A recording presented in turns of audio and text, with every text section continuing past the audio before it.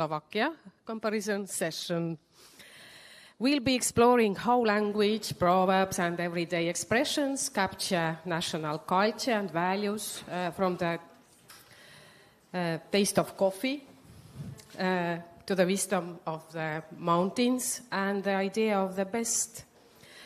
To start us off, we travel to Finland. And please welcome Liisa Granbom-Herranen. Liisa is currently associate professor at the University of Turku in folkloristics, and at the same time also associated professor in informal education at the University of Jyväskylä. And what is most important, Liisa has been here in Tavira since the first colloquium. Yes. So this time I have gone home. So this time is already 19th of to be Tavira. I think that it is worth of applause. No. Yes. Yeah. So, and Liisa, now floor is yours. Yes. And that is also mine. Yes. So now when you get thirsty with coffee, so you have feel free and go take coffee. Coffee as a phenomenon, and it is the most important thing, because in Finland coffee has a special meaning. I have there quite some proverbs, and these proverbs are from collections of proverbs of two books, Nirvi Hakulinen and Laukkanen Hakamies. So these are not just taken, and they're like that. When you go to those books, you find the original background. They are in bigger collections. And actually, and I say to those who wondered, I have still the university address to Turku also. It was dropped out from the proceedings. So also that post comes to me. I am very good with this. So coffee holds a central place in Finnish culture. And it is a little bit of wonder because coffee doesn't grow in Finland. And the eastern part of Finland is has been drinking tea, chaju. But coffee came via, this is,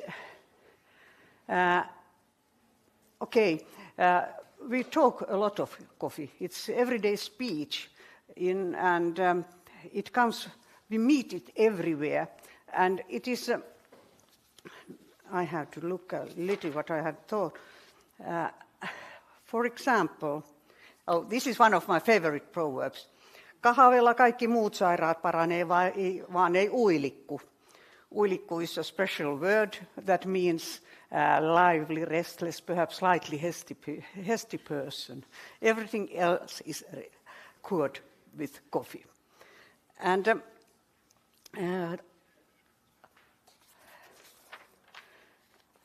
it is strongly involved in almost every Finn's life. We have beautiful pictures there, as you see. And, these pictures I got from my colleagues here. Many of them are here. So you see from which country they come and there is the initials. And I asked people to send their favorite coffee cup to me. A picture, not a coffee cup. So, yeah. And we use coffee every day in jobs, colloquiums, conferences, at home, but then also in all rituals, ceremonies, festivals, we drink coffee. And if you don't drink coffee, you have to name it beforehand. Sorry, I'm not going to drink coffee, please give me tea. This is not a joke. And for the most time it has been expensive, and still again today. It has been a very expensive thing, and sometimes people had to really choose money for coffee or food. And this proverb, kahvikupit kilisee ja lapset näljässä nälisee, it means that often the men said to women like that the coffee cups are clinking and the children are starving, because these are everyday normal people's things. And actually only in the Finland we have what's that? Coffee is constitutionally coffee break according to collective agreement. 15 minutes every day in every working place you are allowed to say, and it stays in the law. And that's why what happened when our Prime Minister was in one conference in the vote, and the journalist came to ask him that something, and he took his coffee, said, "I drink coffee." And it began to fly. It was Holkeri, and still it was 20 years ago. I drink coffee. And he didn't explain anything more, but everybody knew it was the coffee break time. And then there is something I can now thank for.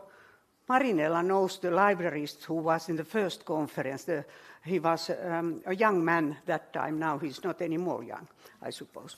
So we talked about coffee with him, and he said that here in Portugal we drink so much coffee that you can't imagine it. And I said, yes, that also in Finland now it has been told that only half a liter or a little bit more is allowed, is good for your body. And then he was quiet. So, but actually that librarian, Marinella, if you meet him, so he gave me an idea also about those SMSs. He put SMS messages in library. Yeah, but here you see, they are in Finnish. In Finland, this is the coffee beans in kilos per year per person. In Finland, we have 10 kilos per person in Finland drinking. Portugal is there between Germany and Italy, if I remember oikein, or somewhere like Germany. So actually you don't drink so much coffee. And this is coffee beans, not liters. So maybe you are quite healthy. And this is a kaffe kuuman ja fyk nuoren. No, you drink your coffee when it is hot. It has to be drink. And the girl should be married when she is young. And this is still very much alive. But this can be also used about something else than coffee, that something must happen immediately. Or everything has right time. And now, by European standards, the coffee came late to Finland. And it came via Sweden. And Sweden was fighting in Turkey. And it was a huge state. So it was, how could I say, but then it found its way to Turku, that was the capital of the Finnish part of Sweden. And it came to the upper estates. And then we even had, it was forbidden for normal people. It was in the 17th or beginning of 1800. So it was forbidden for others than the higher estates. And in city, in Turku especially, there were coffee snookers where they are cooking coffee. So it was a privilege of the upper classes. And there, from little by little, it came down. And but it took long time. Yeah. And this ei leivästä lepy, kun kaffe loppu. a wife doesn't come down with bread when she has no coffee.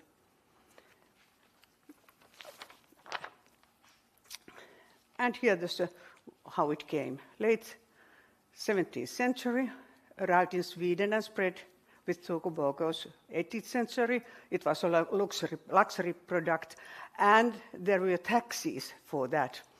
That was the reason it was expensive. Drinking spread through the clergy. So, yeah, and nowadays in every church occasion we drink coffee. When somebody has married or is buried and everything there's in emellan. And it still belongs to the various events, rituals, institutions. And we have also, we call ompeluseura for ladies, and it was time they sat and were knitting or doing something for some good reason, but drinking coffee. So I didn't realize that you all don't do that. Kahvi kulta kaunis juoma va kumma kukkarolle. So these English translations I have done, they are approximately. They don't rhyme, as Pekka told that we have the rhythm in Proverbs and like that, but these are translations. Dear coffee is beautiful drink, but it hurts your wallet. But it is a dear. Coffee is a dear. It was limited. The first coffee consumption tax already 1747, and this time Finland was under the Sweden. So it's difficult to say which is Swedish and Finnish and Russian, but in Finland this has been also. And mustaspannus tuloo yhtä hyvä kaffia kuin kirkkaskin. So a black pan makes as good a coffee as a clear pan. This is very much like some other proverbs of something else in Finland. But it has also been banned many times during our history, especially on critical times like wartime and like that. All over the world, elsewhere, it is banned for religious reasons, something like that. But in Finland, it was a more secular reason. Coffee equipment, stick porcelain and silver, like in liquor pans, and it was needed to war. And smuggling. Oh, we saw one film once upon a time there on the borderline of Portugal and Spain, and they were also, if I remember right, they were smuggling coffee. But to Finland, it was smuggled from Sweden during the wartime. And this proverb here, it tells about how expensive, how much weight it was put to the coffee beans. Because when we come to the next time, täytyy kaappi kaataa, sanoi Staneri, kun kahvinpapu putos. You have to move the kaappi, sideboard. You have to take up so that you find the one bean on the floor. And it is not a joke, actually. It has been like that. And then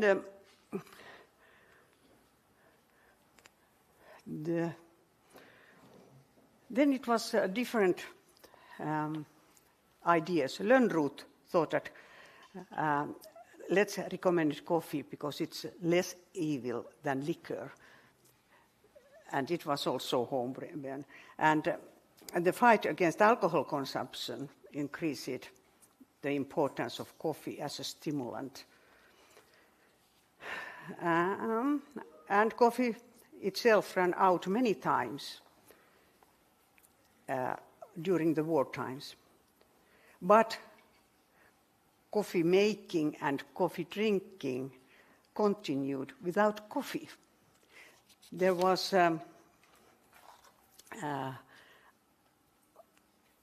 about other herbs made, but it was like coffee. Suola kaffis parasta. Salt is the best in the coffee, and it is because the chicory coffee is very something like that. So if you put a little bit salt there, it gets better. So all these have some reason. And family, friends, co-workers. Of course, people drink alone also coffee. It's not a question about that, but not so much. It is more social occasion. And every family celebration you have to have coffee. And the priest is welcome. You take first. Priest takes first. And then there are many seating arrangement, and everything like this is combined with that, and they are combined with coffee. No, not only otherwise, because coffee is always served first to the important people. Hullu äijä, kun osti leiviskä leippää eikä ole kaffenbönaa. Think about something. Your husband went and buy bread, and we didn't have a bean of coffee. Yes, really. And leiviskä, what is here, it is about 8.5 kilos. And you got not much coffee with that. And as I said, the coffee was not available during this crisis. And the card portions were, and in the portion of the soldiers, they had a special minimum of coffee. It was not much, but it was. And palter tupakka, sikurkahvi ja vanha akka ovat aivan samanlaiset. So these are things that you need. Tobacco, coffee, and a lady. But if it's homemade tobacco, kessu, it is nothing. And shikari, coffee, it's not real coffee. And an old lady. Totally. They are. And after the war, it was a lot of things that was banned. Now I stay in front of you, never mind. We had a substitute preparation in which there is even pinch of real coffee.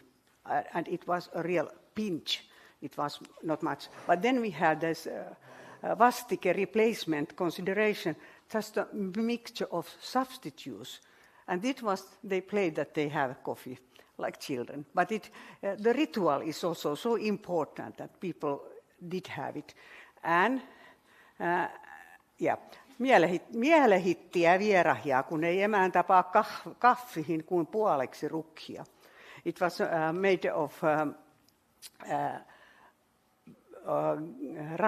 rye grains, so these are very liked guests because the lady of the house doesn't put so much for that to the coffee.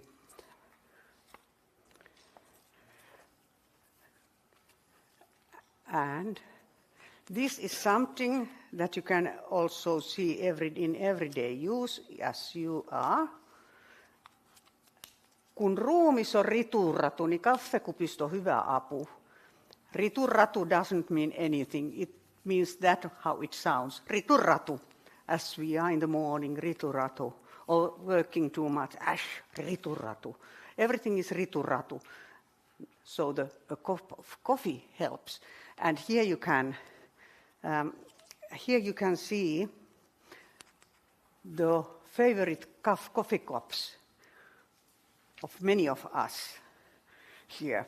So the flags were there on the way, and then you can ask, and each of these, what is special elsewhere than in Finland, people, also in Finland, but people use mugs. Mugs are for tea in Finland.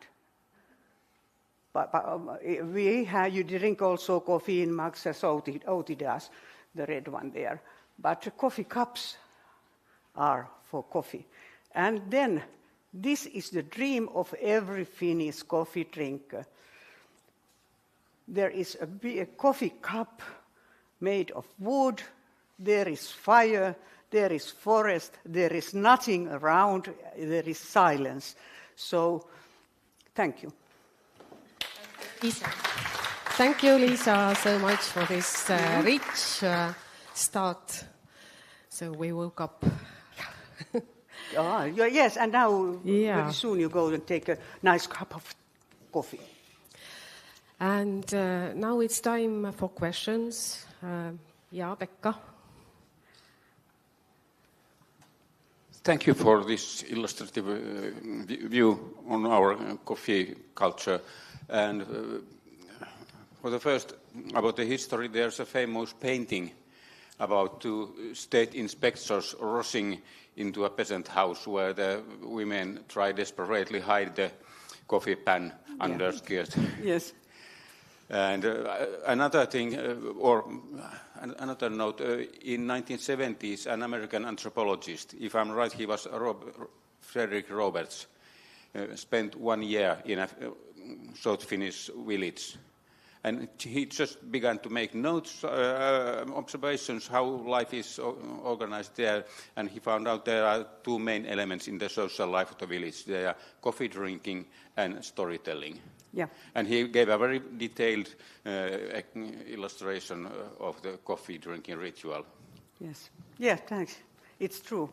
True. As we know, we think that it is so, really.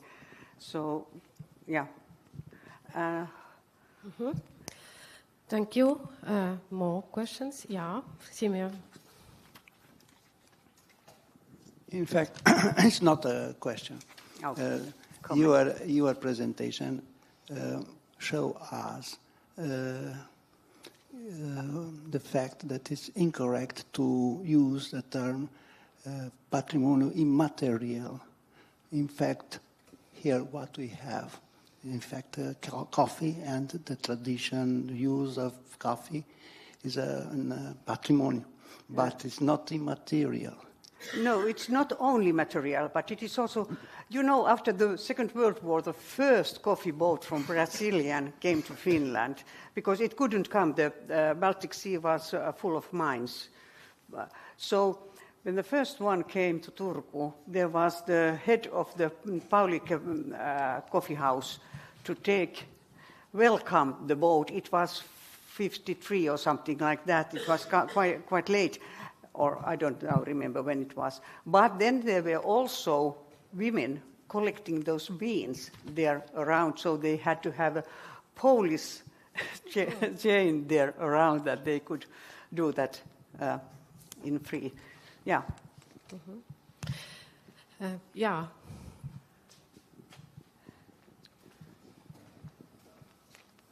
Thank you very much for a very interesting presentation. In fact, for me it was like surprisingly like some substances or material things, they create tradition in a very short period. In fact, you thought that coffee came in 17th century, but spread became popular in 19th. So only 2 centuries, let's say, to create kind of, in fact, quite complicated, complex traditions and proverbs.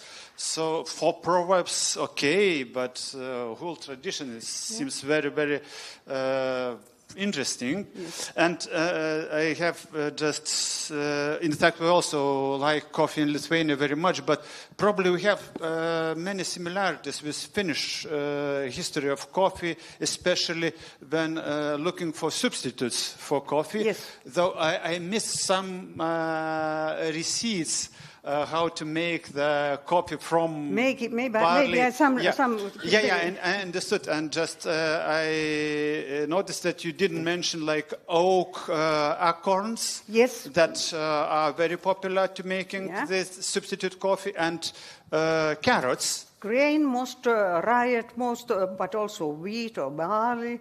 And then we had sugar root, turnip. So whatever was available. So in fact, and so you called it's also coffee. Korvike or vastike.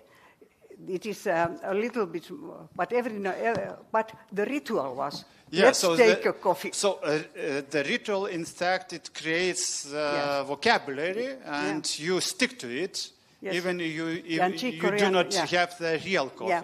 Okay. Yes, and actually it was a shorter time because coffee was so expensive that it was in the beginning of 2000, I should say, near all had something could buy it. But even until the 1950, it was not available for all people. And then, but in Finland, there is that good. We have a very soft water. So you can get something good with that also with minimum of the real coffee. So it is a big difference. Here you have a other kind of water, and Finnish coffee would taste terrible here. Isabella.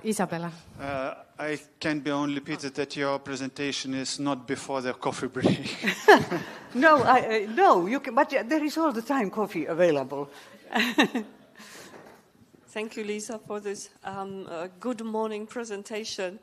I've got just a few observations to add. In Poland, we have rye coffee, which is very traditional, and there's a special brand that is very interestingly named, Inca, like, I don't know, the land of Incas. Also, I wanted to add, Simeon may confirm that when I went to Romania, they're great coffee drinkers.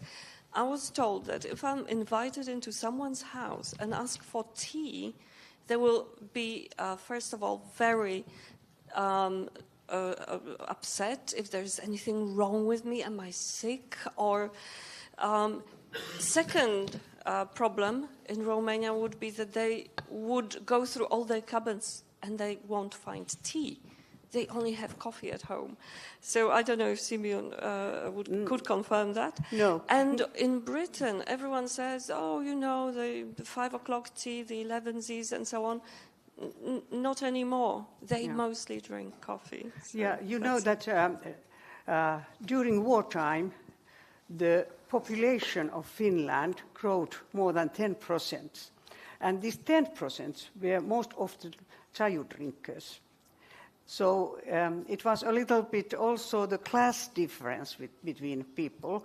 But otherwise, we don't ask, are you sick when you want to get tea? But it is so that normally it is coffee served. But today it is already so that tea is also available. But actually you are allowed only to drink 2 cups of coffee. But always the lady comes and says, take more. I have very nice relatives.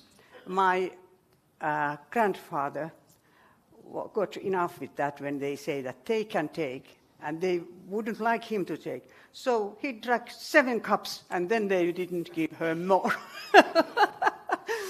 I tried that also in one birthday party, birthday occasion for my husband. I was accompanying here there, so he didn't ask me anymore to come. But these are the silence knowledge. Thank you, Lisa. It reminded me also Estonian material. We don't have too much proverbs about coffee, but we have coffee together with tea. in Proverbs. For example, coffee refreshes, tea invigorates. And lots of Estonians know this Turkish proverb. They cite all the time to this Turkish proverb, coffee must be black as hell, strong as death, and sweet as love. Yes, and it is true. I thought something, but now it fly, my... Yeah. So, no, it was nothing deadly important if I don't remember it. So in Finland, actually, we drink a lot of coffee, and nowadays we have but rye coffee, and that's only for the youngsters. Your grandmother would be angry if you give her the wartime coffee. Mm-hmm. Yes, and I would also be. So, Sasha, one question, and then we let all the questions and comments for the coffee break about coffee. Yeah, Sasha. No, I actually have a request, Lisa. I'm sure that although coffee is a very serious matter, and it was, and similar situation was also in Slovenia, but there are also mocking songs about cooking coffee or rye coffee and women who are making this coffee. Do you know any of these songs to sing us? No. No. We don't joke about, we don't laugh and we don't joke about coffee. And that what came up, I looked at also the oldest book, the documents about what has the vanha sananlaskuviisaus. There were not a single word of coffee, and it's because coffee has not arrived to Finland. And I didn't look at the word coffee. I took the part of that, and coffee can be written in many ways. Kohvi, kahvi, kaffe, kohve. So I take the part of that, and I looked at everything that is there. So I suppose I found all of them. So thank you very much, and please take a coffee. Thank you, Lisa. So, and now we'll move from Finland to Polish Proverbs, and our next speaker is Agnieszka Mierzwińska-Hajnos, who comes from Poland, from Marie Curie Sklodowska University, from Lublin, yeah? Yeah. So, floor is yours. You're welcome. Okay. Mm-hmm. All right. Good morning, everyone. Thank you very much. It's very nice to be back here to Tavira after 12 years. Well, my last visit here was 12 years ago, and I'm so happy to be here and deliver the speech on the subject area, which I have discovered only recently. The topic of my presentation is the linguistic worldview behind proverbs and sayings found in the Podhale and Polish mountainous region, where I have a strong family bond with this region, actually, and I also work for the association of the Podhale region because, well, my husband used to be a Highlander, my daughter is half Highlander, so we practice this tradition with traditional costumes, with songs. I'm also learning this Highlanders dialect, and my mother-in-law's cousin says that I'm quite good at it. But there is always the problem because Highlanders in Poland seem to be quite a close community, in the sense that they will immediately spot that you do not belong to this, let's say, community because you try to imitate the dialect or whatever. So much as I can understand a lot, I always feel a little bit ashamed of speaking, although I try to practice on a regular basis. And generally speaking, I spent always a couple of weeks throughout the year there, exploring and trekking not only through the Polish mountains, which is my passion, just like a fascinating hobby, but also trying to explore the region, the traditions, and in particular language. Being a linguist myself is just something I appreciate much. Okay, so the objective of the presentation is obviously the analysis of selected proverbs and sayings which we find in the Podhale region. That's more or less to give you just like the awareness where this place is located. It's located south of Krakow, so at the very foot of the Tatra Mountains. So we border with Slovakia, and it's a territory encompassing a couple of villages and, well, 2 cities, where the most outstanding one is Nowy Targ, which used to be a true city before Zakopane, which is nowadays much more popular for the tourism and for the development of tourism in the late 1890s, 1880s probably. This became the cradle for tourists at the very beginning. The group of people, just like the ethnic group which inhabits this region, have their own customs, has their own traditions, which manifests itself by means of architecture, where you've got just like two pictures where you can relish in this, let's say, style, which is called the Zakopane style or whatever, which was actually promoted by a person who didn't come from Zakopane. It was Stanisław Witkiewicz. Well, he was an artist and he came there, and this is how he discovered Zakopane. Hence, well, being an artist, he just like is considered to be the founding father of that kind of architecture. Highlanders also wear traditional costumes, and you can see just right in the middle of the slide where the embroidered elements, which are called parzenicas, right? So that's the emblem, that's the element which very often appears in the costumes, especially the men's trousers, and an embroidered corset, which is part of a woman's outfit. So, life is not that rosy, and it wasn't so rosy in the past. So the Podhale region has always been considered as the place with very harsh, let's say, living conditions, especially before the end of the 19th century, before it was discovered by, let's say, outstanding figures coming from Warsaw to Zakopane, in particular Dr. Tytus Chałubiński. And it was a region known for its poverty, very harsh weather conditions, where life was just like every day was a struggle. So you have those old pictures portraying how this life looked like. So making hay, for instance, grazing sheep, that was the very basis of everyday conditions for Highlanders. And in the bottom, right in the middle of the slide, you've got a group of mountain guides, okay? Well, that was, let's say, a job which was very much in need at the end of the 19th century. So you've got just like first figures of mountain guides. And actually, the flow of tourists who came there and who wanted to explore the Tatra Mountains actually gave rise to better conditions, better living conditions for Highlanders.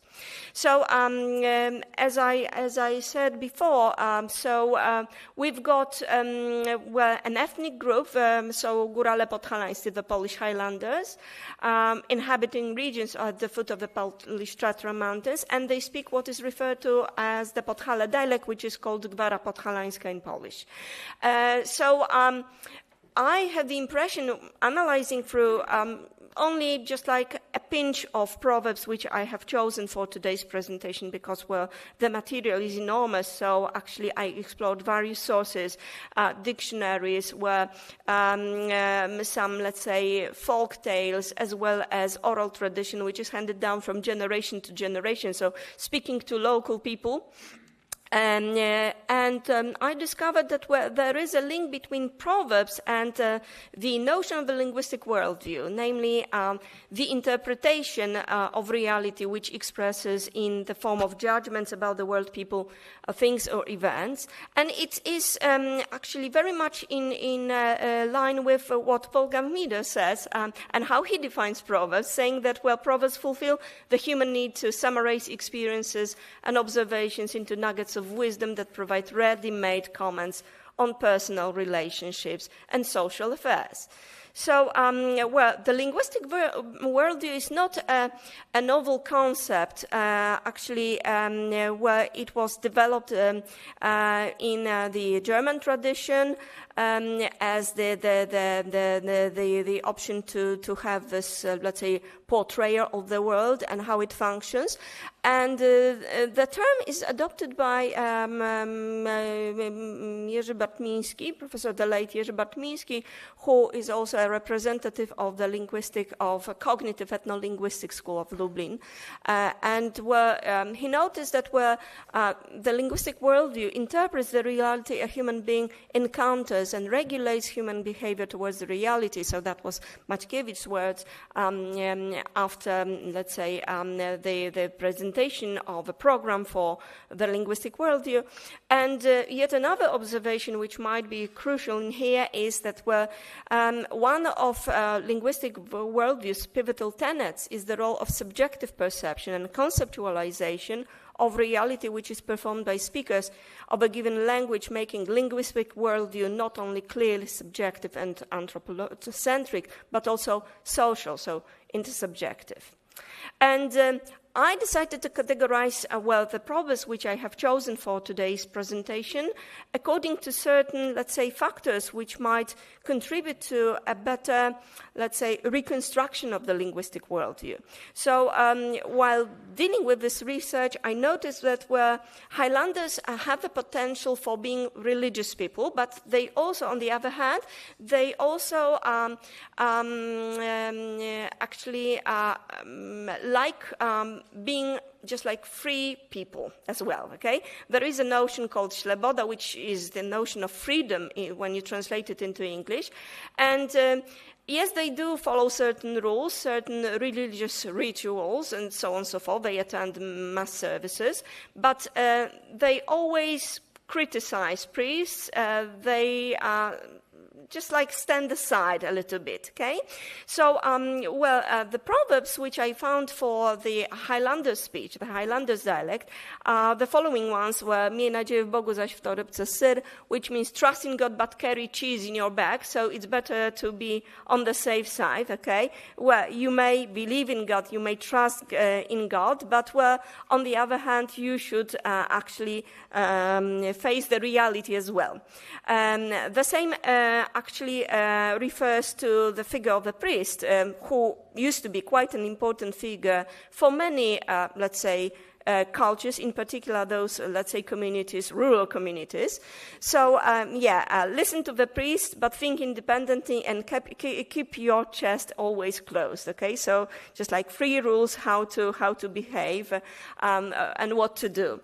But with religion, with this aspect of religion, we also find, let's say, very important information referring to patron saints.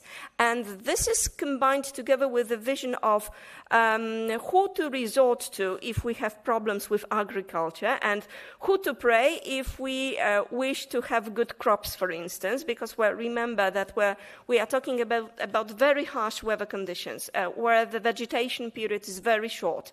So nowadays it's not a problem, it's a well-off, let's say, community living on tourism mainly. So it's a different, let's say, reality comparing to that of, let's say, the beginning of the 20th century. So after St. Matthew's feast, every farmer should wear a hat. St. Matthew's feast is on the 21st of September, which was the very period when it got very cold in the mountains, okay? So it was just like winter, almost winter. Now the climate has changed, and you can barely see the snow in, let's say, snow in December, for which Highlanders, contemporary Highlanders, also pray, because the lack of snow does not give them the income from the tourists. Okay, but it's a different story. Then yet another: if it's cloudy on St. Joseph's Day, plant potatoes on the hill. Well, St. Joseph's Day is on the 19th of March, so the beginning of spring, where the vegetation period started. But, well, we've got two proverbs corresponding with this patron saint, and depending on weather conditions, you can plant potatoes, well, either wherever possible, okay, if it's sunny on St. Joseph's Day, or if it's rainy or cloudy, you have to plant potatoes on the hill. So that's the reference. Or St. Lucy makes every day longer.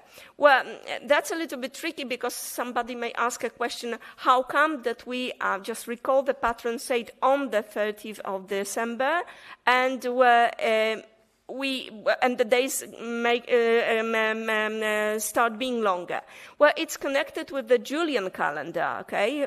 The previous calendar, not the Georgian calendar, which actually was enforced in the 16th century. And, well, people thought it's a very old proverb, which is popular not only in the Podhala region, but elsewhere in Poland. Well, generally speaking, there was a tradition which says that actually St. Lucy's Day was to be celebrated on the 23rd of December, which actually is considered to be the very moment when days start getting, let's say, longer. Or St. Thomas stays at home. Again, that's connected with yet another tradition, which is recalled in here. It was mainly with reference to lumberjacks, because Highlanders also used to work in the woods with timber.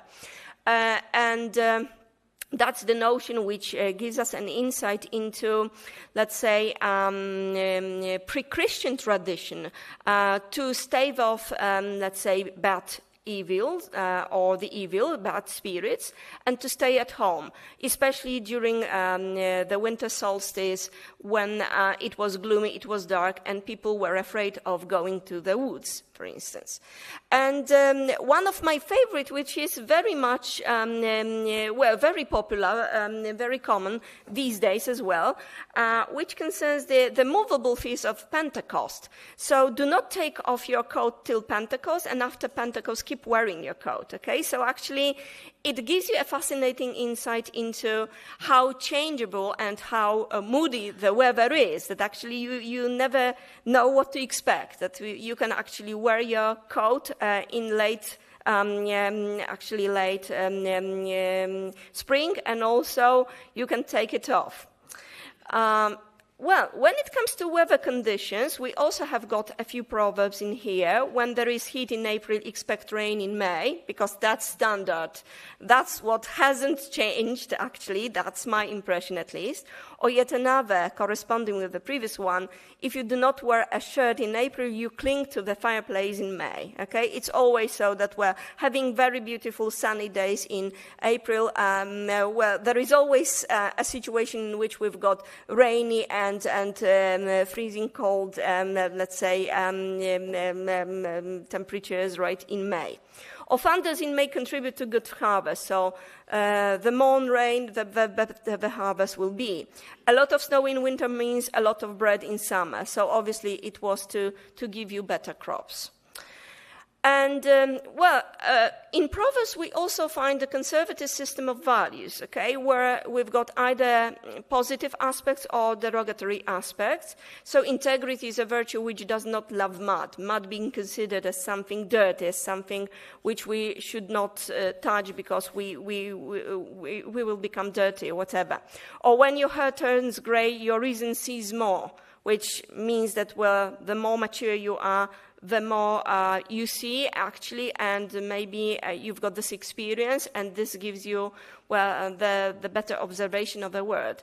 The best money is that earned with your own hands, okay? So we have to remember that, well, physical work was just like the pivotal notion. and everything that comes from the truth is saint. So just like, ready-made, let's say, answers to how we should live, okay, as some sort of manifesto. But we also have got very conservative system of values which are considered as derogatory, especially with respect to, let's say, family members or community members, with reference to this relationship between husband and wife, where obviously we had this patriarchal system. So when a wife attacks you with a rake, you should attack her with a flail, right? You've got the rake, the rake and the flail, so the device which was used to trash grain. So actually, which gives you an insight into the hierarchy which actually occurred in the families, Highlanders' families. Obviously, now it has changed, okay, so it's no longer that, but we are talking about very old proverbs. O polywka dla dziwki, misa dla chłopcyska, the soup is for a daughter and the main course is for a son. So again, son was treated as superior to a daughter. So a very stereotypical, let's say, interpretation. We also find very blunt comments. Highlanders are considered to be very straightforward people. They don't make any hustle and bustle. There is no, they do not pretend. They do not try to be, even now, okay? This is also an observation of mine that, well, actually they are very, very harsh towards others. So they do not smile that much when I compare, let's say, them to their behavior to the behavior of people who inhabit the place I live on a contemporary basis. They are rather harsh in the relationship, and this also manifests in Proverbs. So talking while having meals may be compared to saying prayers with the devil. Actually, nothing wrong in here. Maybe it's not maybe the best example of a blunt comment. However, there are more blunt comments concerning the relationship among people. So let your wife flirt with other men and you will soon embrace a hail bay. You've got a hail bay, the picture of a hail bay. So instead of a wife, you will embrace a hail bay, right? So she might become unfaithful to you if you let her go out too much and speak to others, okay, in particular men. Very straightforward comments on, for instance, a dressed-up bride, which is a literal translation at the beginning, and a milking woman after a year. So comparing a breastfeeding woman to a milking cow, okay? So a dressed-up bride in the day of marriage and a breastfeeding woman after a year, which obviously manifests itself in this rhyming, na początku strojna, zaś za rocek dojna, which obviously was connected with the tradition that were usually women got pregnant, more or less after a year they got married, okay? So very straightforward. Actually, I think that we could barely accept that these days. Na wychod słonecka nie bywa wianecka, which means when the sun rises, there is no longer a flower of wreath, which is a symbol of virginity. So after a night spent together, the girl is no longer a virgin. So very blunt comments. So to conclude, Highlander socio-cultural situatedness manifests itself in the dialect spoken, and we may say that it's determined by the following factors, such as religiosity. We have to actually establish some kind of a subcategory in here, referring to ugly culture and weather conditions, because as you could see, with all those patron saints, we also had references to, okay, let's make better crops. If we ask a particular, an appropriate patron saint, we'll have better crops and all that stuff. Well, you can also observe this conservative system of values, well, being both positive and negative, and bluntness is what actually distinguishes generally the Highlanders dialect, but it also manifests itself in Proverbs. Now, the question which arises is, what can we say about regional folk culture on the basis of Proverbs? Well, it gives us a fascinating insight into their behavior, their traditions, customs they follow, and yet another question: do Proverbs found in the Polish, in the Podhale dialect reflect any cultural changes?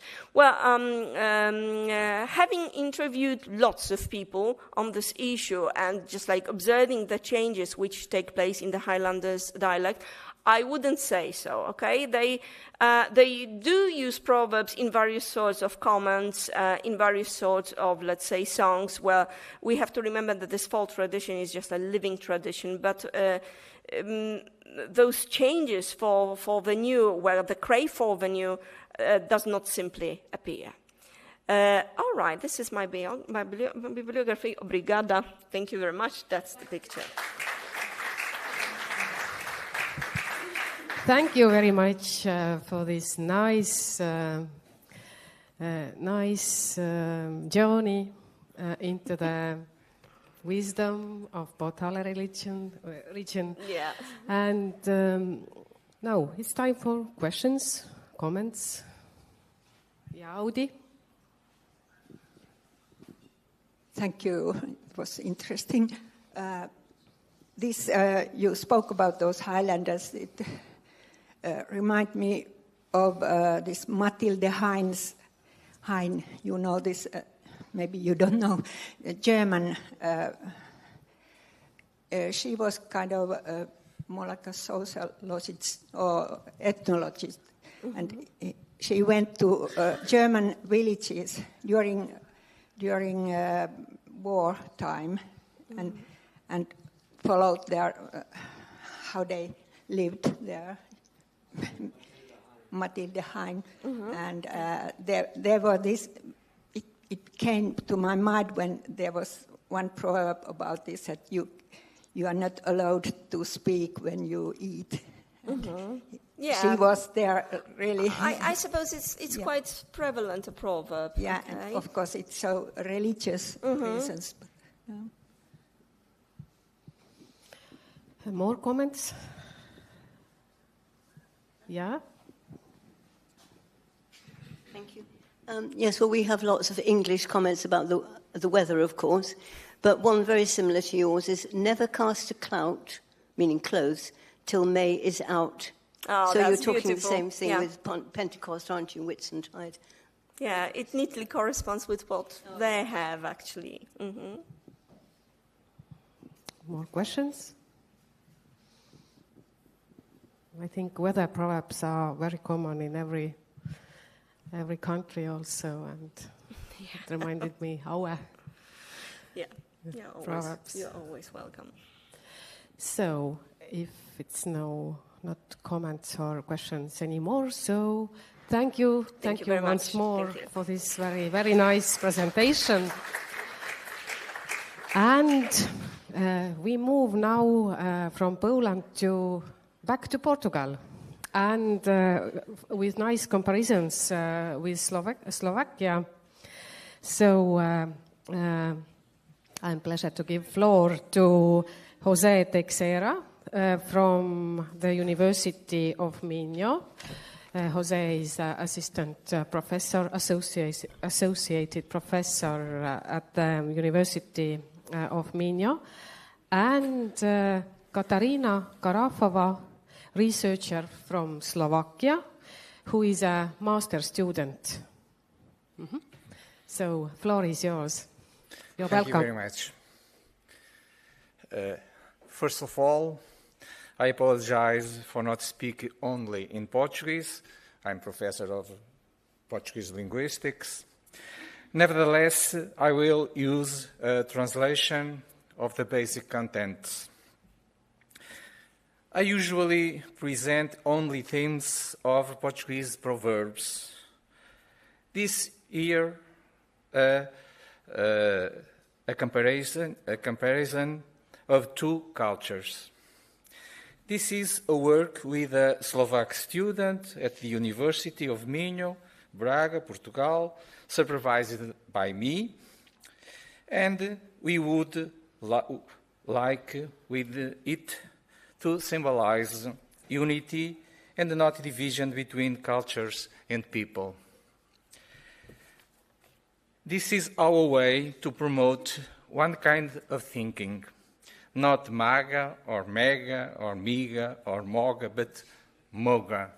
Make unity between cultures great again.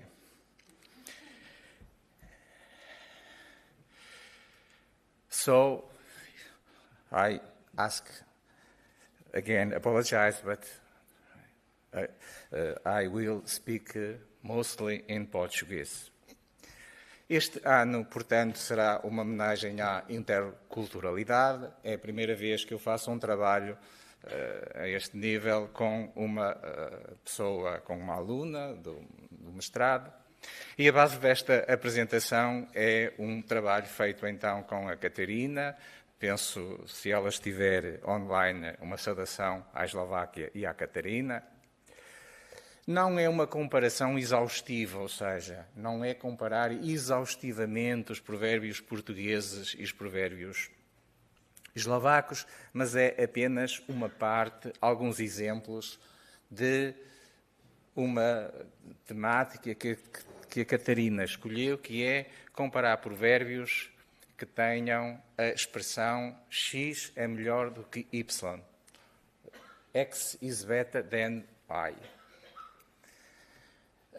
No texto final, que será apresentado naturalmente, que será publicado, haverá detalhes de análise mais exaustivos. Os provérbios são uma espécie de internet do passado. Eu achei curioso este diálogo que tive com a Catarina, achei muito interessante, porque realmente, enquanto nós hoje vamos ao Google e agora ao ChatGPT procurar informação, antigamente ia-se procurar informação aos provérbios, era uma espécie de Wikipédia ou de internet de acesso que os nossos antepassados tinham, onde procuravam encontrar respostas para a maior parte daquilo que os preocupava, da sua forma de viver.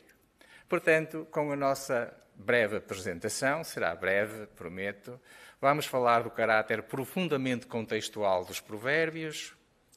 Comparar provérbios de duas culturas diferentes mostra exatamente este aspecto intercultural, mas também mostra que há aspectos comuns, aspectos diferentes e aspectos comuns. Os provérbios entre Portugal e a Eslováquia têm alguns aspectos comuns, portanto, muitos ainda permanecem no cotidiano, e a Catarina disse-me que na Eslováquia também isso acontece, sobretudo entre as gerações mais velhas. Eu espero que as gerações que hoje são muito jovens, daqui a uns anos, sejam gerações mais velhas e depois também possam continuar naturalmente com os provérbios. Nas redes sociais também aparecem, por vezes, usados e bastante usados.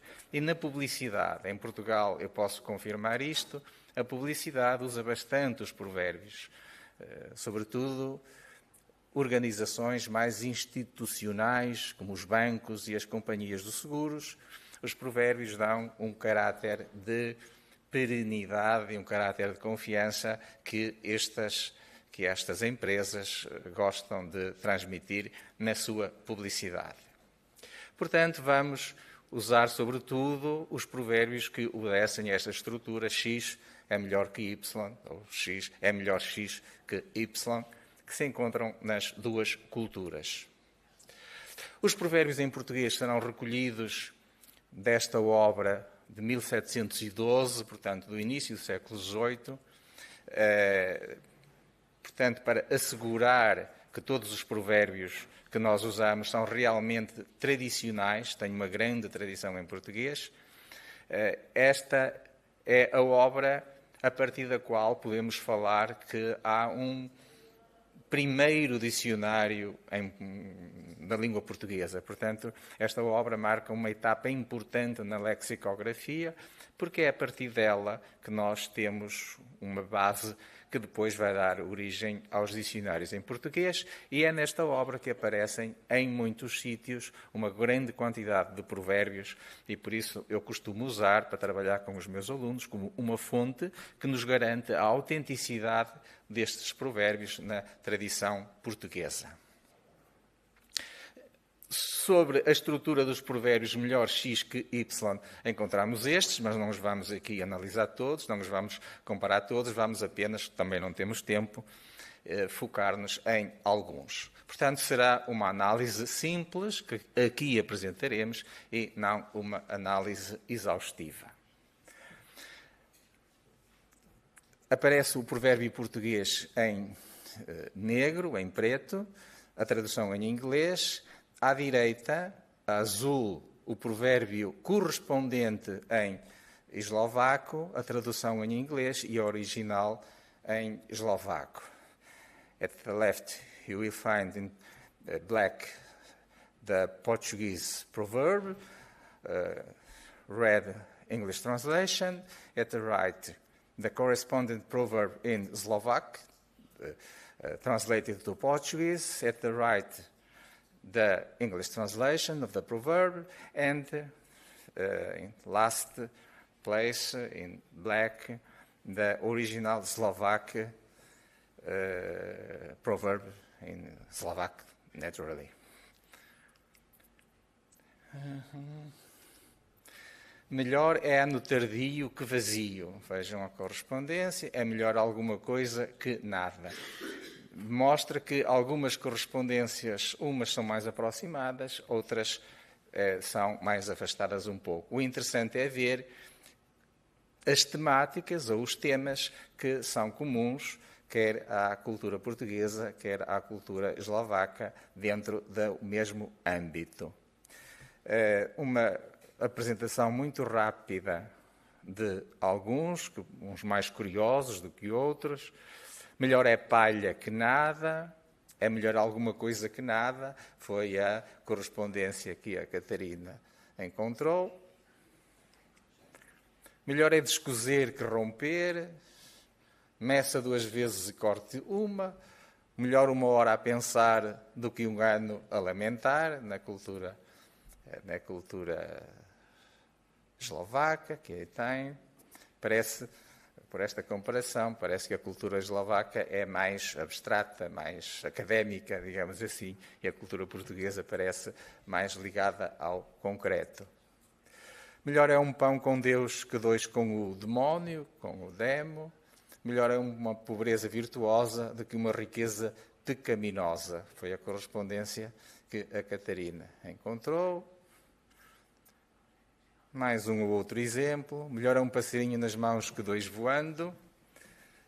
Na cultura eslovaca, um pardal e melhor que um pombo no telhado. O provérbio da esquerda ainda é muito usado na cultura portuguesa, não só por idosos, mas por jovens. É talvez um dos provérbios mais usados ainda hoje na cultura portuguesa. Melhor é calar que falar mal, falar é prata, calar é ouro.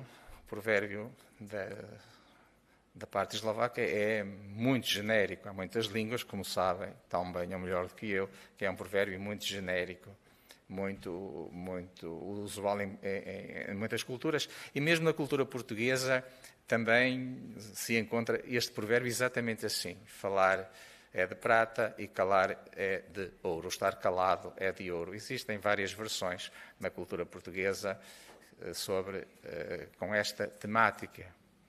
Melhor é o meu que o nosso. A camisa é mais próxima do que o casaco.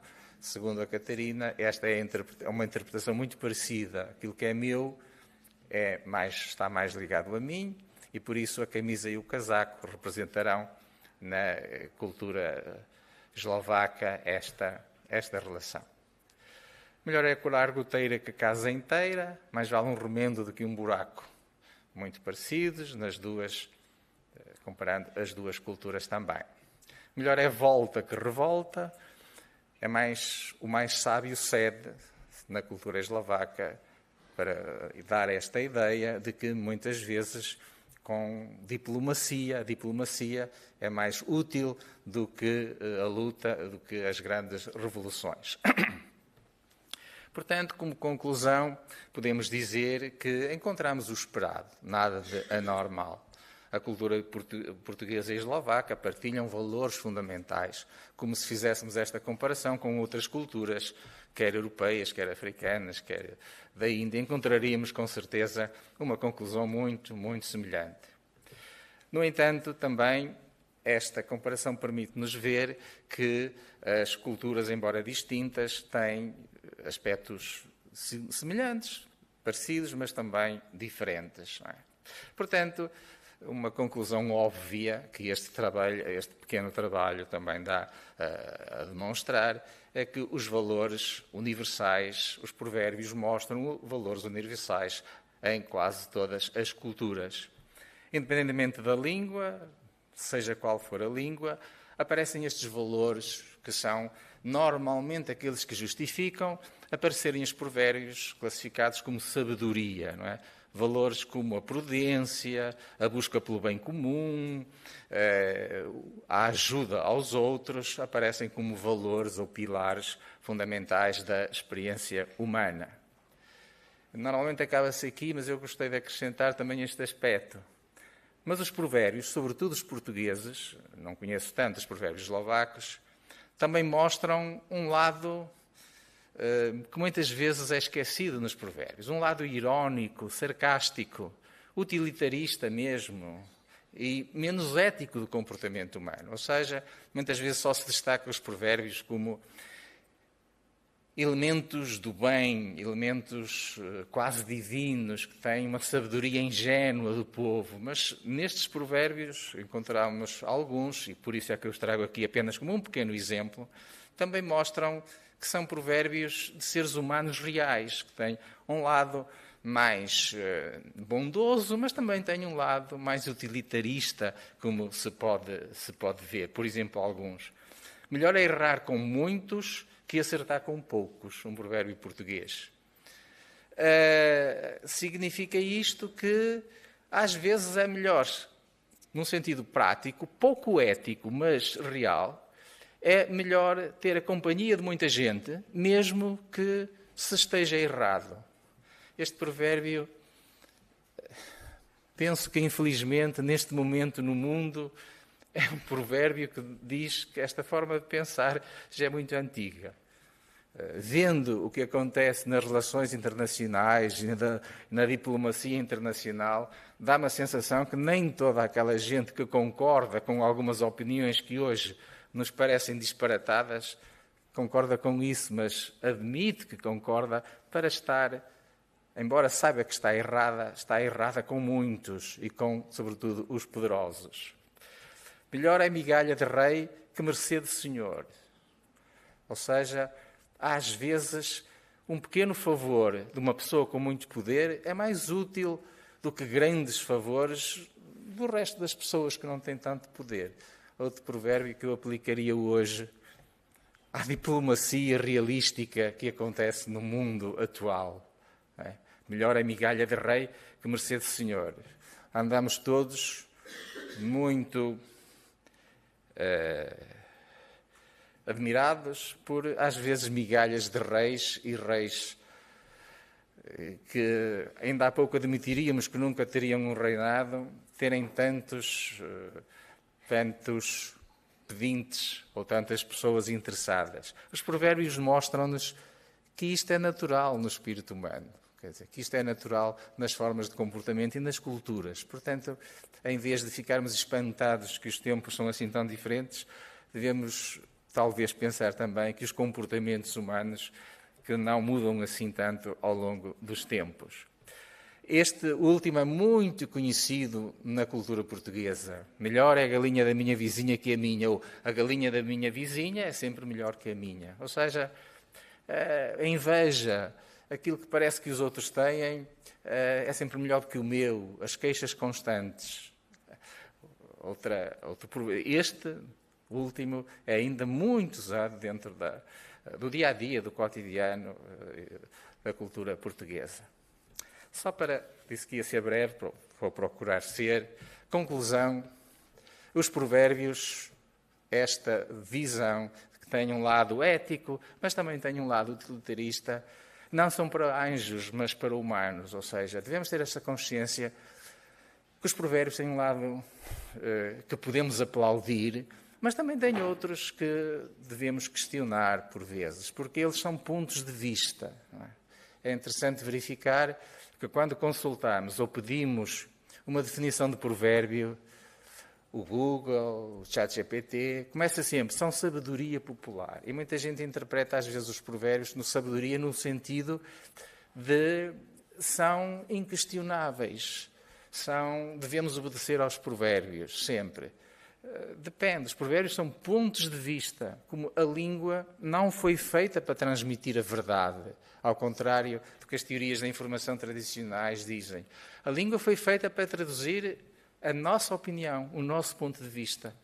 Mas temos uma tendência, temos uma tradição linguística, da análise linguística, estruturalista sobretudo, que diz que as línguas são feitas para transmitir a verdade e considera-se que informação só é informação se for verdade. E estamos hoje a cair nesse erro. Informação pode ser verdadeira ou falsa.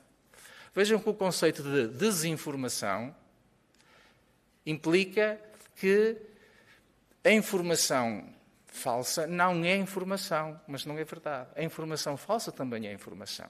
Ora, com estes exemplos, com os provérbios, devemos estar conscientes do que eles traduzem opiniões, pontos de vista que nós podemos aceitar ou não aceitar. Era isso que eu gostaria de acabar com esta conclusão. Portanto, os provérbios, estes pequeninos exemplos que nós pusemos, mostram como a mudança dos tempos também mudam os usos e os contextos vivenciais, os valores e os significados. Daquela listagem de provérbios há muitos que não trouxe aqui, porque não temos tempo, nem queria ocupar toda a vossa paciência. Há muitos que nós já não compreendemos hoje. Há muitos que se referem a passados e hoje não temos a chave para os compreender. Ao fim de alguns séculos, alguns tornam-se para nós incompreensíveis. É muito interessante trabalhar, por exemplo, com estes provérbios com os alunos, porque muitos eu não os sei explicar e eles também não os sabem compreender. Porque muitos estão em contextos em que hoje já são completamente diferentes. Podemos dizer que há provérbios de bondade, que ligam-nos à solidariedade, incentivam a prudência, incentivam boas ações, o lado angélico, digamos assim, mas também há outros que são cinicamente práticos, que lembram a utilidade das ligações aos poderosos, a desconfiança prudente com os nossos vizinhos, de que devemos ter alguma confiança, mas ao mesmo tempo também devemos ser realistas, digamos assim. Quer uns, quer outros continuam a serem preciosos depósitos do ingenuamente bom e do cinicamente cauteloso e desconfiado. Ou seja, os provérbios são ótimos, não porque sejam apenas com mensagens positivas e de louvar e muito didáticas e pedagógicas, mas refletem aquilo que nós somos humanos. Temos sempre um lado mais altruísta e temos o outro lado muitas vezes mais cínico, menos altruísta com os outros. Ter consciência disto não é mau, na minha opinião. Ter consciência que somos ao mesmo tempo, nós seres humanos, anjos e demónios, não é mau. Devemos ter consciência, porque só assim é que nos compreendemos como humanos. E os provérbios são excelentes para nos mostrar isto. Ou seja, a minha intervenção, e costumo fazer isto também nos textos, não endeusar os provérbios, porque na parte que eles têm de menos caridoso, de mais diabólico, é uma parte interessantíssima, porque mostram como nós também somos interesseiros e somos humanos. Muito obrigado pela vossa atenção.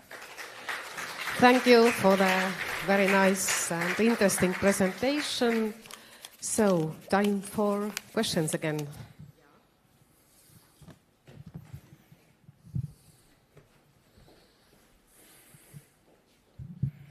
Thank you very much for your presentation. If I understood correctly, it was comparative analysis of Portuguese and Slovak proverbs. Little comparison. And you showed only one part of them, what coincided in meaning, in sense, in the transmitting the tradition. But normally, comparison of linguistic facts or cultural facts of two different natures and far apart natures and languages, they reveal also some differences. Mm-hmm. Could you just tell us what you found, what different proverbs, like attitudes for something? Because now we just, it looks like Slovaks are not members of the same family, very close to Portugal. Yes, there Thank are you. lots of differences, but I think the differences are not on the themes, but in the way how different cultures speaks about the themes.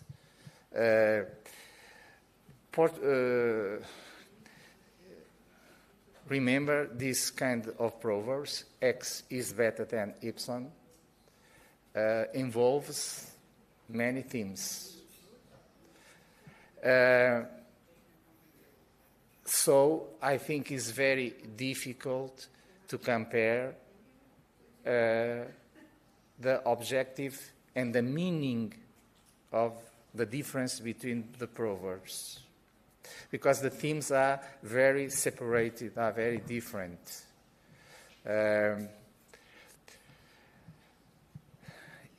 Honestly, I can't answer to your question. In this kind of proverbs, what is the real differences? We find other subjects which I can refer some difference about wine, about the way of living. There are many aspects, identical aspects. About wine, for instance, in Portuguese, we have the wine linked to the happiness, to the familiarity, to the festivities. In the Slovak culture, we have beer linked to women. In Portugal, we don't have proverbs linked to women and beer, but with wine. In this kind of proverbs, X is better than Y, Y. There are lots of subjects, and honestly, I can't answer what is the difference. I found a little difference. I don't know if it's possible to underline this difference. Portuguese proverbs in appearance are most linked to the real world of agriculture, of concrete things, and Slovak proverbs seems to me more abstract, more intellectual. I don't know if this line of thinking is correct. But you can find the mail of Katerina. Ask to Katerina by mail, please. Thank you. Next question. José Teixeira, muito obrigado pela tua apresentação. Eu só tenho uma questão que tem a ver com um dos provérbios que nos falaste aqui e que me pareceu a interpretação que deste ao provérbio desviou-se daquilo que eu estava a pensar. E o provérbio é o da migalha. A migalha do rei é melhor que a mercê do Senhor. A mim pareceu-me que a interpretação desse provérbio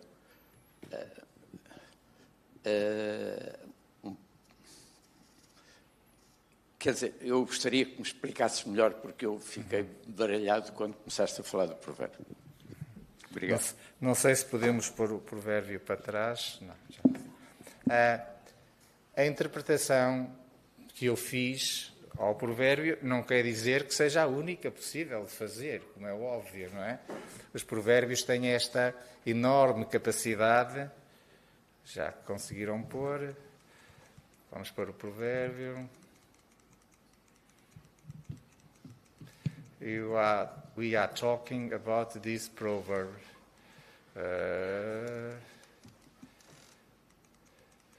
Sorry.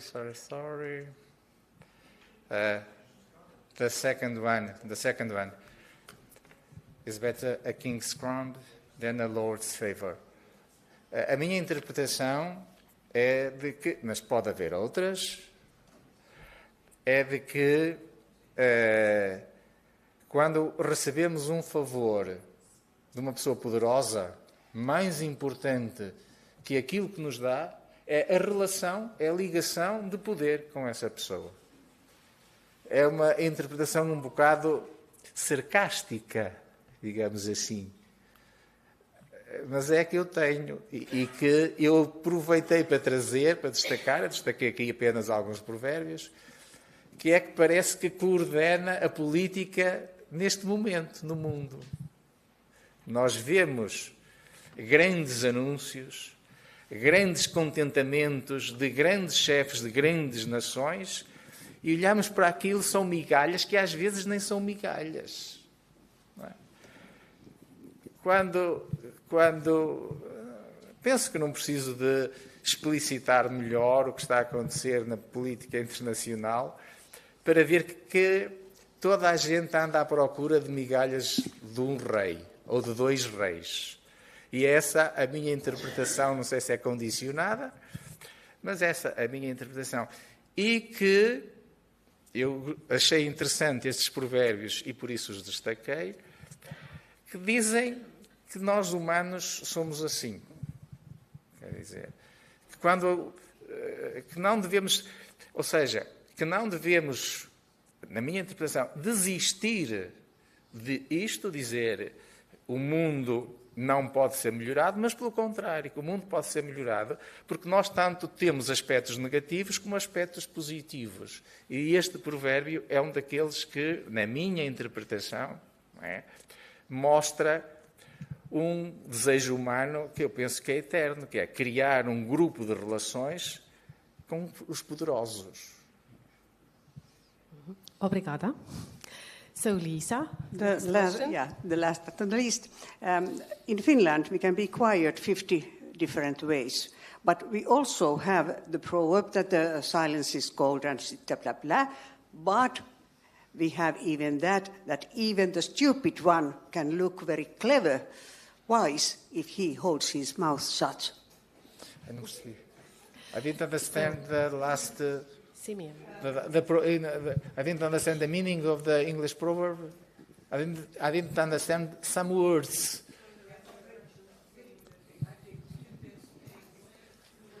Something about... I take this one. So even a stupid one can be taken as a wise man if he does not say anything. If he's quiet. Yes. I think that the Slovak proverbs are not more abstract and intellectual, because I think the source used by the Katarina is a cultural, is a writing one and not folklore. She belongs to rural life, or she lives on the city. Where she lived in childhood, on the village or on the city. The source of the Slovak proverbs is intellectual, is cultural, is a written one, not folkloric. The source of the Slovak proverbs are indicated. Dictionaries, collections, something like this. Sorry.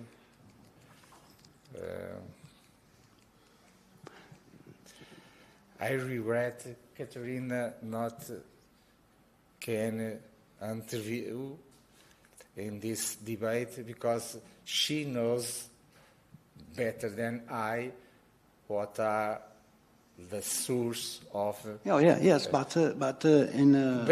I agree with you. I agree completely with you. We have two corpus, different corpus. So I think with this little comparison with these proverbs is not possible to achieve great conclusions about culture, proverbs in Portuguese culture and proverbs in Slovak culture. This is not the the objective and the results we pretend. Yeah. This is. Yes, yes. I appreciate your comments, but this is only a little work of a student comparing some proverbs of Slovak culture and Portuguese culture. So, it's only to compare some proverbs, not all the culture. So, we agree this is a little work, but the main purpose is to verify the two different cultures. We can find some common aspects. I don't know if are so different because are two very rich cultures alive, one and the other. And she is a subject, you are a subject. And this comparative study is the result of creation, your creation. You create here the ambient between, the bridge between Portuguese and Slovak cultures. And congratulations, because it's very well done. Okay. Thank you very much. Thank you. And only one question more, Ivona. Thank you. I think that this is a great base for further investigation, and it just shows that there is unique values, especially in Europe, of course, that the difference may be not so much between Portuguese and Slovak language. And I just want to mention one proverb in Bulgarian, which is about the wisdom. For example, it's better to cry with a clever man than to jump and laugh with a foolish. It's, Thank you. Thank you. Do you want to say something about this? I didn't You agree? understand. I just said that it's an interesting Bulgarian investigation. What? In Bulgarian? Bulgarian proverb. Yes. Do you want to repeat it? Yes, if you please. It's better to laugh with a clever man, to laughing, than to. It's better to cry with a clever man than to laugh with a stupid man. Yes, yes. Thank you. This is a proverb that respects to the wisdom. But this, the proverb which I refer is not about wisdom. It's about practical things, power. Mm-hmm. Thank you. But it's related, I agree. It is very related. So we can continue during the coffee break. I'm very grateful to all three speakers. Once more, we can applaud them. Thank you very much. Congratulations. Thank you very much. And I thank you, all the audience also. And now we have the time for coffee break, half an hour. Thank you.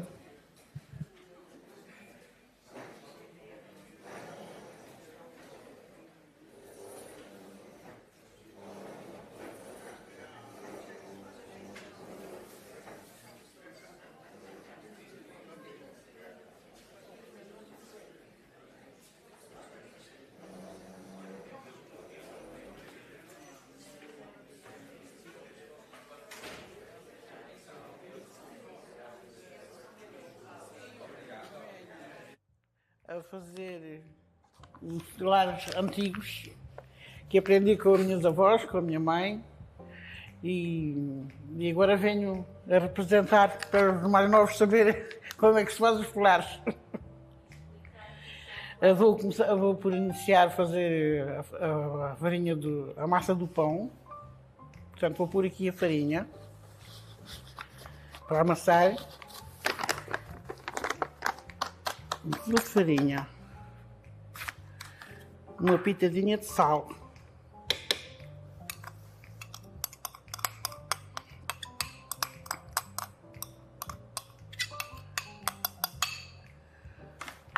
bocadinho da massa velha, o fermento, como se chama.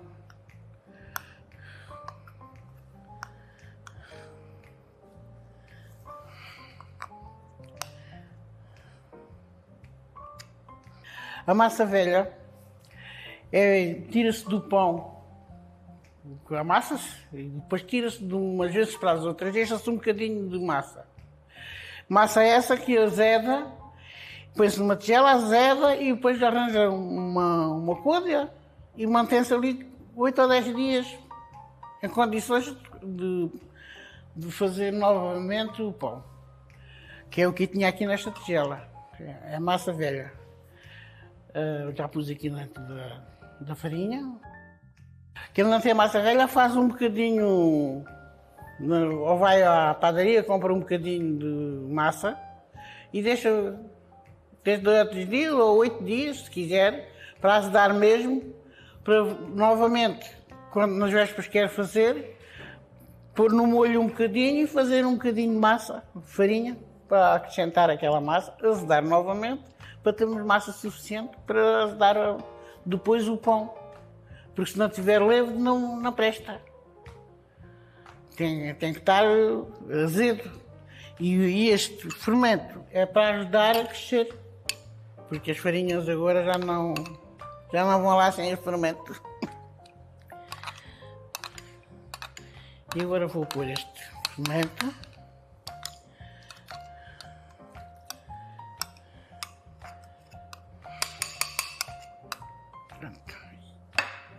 E é tudo.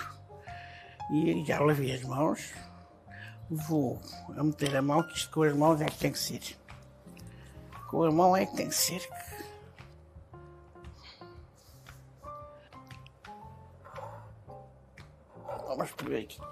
Vamos pôr aqui a aguinha.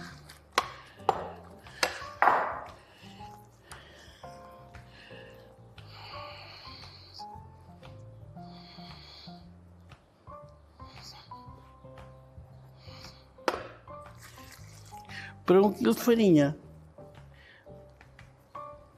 500 ml de água, 5 decilitros chega. Morninha, para a massa ter força para crescer.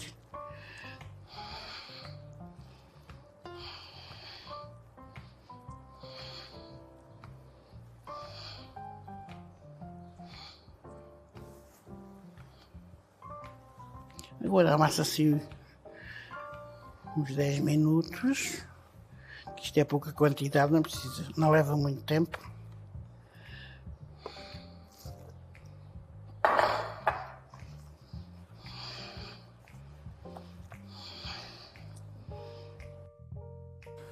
Ora, já amassei a minha massinha, tive de descansar 1h30, e quem não quiser estar com este trabalho de fazer a massa, vai à padaria e compra já a levedada e é só pôr os ingredientes para amassar o que se chama já os folares. Agora é que se vai começar a fazer os folares. Ora, primeiro vou pôr a banha derretida, 150 gramas de banha derretida. Raspa de limão, de um limão. Agora vou pôr 2 colheres de ervas doces.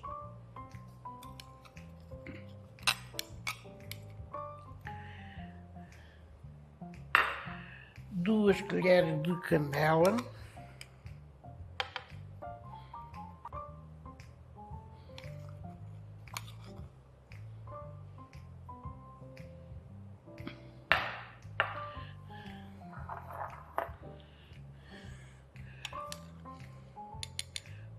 Duas de chocolate.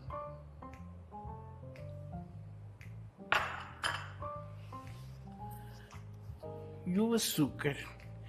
Meio quilo de açúcar.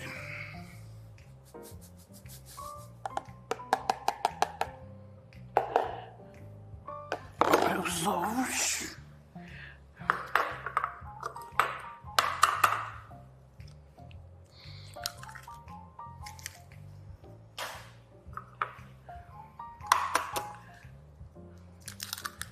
E agora vamos abater isto tudo, fazer uma mistura aqui com isto.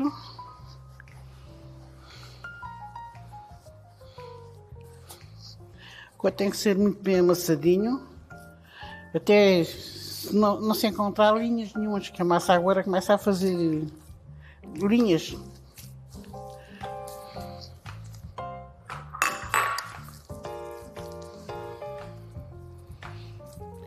Vou untar o tachinho com banha.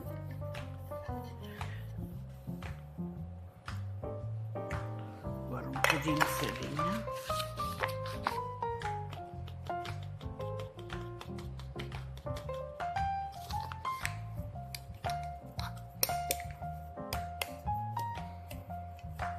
Está preparado para pôr a massa.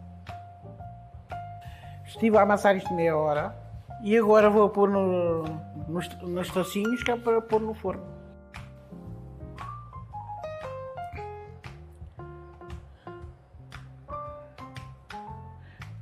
Ora, vamos pôr o toque final para os nossos chocolates. Pôr aqui o ovinho.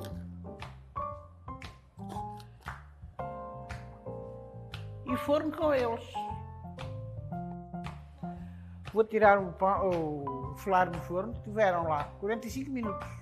Vou desenformá-lo. Está lindo. Experimentem fazer em casa para manter a tradição dos antigos. Espero que gostem e um bom dia de Páscoa.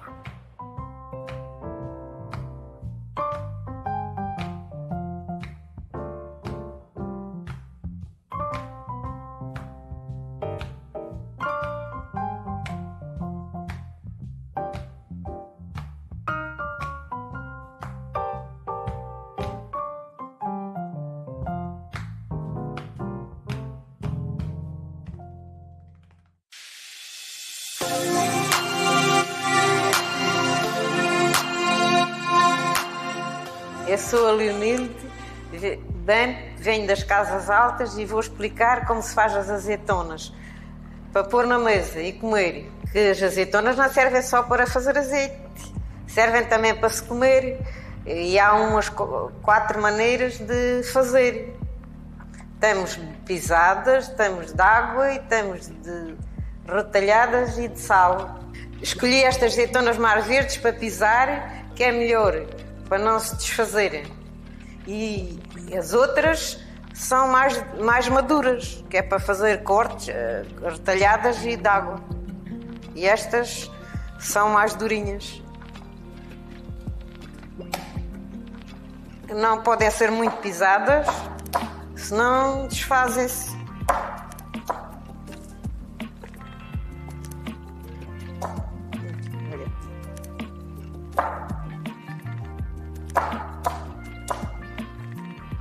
Tem que se ter cuidado porque isto chisca muito e estas nodas têm azeite.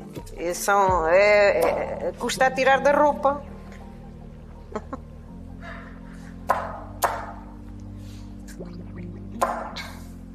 Agora piso as azeitonas, trouxe a neve, os orégãos e os limões e os alhos e faço a salmoura.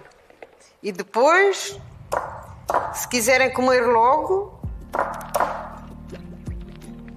mudam a água dia sim, dia não, durante uma semana estão boas. Vai-se sempre deitando sal.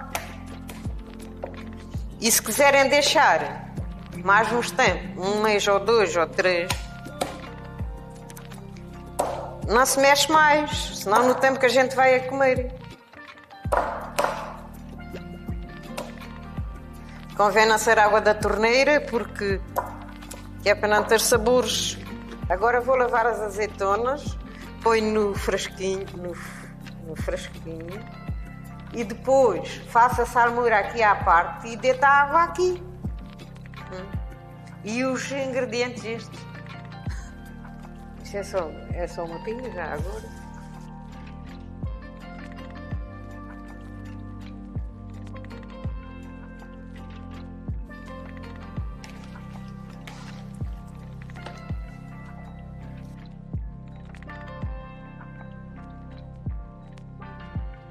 Agora já as tenho lavadas. Vou pôr aqui os cheirinhos, a nérda e os orégãos e os alhos e um bocadinho de limão em cima, que é para tirar o amargo do limão. E depois é que se deita a água, que é quando se põe o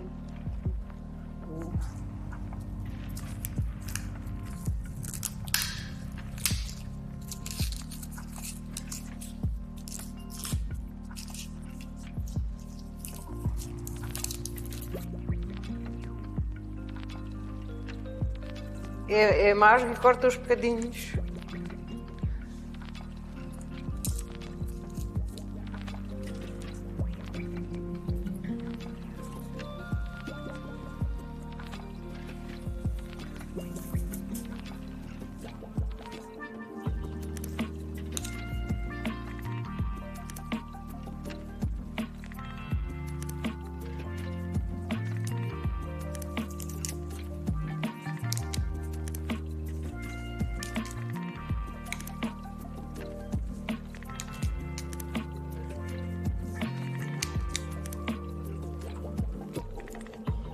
Alguma coisa está muito cheia. E agora um bocadinho de limão. O limão é para comer o amargo.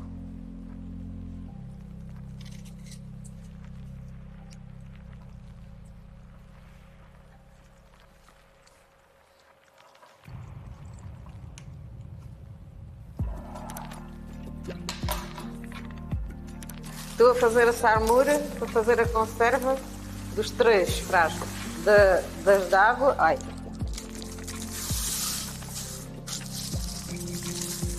Agora pus o sal, mexo aqui a água bem mexida e se o ovo vier o de cima está bom. A ver?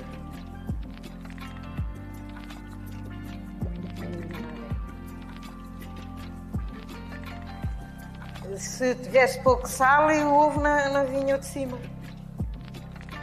Está bom. Não precisa mais. Agora põe-se a sarmura aqui dentro, a água salgada. Se for para ficar para muito tempo, não precisa mexer mais. Se for para mudar a água, tem que mudar a água e deitar sal. Pronto. Está para si, está bom. Já está as azeitonas britadas. Olha, agora já estão boas.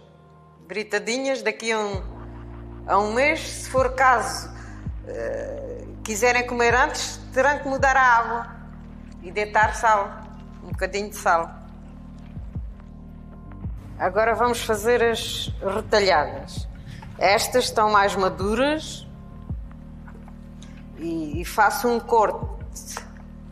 Só antigamente fazia 3 cortes, mas como são mais maduras podem-se estragar. E agora fazemos só um corte e também já não salpicam a casa. Ao menos isso.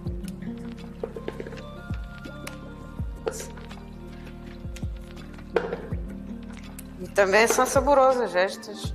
São muito saborosas. Estas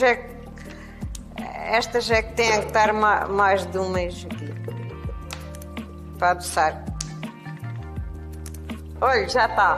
É capaz de chegar.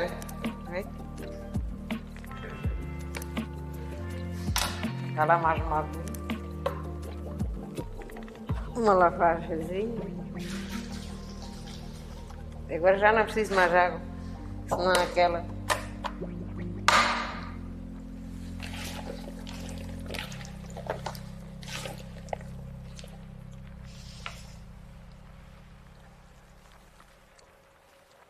E agora fomos aqui no frasco.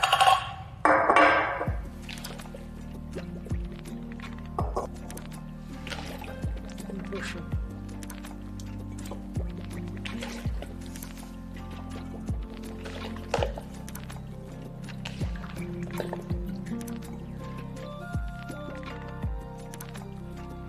Agora estou a pôr aqui os mesmos ingredientes nestas retalhadas, mas naquelas de água não precisa. Pronto. Aquelas ficam aí, isso que é para fazerem a salmoura quando elas estiverem doces.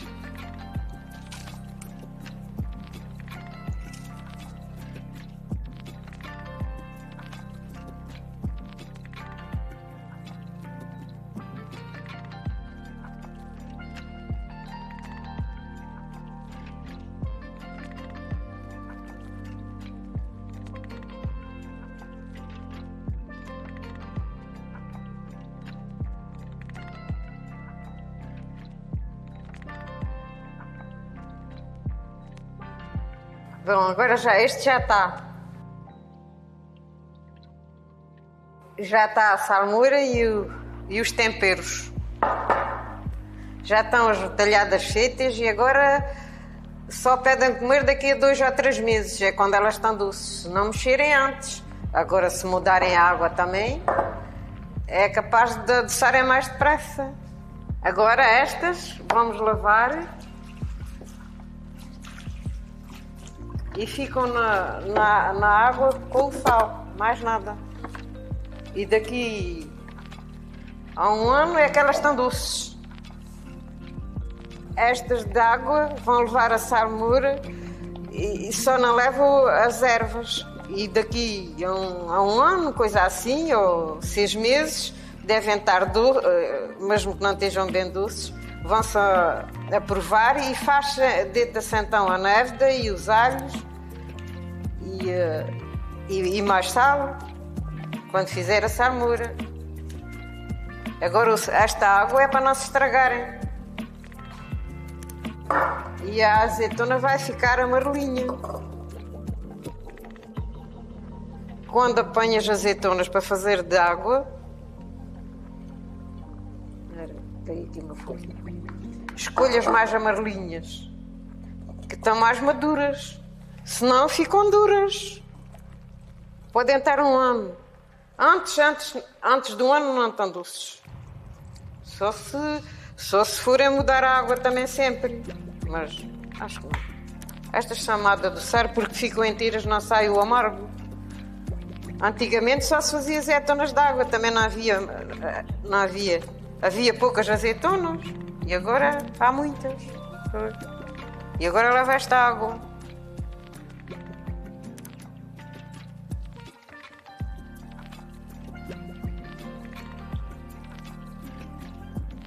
Pois estas dão menos trabalho, mas não são tão saborosas. Agora só daqui a 6 meses ou 1 ano é que se põe as ervas aromáticas e faz-se a salmoura novamente. Agora vamos fazer as azeitonas de sal. São assim roxas e apanham-se bem madurinhas. E agora lavam-se e vão-se pondo aqui junto com o sal. Que é para... Daqui por uns 15 dias estão boas. 15 dias ou 1 mês. Agora faz assim. Umas pedrinhas no fundo.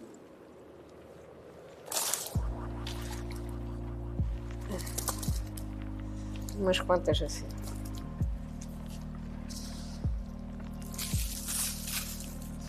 Deixa que estas levam muito sal.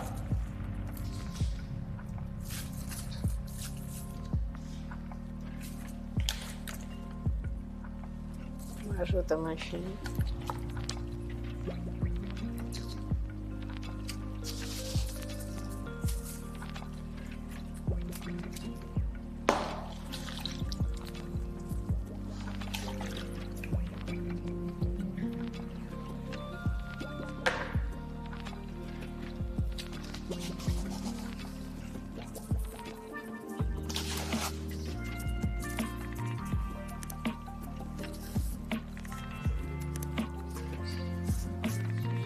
Tem que se fazer num cesto ou num recipiente com buracos, porque as azeitonas vão assim murchando e deitam a água. E com o sal e não se pode pôr em todo o sítio. E agora já fiz aqui as 4 maneiras de fazer as azeitonas. Tenho as de água, as britadas, as retalhadas e as de sal. E agora façam em casa e espero que gostem.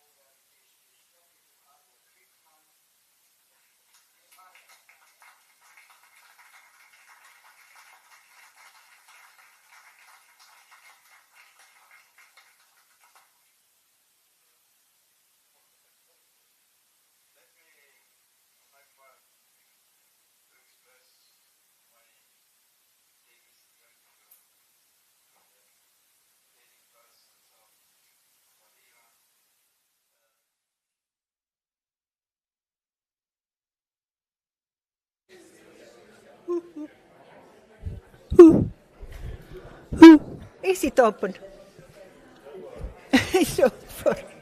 I'm so worried.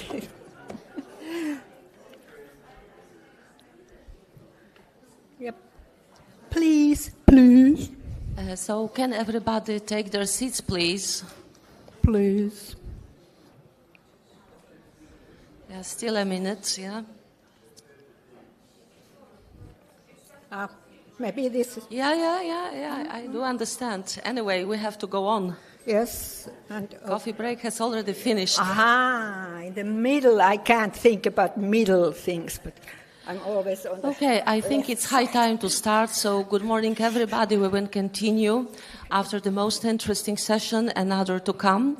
And we are starting with the presentation by Outi Laukahangas, Gyula Pacholai's International Proverbs in Matikusi's Proverbs Typology. The floor is now all yours, and we are looking forward to hearing your talk. Thank you, and thank you for all you coming to listen to my presentation. While I went here to honor the life work of our friend, late Gyula Pacholai, I also want to speak about the common endeavor of Gyula, Mattikusi, and Wolfgang Mieder to surpass any nationalistic or narrow political point of view to paremiology and search for the connective possibilities. Like in the previous, maybe this unity of cultures is now. Then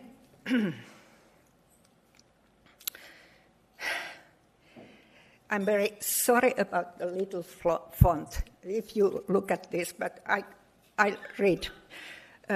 Meeder has written about the history of proverb genre. For example, in his article, Many Roads Lead to Globalization. He refers to paramilologists like Friedrich Seiler, Archie Taylor, Matti Kuusi, and Gyula Paatsolei. He mentions that these scholars show three major waves in Europe, with similar processes occurring in other areas of the world. And you can't see them, but I tell about them. At first, numerous proverbs from Greek and Roman antiquity appeared in identical translations throughout Europe. But then a comment from Kuusi. When writing about Europe, Kuusi points out that the idea to use popular utterances to teach morality and rhetoric to youngsters in ancient Greek and Rome was inherited from the Middle East cultures. Kuusi has written about the more general question, where do proverbs originate from? It is only in Finnish. In the introduction of our Finnish proverb collection, the Proverb Wisdom of the World. The collection is based on our database and typology. It was aimed at general public. Then the second wave, which Meeder lists, happened when biblical proverbs were translated into all vernacular languages. Kuusi writes in the 15th century, before book printing was invented, rose the need to struggle against the churchy moral decay, and proverbs were searched out from Italian monasteries. Monks had kept them as their own hobby then. Then the third wave was also the medieval Latin proverbs also were taken over into the emerging national languages, as Meeder says like this. Then the motivation was, for example, that French language had to be proved as good as Latin or Italian. So these are things behind this also. Not only this that those people should be in higher level.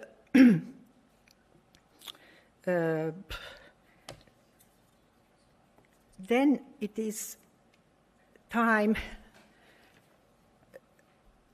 for Erasmus in the early 16th century. We know his enormous popularity, and by the way, Wikipedia told that 70 of the adages were from Aesop's fables. This for Lisa. Then Kuusi lists European authors who adopted Erasmus' collection to compile their own. And I can't go through all, but you see that there are this Lale from Danish, and then Sartorius Flemish, and then Gabler, Morer, Italian and Spanish, and they had Latin also there. And then Jan Buchler, Latin, Greek, German, Gaulish. Jan Grutter, German, Belgian, British, Italian, Gaulish, Spanish, and it was said that this work was not successful. Maybe it was so badly edited. But anyway, then there were, is Sasha here? She left. About this, Hieronymus Megiser made Latin, Slovenian, Turkish and Arabic collection. And then about North Europe was also able to join the polyglots in 1660s. And James Howell is also mentioned here before, and he made this English, French, Italian, Spanish, and then Swedish group, first only in Swedish, and then later Latin and German was added in 1678. But then an interesting thing which in Kuusi's article was that in Eastern Europe there was also in the 14th century this Maximus Planudes, a Constantinopolitan philologist and monk. So his Eastern Roman proverb collection was found only in 1880s by Edward Kurz. Kurz would show that Planudes had collected proverbs still used as oral tradition, and also many vulgar lines. And in Kuusi's mind, he could have been an Eastern European Erasmus if people had known about this. They could have made dictionaries on these.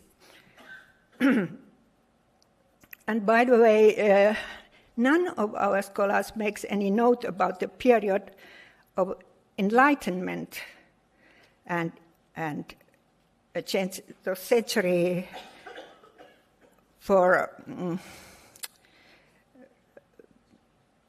literary, high education, and this.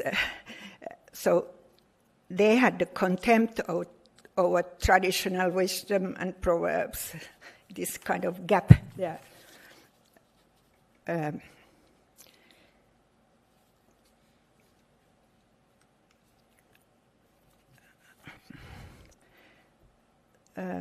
Then Mida speaks about the fourth wave of international proverb translations that started to a certain degree in the 19th century. Kuusi also writes about internationalist idealism that followed or was a countercurrent to the nationalistic ideology. He mentions Ida and Otto von Reinsberg-Dürifeld and F.L. Tsiolkovsky. And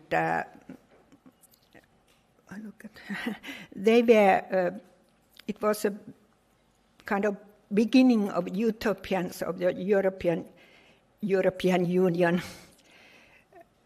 And also after the Second World War, Samuel Singer published, was it after the World War, a part of his huge unfinished collection of the medieval proverbs. Singer saw that the Middle Ages show the whole Europe with its people as a community.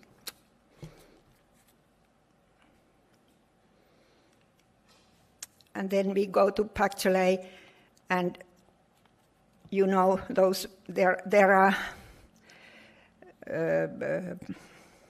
You have heard about this before, and this in the middle is one which this European proverbs with parallels we are going to, and there's also Pactolay's articles, of course, from ICP proceedings in Tavira in 2008, 2010, 2013, 2017.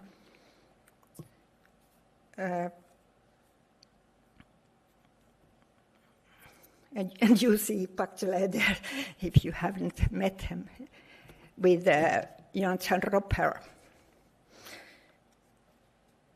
And then a very quick jump to Matti Kuusi's international type system.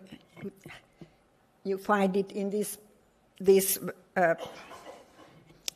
address, internet address, and you can see it. You can see the type system there. Anyway, here's my first test.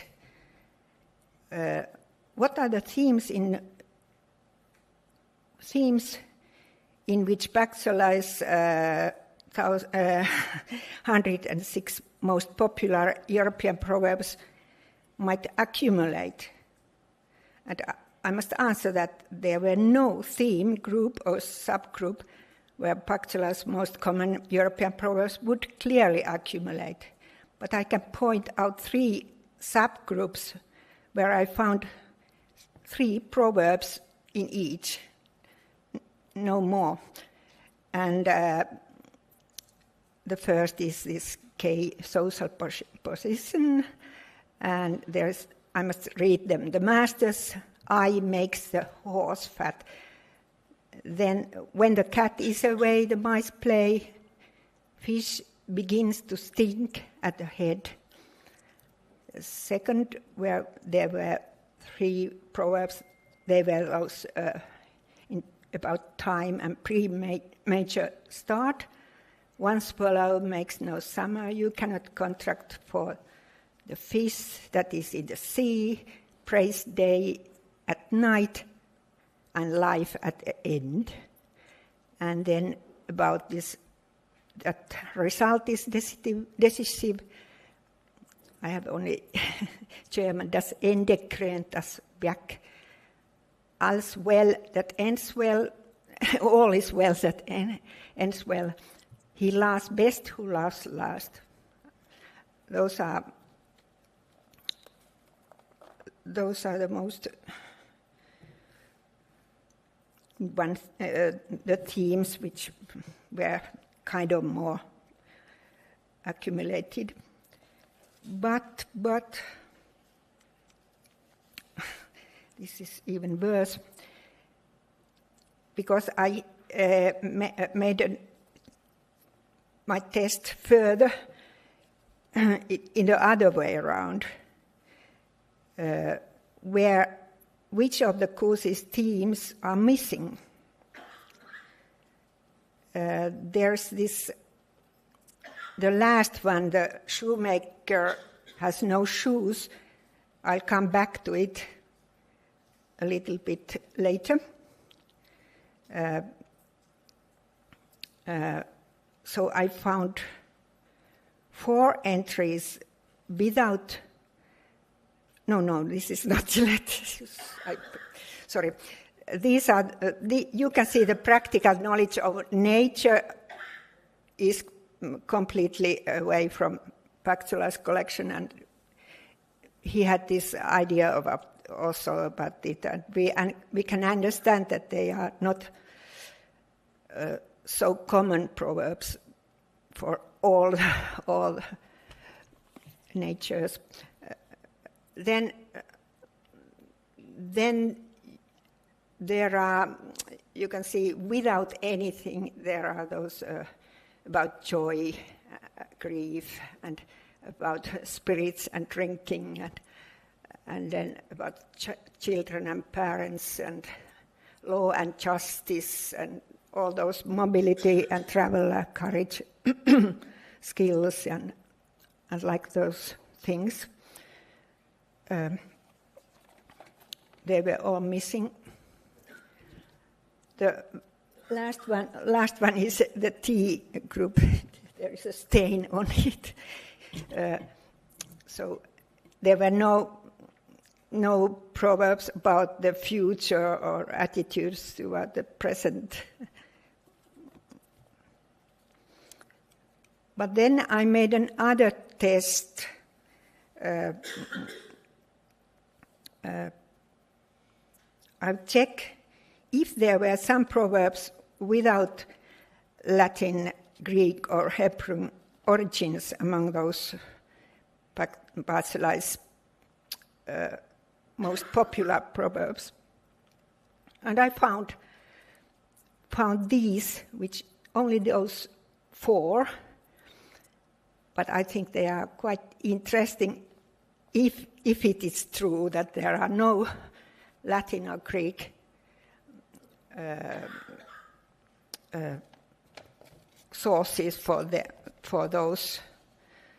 So the first is the shoemaker's children are ill-shod, and it is really in Arabic, Chinese, and Japanese. And the next one is measure thrice and cut once, Arabic and Persian reference, and never buy a pig in a poke. And it has a Chinese reference. And he laughs best who laughs last. It's an Arabic reference. And I tried to find something which would be common for those 4. And first, so that there are kind of observations, like practical advice. Also, this measure thrice and cut once is also about trading and buying and selling. In Bachelar's book is also referred to some proverbs which have something to do with, maybe used in this business connection. Then second, it's also this never buy a pig in a poke is practical advice, but I think also in business situations it is very important. And then the last one, he laughs best who laughs last, about this, what happens when you make bad business, or like that, also referring to this, although it's about, it is classified to this T group, time and sense of time, starting, finishing, like that, and results is decisive. So this was, which I kind of found that they were so practical, not, and the idea is that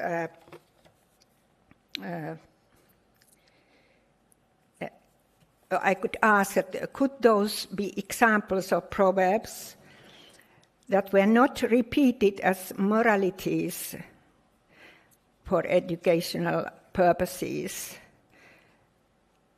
because of those, in first place, those which came from, at least in medieval Latin, they were always used for moralities and like that. This is my hypothesis. And then about the possibilities for discussion, there are also like questions. First, I say that both Bachelar's European proverbs with their Oriental and Arabic equivalents and Matti Kuusi's international typology of proverbs brought us back to study the origins of proverbs. And both national and international ideologies have been motivators for paremgraphy and paremiology. So we must remember there are these kind of two sizes always. Then a question that can we draw any conclusions from popular or missing topics if we compare Paxali's Proverbs to Kuusi's typology, and this last one that do those popular proverbs which have no clear basis in Latin, Greek, or Hebrew sources, have anything in common. So this was, thank you, obrigado pela sua atenção. And you maybe know this Paxali there with our friends. Thank you.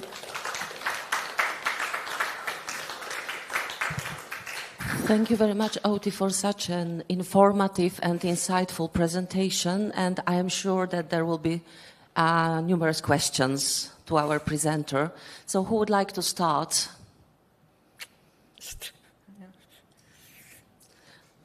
Oh, just take a minute or two. So, yeah. Yes, thank you, Outi, for this. And just I have a question. When you compared Proverbs in Paxali's collection and this Kuusi typology, how much you found difficulties whether to decide if there is equivalence or not? Or do they fit to the same category or not? And how you could decide then? Actually, I had in former days, maybe 20 years ago or something, just when it became this published, I had all those categories in my mind that I could put them there.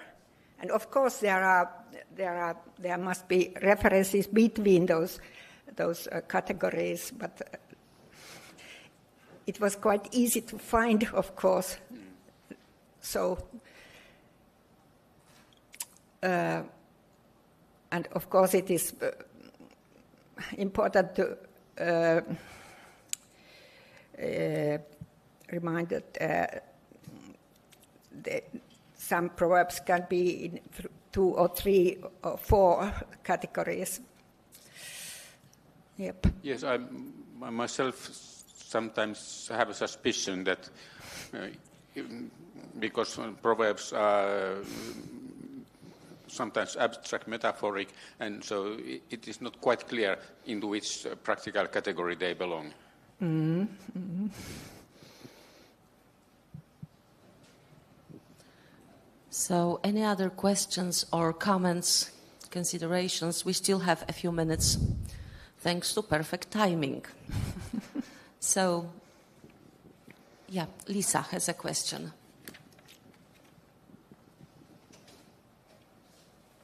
I trust you are going to write an article to the proceedings of this. Article of this subject on proceedings? Proceedings. Yeah, I'm going. Yes, yeah. But are you going to do something more with that? No, maybe. Maybe? Maybe, yeah. It's enough. Yeah, okay, thanks. Why did you ask? There is a proverb about curiosity and the cat. Yeah, definitely no, of course. Yeah. Okay. So I think that we can thank Outi again for a great presentation. Thank you very much. And now it is time to invite our second presenter in this session, who is Charles Masango, for a joint presentation with Stella, who unfortunately is not here with us today, but we send our warmest greetings to her. And the title is, Should the Wordings of Indigenous Proverbs Be Ignored? Sambakosi Proverbs of Cameroon. So now we are all ears and we'll be listening to your talk. Yes, thank you. Good morning, learned colleagues. Yeah, really, I should say a big thank you for all the organizers. I know they've been burning the candles at night. We appreciate their efforts. Keep burning those candles. As you organize the conference, we are also burning the candles at night, writing the papers. Having said that, unfortunately, what I sent over could not be traced. That's technology. But again, we should always remember the technology that never fails us is paper. I printed a copy and said, in case something happens, at least that paper technology will not fail me. So I'm going to use that now to talk. And today, unfortunately, when I showed what I first wrote, because this is a joint publication, my wife said, oh, look, no, Charles, look, I think we should give this more power. This paper is not yet strong enough. We should add English and Zulu proverbs. I looked at her and I just smiled. Well, she is the one who provides the proverbs. I do the writing. So what we are going to be looking at here today, learned colleagues, is should the wordings of indigenous proverbs be ignored? Some Bakossi, English, and Zulu proverbs. And in this, what is the research question? Colleagues, what normally we do, we write up the paper, then come up with the slides. So this paper is ready, and I'm very sure I'm going to send it over when I get home so that it goes into the proceedings. What then? Because for any paper that you write, what is the research question? You must have a question that guides your paper. Otherwise, waste paper basket, I review for so many journals, and when it comes, when I look at the abstract, and I'm not seeing the research question, I think I just know it's waste paper basket. I shouldn't be wasting my time to read that paper. Now, the question here is whether the wordings of some indigenous proverbs be ignored or overlooked. Following that, the wordings of some indigenous proverbs relate to the cultural, societal beliefs and values inherited from our forefathers. Why am I asking this research question? In whatever we do, academically, we stand on the shoulders of giants. We've got them here, and we believe in our giants. People must have said something that inspired you to ask the question, and that made you to come up with the paper that you are reading.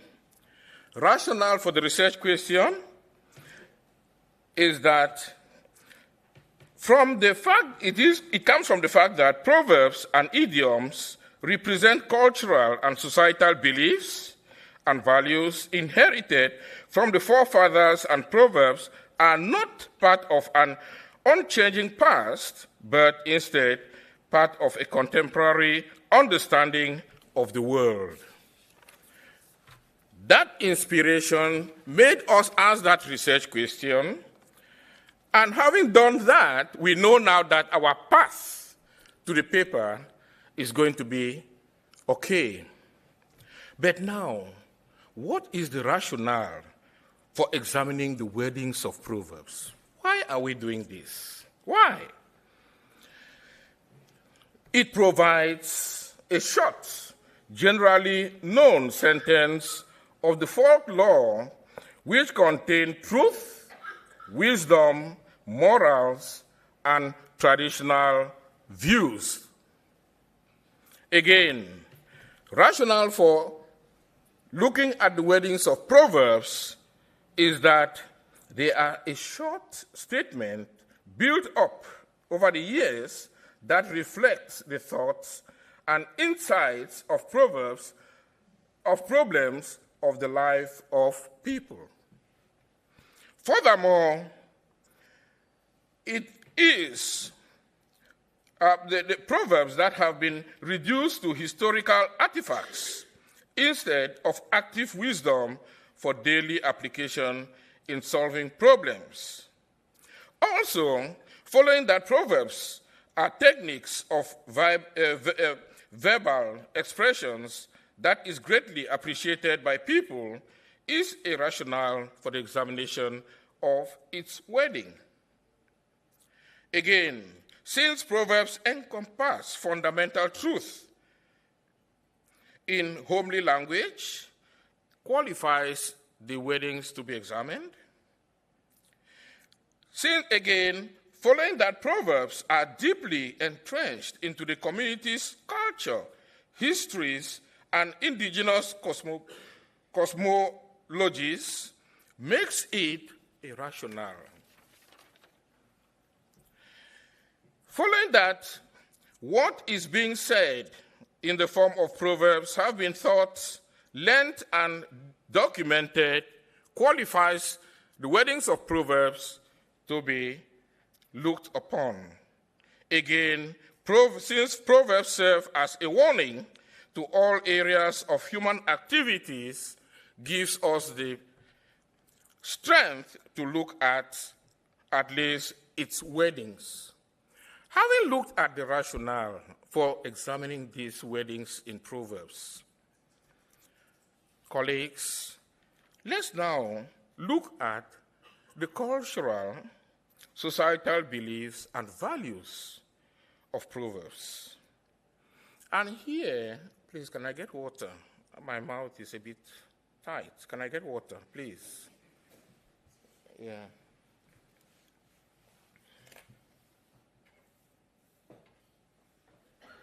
Thank you.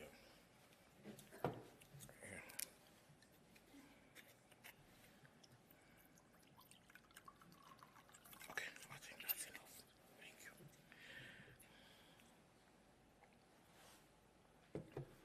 you. Water is medicine. We heard it yesterday. So I said we should be now looking at the cultural, societal beliefs and values of Proverbs. First and foremost, what are the cultural aspects? Cultural aspects of Proverbs is that they reveal the cultural ideals of a society as they serve as channels for the transmission of communal morals within a given community. Looking at the societal beliefs, they are specimens of popular wisdom and traditional belongings to any culture that assist to foreground the shared beliefs held by a community. Looking at the values, they are manifestations of a societal value.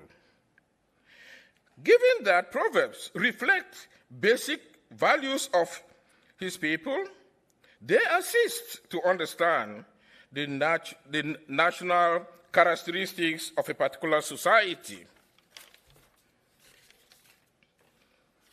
Having looked at the cultural, societal beliefs and values, now these should be juxtaposed into at least the Proverbs that we examined.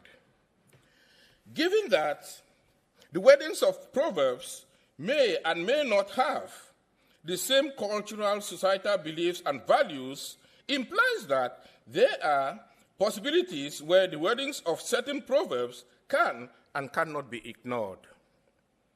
Where the wordings of Proverbs encompass the same cultural, societal beliefs and values, such Proverbs may not be ignored as they carry similar messages. For example, when dealing with needs, the Bakossi proverb that say, a person, unfortunately, look, I don't want to crack my tongue. The expert is not here. I will not say this in Bakossi because she is the one who knows exactly how to pronounce this. Let me just go straight onto the English pronunciation. The Bakossi proverb that says, a person does not die of yours when he has nails on his fingers, meaning you don't die in need when you have the means, has a similar message with the English proverb that say, use what you have to get what you need. Unfortunately, this proverb, back home, we misinterpret some of these proverbs, but again, as one of our gurus who is here with us say Proverbs can be put in any way and accepted depending on what really you want the proverb to relate to. Now here, the origin of the Bakossi proverb, that is, a person without nails on his fingers will find it difficult to scratch yours, which usually itches, but if he has nails on his fingers, he satisfies the urge easily. Furthermore, when dealing with aspects of caution,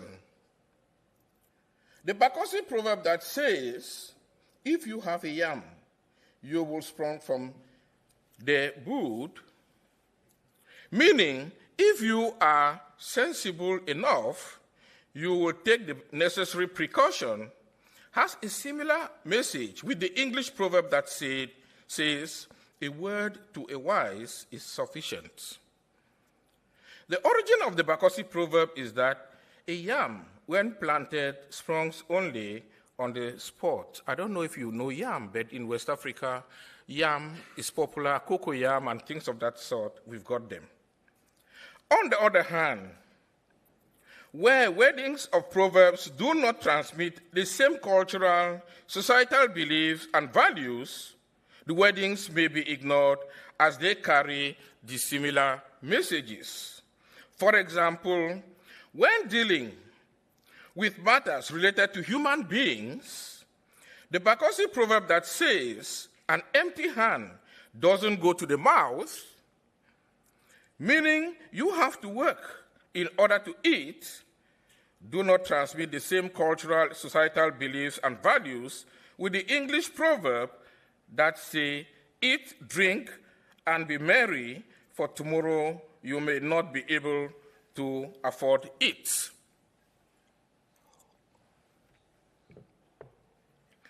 While the Bakossi proverb refers to human beings having to work to eat, the English proverb that equally deals with human beings refers to eating, drinking, and being merry when you have something.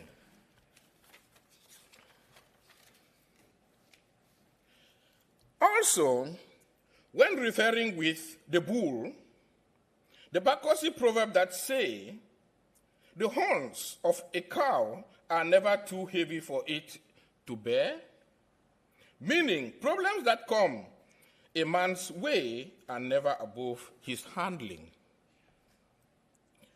And the Zulu nation's proverb that equally refers to the bull and say, the bull is among the calves, meaning leaders of tomorrow come from the youth, are dissimilar. Although these two proverbs refer to the bull, they do not transmit the same cultural, societal beliefs and values. Because of this, they can be ignored. Where proverbs, colleagues, have cultural, societal beliefs and values and carry similar messages, they may not be ignored when used by either the English or Bakossi tribe, as they carry a universal message.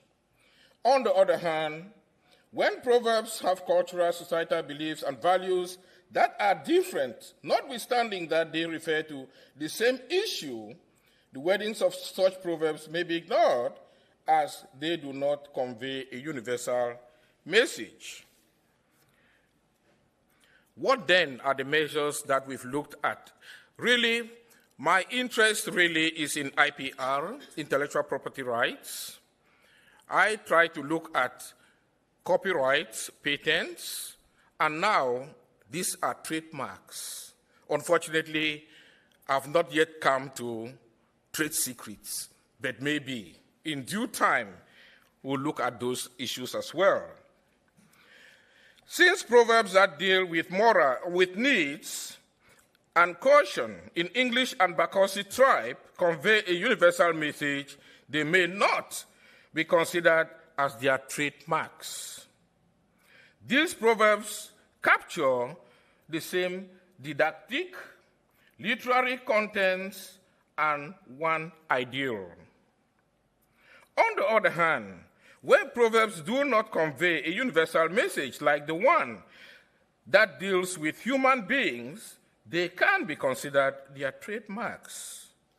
These proverbs encompass words that serve to designate geographical origin and marks.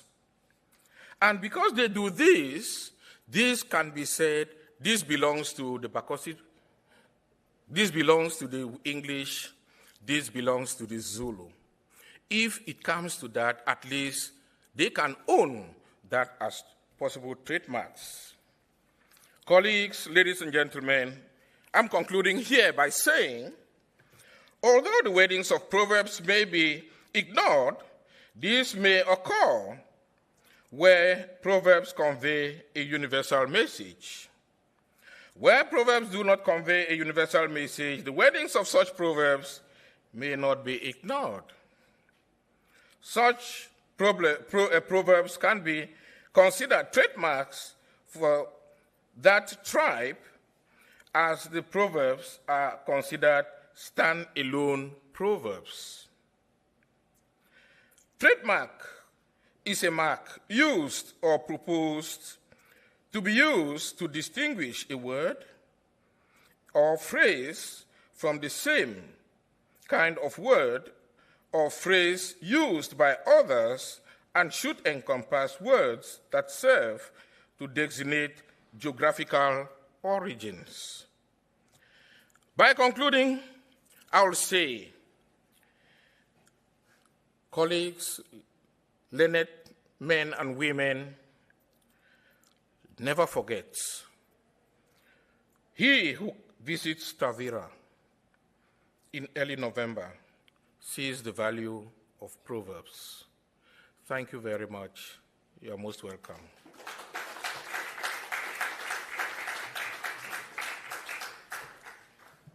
So thank you very much for sharing with us all this interesting information. And now I open the floor for discussion. So Professor Kahaka, please. Thank you for your paper. And to be honest, I don't fully understand the question you put in your title, should something be ignored? Because as a researcher, I see that all proverbs collected and archived are our future research material. And the less they are censored or stilized or something omitted, the more valuable they are for us. Yeah, well, I'm not refusing Proverbs being what they are.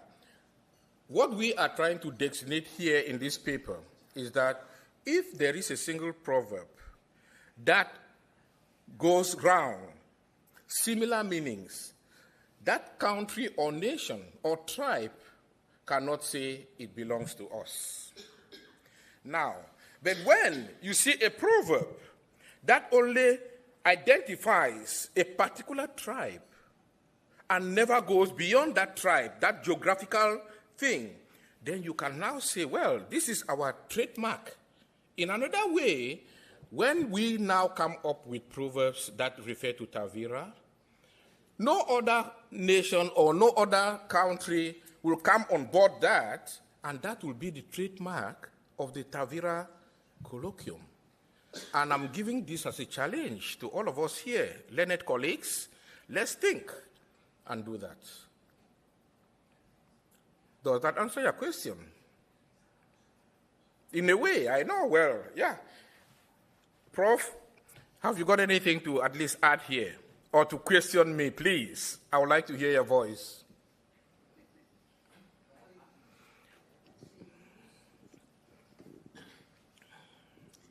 I don't know, Charles. I mean, proverbs in oral communication cannot really be controlled as to say they belong to X, Y, or Z. So I've always looked as proverbs as common traditional knowledge that passes on without any property rights. But I know that you are of a different opinion in this.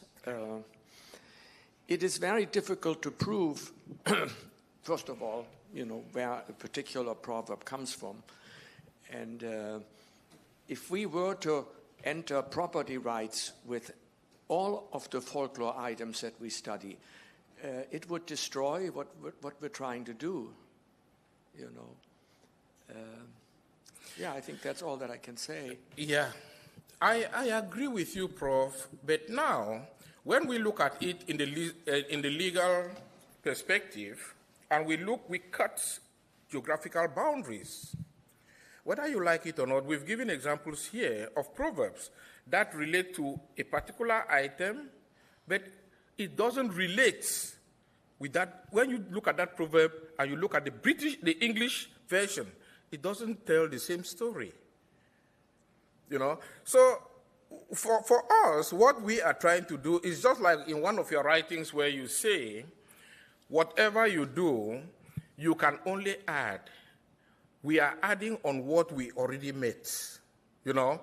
So I would like it to be as a challenge, and when you look at the papers that we write, we always ask the questions.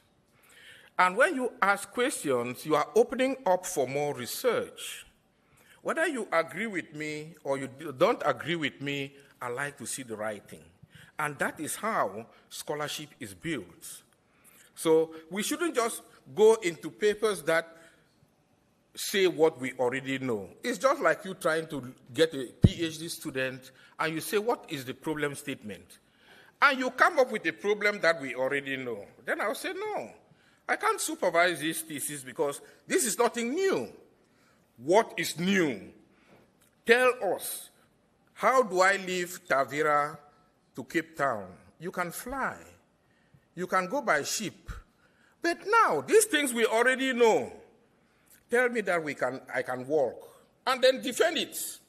Then I will start knowing that, yes, you are coming up with new knowledge. And with that, it promotes scholarship.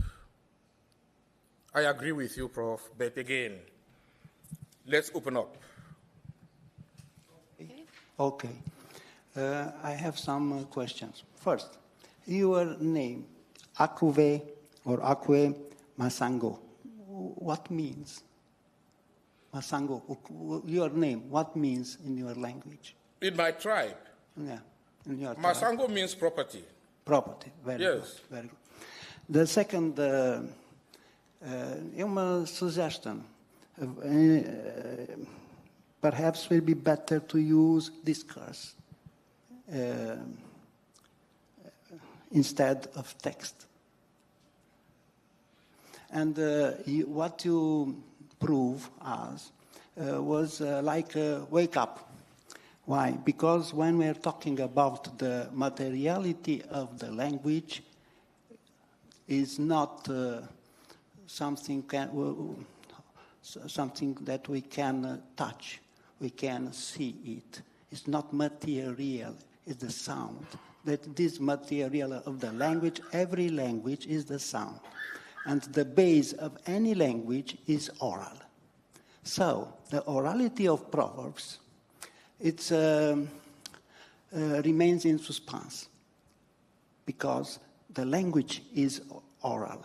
Every language is oral. But every language, yes. Well, the baby doesn't write. Okay, and what you show us is, in fact, how we work with Proverbs alive from archaic societies and still alive. Like in Africa, we have so many tribes, so many communities, everyone with their language, own language, and traditions, proverbs. And you connect the language, the proverbs in this situation, with language. It's correct, because the proverbs belongs to language. And they feel language, they live. They feel proverbs, live proverbs.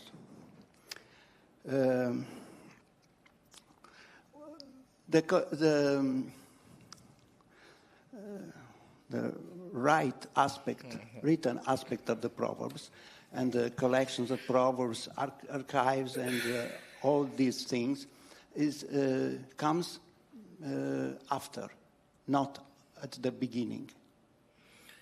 Well, I can't understand your question very well, but to the best of my knowledge, as I said, there is a research question that we posed, and we have a giant who made us pose this research question, and now, based on that, we went in now to do the research to come out with what we believe, is what the giant was trying to put through.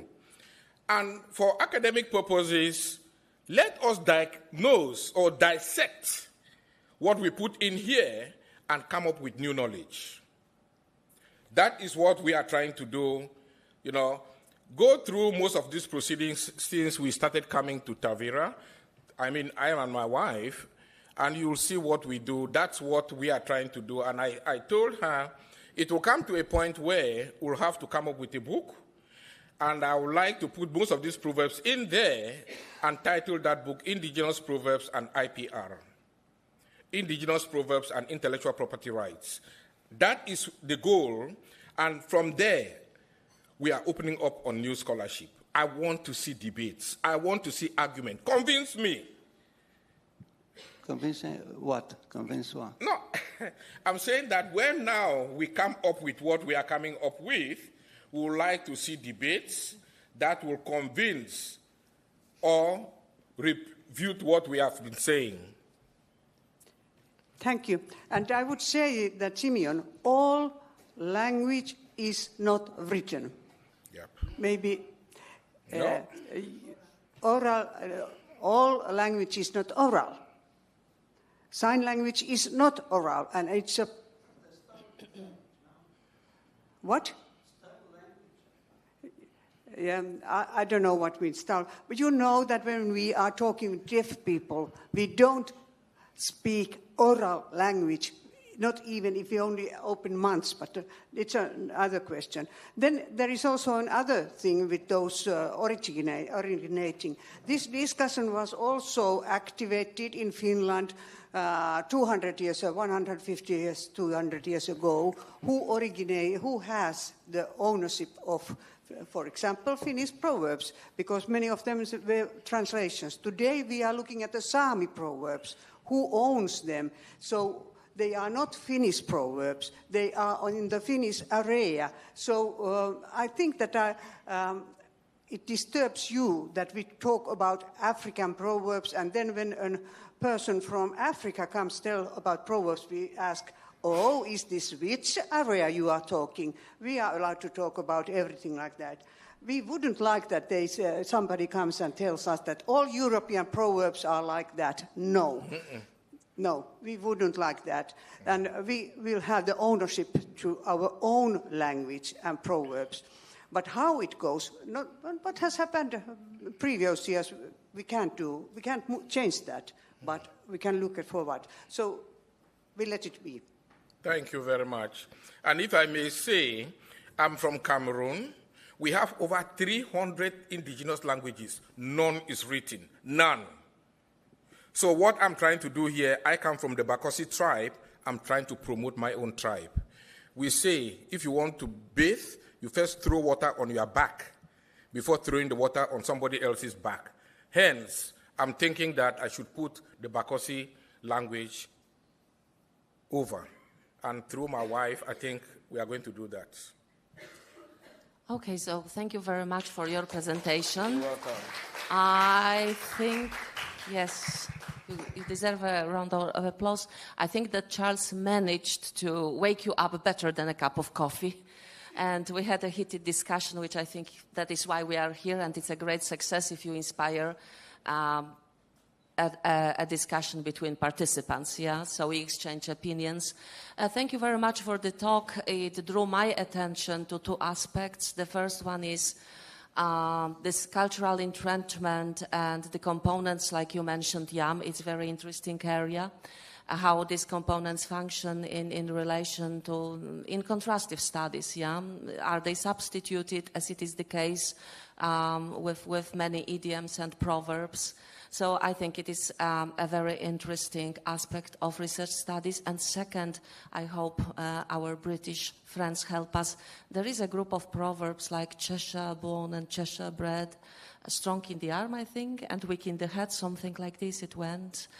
It's not a numerous group of proverbs, but it relates to what Charles was talking about.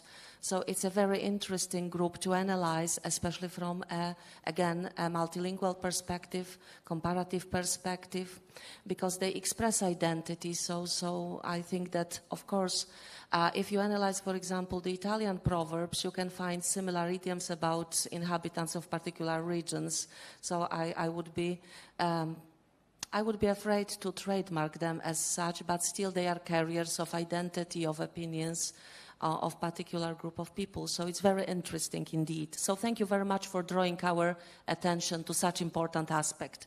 And now, last but definitely not least, our speaker, Lina Soares, with the most interesting talk about St. Martin's in the Portuguese tradition. So we are very eager to listen about these Portuguese traditions related to St. Martin.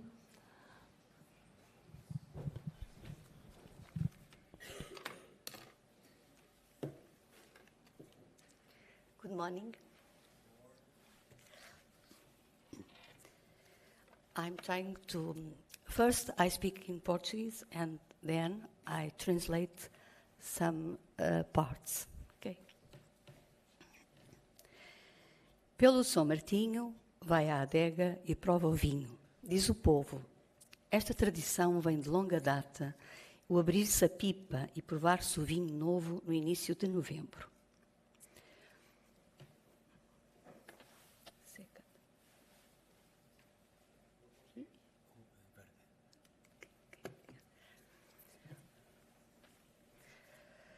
On St. Martin's Day, go to a wine cellar and taste the wine, say the people. This is an old tradition. Open and taste the new wine at the beginning of November. Na Antiguidade Clássica, honrava-se o Deus das vinhas em cortejos e banquetes desde o tempo da vindima ao momento da degustação. Se na Grécia se ofertava Dioniso nas festas dionisíacas, era a Baco, em Roma, que se dirigiam as Lundi Compitalis, festas que incluíam dramatizações e prova do vinho novo. Enquanto o povo se divertia nas ruas, cantando e dançando, por vezes cobertos com peles de animais, os mais abastados refastelavam-se em banquetes faustosos, recheados das mais finas iguarias, regadas com o néctar dos deuses. Há quem veja reminiscências desses ritos pagãos numa tradição que ainda há poucos anos existia em Monchique, a de grupos de homens percorrerem as ruas vestidos com peles de carneiros, com chocalhos nas mãos na noite de São Martinho. In Greece and later in Rome, people honored the god of the wine, Dionysius for the Greeks and Bacchus for the Romans, with songs, dances, theatrical dramatizations. And then they drank a lot of wine in the celebrations.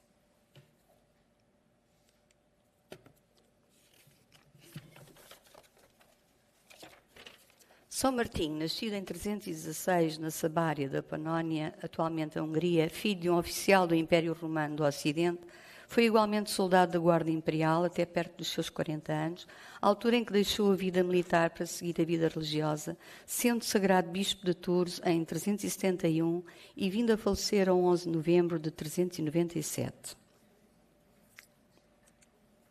A sua dedicação aos pobres e desprotegidos tornaram-no conhecido como o apóstolo das Gálias pelos milagres que ocorreram durante a sua vida em França, sendo então o primeiro santo cristão não mártir. Há um outro santo na Igreja Católica que não raras vezes é confundido com o santo de Tours, São Martinho de Doum, nascido também na Panónia, mas 2 séculos depois, e que chegou a ser o primeiro bispo da Diocese de Braga. A ligação de São Martinho a tradições que envolvem o vinho deve-se ao facto de a sua comunidade de monges se dedicar ao cultivo das vinhas, a sua fonte de subsistência e dos pobres que o convento acolhia. Mas também ligando-se à celebração da sua morte ao magusto realizado no dia de Todos os Santos, composto de vinho e petiscos com produtos da época, transferindo-se este para o 11 de novembro. Assim perduraram a folia e as bebedeiras, entre aspas, desse dia pelos tempos fora. Diz uma lenda que num dia frio e chuvoso de novembro, próximo de Amiens, ia Martinho a cavalo, ainda soldado romano, quando, no caminho, lhe surgiu um mendigo cheio de frio, sem agasalho. Logo o santo, apiando-se e pegando na espada, cortou a sua capa em duas e cobriu o pobre homem. De repente as nuvens afastaram-se para dar lugar a um sol radioso, aquecendo a temperatura como se o estio regressasse. O chamado verão de São Martinho, como ficou conhecido. Mais tarde, ao santo foi revelado em sonhos que o mendigo era o próprio Jesus Cristo. O seu culto tornou-se bastante popular por todo o ocidente da Europa, esperando-se em cada ano que a 11 de novembro se faça sol como num dia de verão. Saint Martin, born in 316 in Pannonia, Hungary, was an imperial guard soldier. He left the military life and became a priest and then bishop of Tours. He died on 11th November in 397. Many miracles occurred during his life in France. This saint is connected with wine because his community of monks worked in viticulture. The most known miracle that became a legend tells that once, when he was riding, he had, in bad weather, he cut his cloak in two and gave a part to a poor man. That was Jesus Christ himself. It says, the legend. In that moment, the weather became wonderful and sunny. That's why we, Portuguese, and in France, in Spain too, we say that we have Saint Martin's summer in November.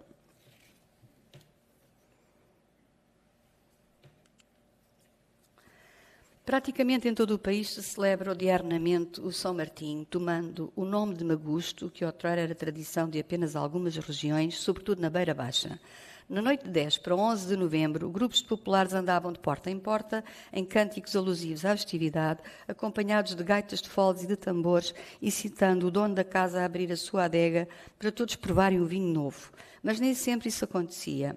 Havia uma ou outra porta que não se abria, o que era motivo para grande algazarra e troça, lembrando ao proprietário, que era o festeiro, que no ano seguinte seria bem melhor permitir que lhe provassem o vinho.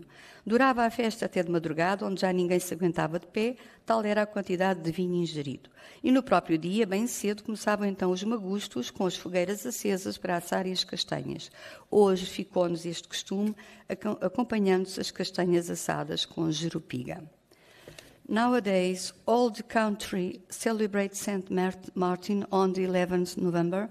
We call Magusto, people drink new wine, jerupiga, another wine, kind of wine, and aguapé, soft wine.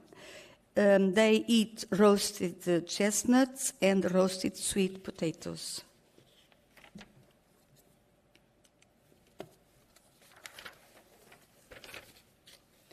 Entre outubro e novembro, nas ruas, não faltam as castanhas nos assadores de barro instalados em carrinhos ambulantes, nós dizemos quentinhas e boas, não é? Como apregoam quem as vende junto a locais de comércio, de diversão ou de terminais de transportes, fruto imprescindível nos magustos de São Martinho, a lembrar o santo e o tempo em que a castanha fora alimento principal, sobretudo no norte do país, com a qual, moída, se fazia pão, substituindo o pão de cereais, quando estes escasseavam na época fria. Do Minho ao Algarve, por todo o lado, se vêem os carrinhos dos assadores das castanhas e, ao jantar, seja em adegas, em habitações ou nas ruas, toda a gente se junta nos tradicionais magustos, onde, para além das castanhas assadas, se apresentam mesas recheadas de batatas doces, também assadas, e enchidos e doçaria típica da quadra e de cada região, como as afamadas tortas de São Martinho de Penafiel. Alguns locais do país merecem-nos especial atenção pela sua forma característica do festejo, quer pela maneira diferente de assar castanhas, como em Marmelete, na Serra de Monchique, aqui no Algarve, ou por se levar o São Martinho às casas, como em Mora, no Alto Alentejo. Na aldeia Algarvia é ver-se os populares abrirem uma cova, colocar nela as castanhas da terra, que assim são chamadas as batatas doces, cobrindo-as com terra, troncos e gravetos, ateando o lume. Em Mora escrevem-se quadras zombeteiras nas paredes das casas dos habitantes. Se por toda a parte se sente o agradável cheiro das castanhas e das batatas doces assadas, não menos importante é uma tradição que se manteve viva em muitas aldeias do país, a matança do porco, que o próprio adagiário comprova. Pelo São Martinho, mata o teu porquinho. O anfitrião convida familiares, amigos e vizinhos para o ajudarem no sacrifício do animal, presenteando-os com vinho, aguardente, filhós, frutos secos. Segue-se então a refeição, composta por cozinhados com miudezas e o sangue do porco. Em certas regiões, esta prática é considerada a mais importante do ano, acompanhada de rituais quase sagrados, pois nem sempre foi fácil criar suínos e estes foram, em tempos, a base de alimentação da maioria das famílias rurais portuguesas. E no cancioneiro beirão, por exemplo, ainda se ouvem os versos: pelo São Martinho, vai ao teu soito, portanto o soto, e apanha as castanhas e faz o teu magostinho. Vai à tua adega, prova o teu vinhinho, e se te apetecer, vai ao teu cortilho, que é a pocilga, e mata o teu porquinho.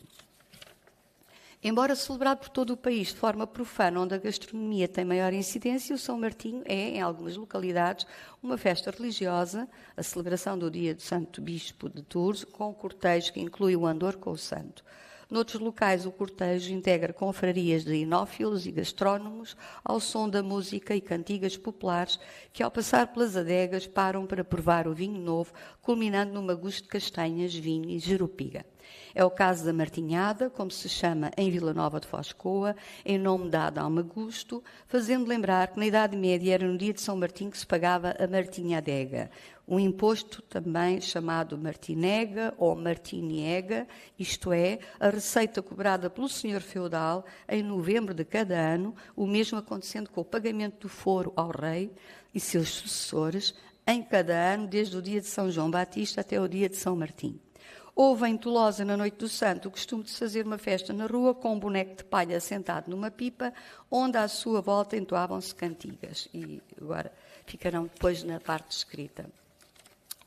Near any commercial center in each town in Portugal, usually there is a chestnut seller who is roasting it, the chestnuts, very tasty. We call quentinhas e boas, hot and good. In Algarve, in Algarve, people also bury sweet potatoes. Make a hole, calling them chestnuts. They cover it with branches and make a fire. Still, in the 20th century, in the Portuguese villages, people used to kill a pig on St. Martin's Day and celebrate the day eating the pork with relatives and friends. St. Martin is also a religious festivity in many places in the country, celebrating with a procession with the saint around the local church.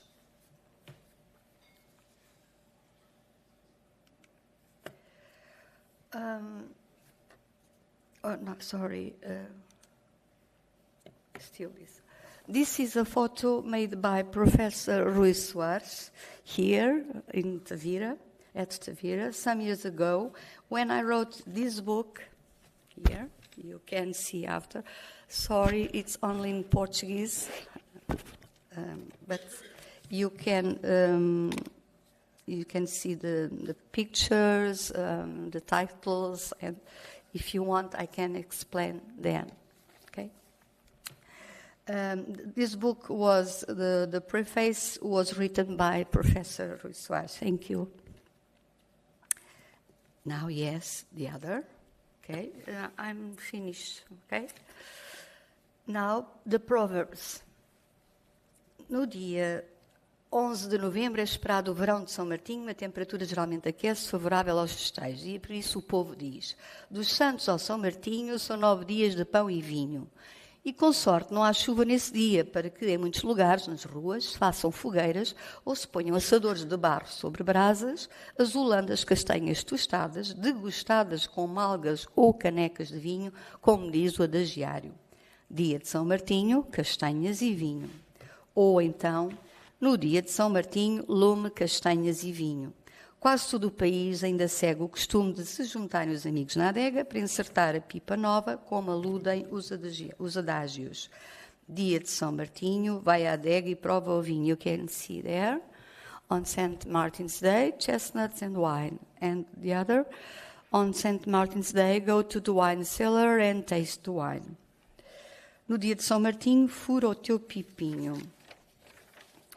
Outra ainda, pelo São Martinho, abatoca o pipinho. Portanto, isto é uma linguagem popular que hoje já terá caído em desuso. Pelo São Martinho, um outro provérbio. Pelo São Martinho, deixa a água e prova o vinho. It's the third one. Yes, on St. Martin Day, leave the water and taste wine. Em São Martinho, bebe o vinho e deixa a água para o moinho. Portanto, há imensos. Eu só trouxe alguns, porque há realmente muitos provérbios sobre São Martinho. Outrora, quando nas aldeias se matava o porco neste dia, o ritual culminava com os comes e bebes entre os participantes da matança, entre aspas. Claro que hoje, para já foi proibido matar o porco nas aldeias, não é? Já há vários anos que isso foi proibido. E, além disso, também os defensores dos direitos dos animais também não iriam achar, não teriam na altura encontrado aqui grande graça, não é? Portanto, fazer uma festa com a morte horrorosa, porque eu cheguei a assistir, quando fiz a investigação, que há uns anos, assisti e tento não me lembrar disso. Porque é realmente, enfim. A cada porquinho, um outro provérbio, a cada porquinho venceu São Martinho, pelo São Martinho mata o bacurinho, portanto, bacurinho é porco. Dia de São Martinho mata o teu porco e prova o teu vinho, portanto, it's the fourth one. St. Martin's Day, slaughter, it's a wrong word, it's kill the pig and taste the wine. Mau é se o sol prega a partida, não lhe apetece aparecer e o frio queima os campos, as vinhas e os animais não medram. Então aparece-nos o provérbio, as geadas de São Martinho levam a carne e o vinho. É bom que se plante favas, cebolas e o linho, nesta altura, para que aproveitem os raios do sol outonal. E sim, vou terminar em português, portanto, com o provérbio, pelo São Martinho semeia o teu linho. E it's the last one. St. Martin's Day, so your flags. Thank you. I hope you enjoyed. Thank you very much. Just one thing, the book is over there. It's selling for sale. Okay. Thank you. So thank you very much for letting us know more about these traditions. And now it's question time. So anybody who would like to comment on the presentation or ask about some details? Yeah. Castanhas e vinho, chestnuts and wine, in fact, is a substitution of communion, comulgams. Chestnuts, the bread, pão, e vinho é vinho, não? É a comunhão originária cristã do princípio do cristianismo. Pão e sangue. Pão, sangue, vinho. Também. Talvez seria bom explicar aguapé, como se produz aguapé, porque as pessoas ligam ao pé, entende? Aguapé. Eu sei, mas é melhor explicar às pessoas. I speak in English. I'm trying to speak in English, okay? I'm trying. Why it's aguapé, water, food? Why? I'm not a wine expert. I like to drink wine, of course, but I'm not an expert. I think pé, food, it's the last thing that it stays when they make the wine. How to explain, portanto, em português, penso que o pé é precisamente o mosto, não é? É a água que fica em baixo, não é? Portanto, que é mais fraco, fará um vinho mais fraco. Não? Está alguém a dizer-me que não. Alguém que seja entendido, por favor, explique. Já agora agradecia. Porque eu pensava que era isto, não é? Que a weak wine. I will try. In Portuguese is better for me. I think in Portuguese, and if it's necessary, I help translation to English. Eu sou de Braga, norte de Portugal, onde, na minha juventude, era muito frequente beber água-pé, que é a bebida ideal para as castanhas. Porquê? Não é jerupiga, que as pessoas, alguns intelectuais começaram a falar em jerupiga e toda a gente fala em jerupiga. A jerupiga é uma espécie de vinho do Porto. É mais doce. E é muito alcoólica. Pois.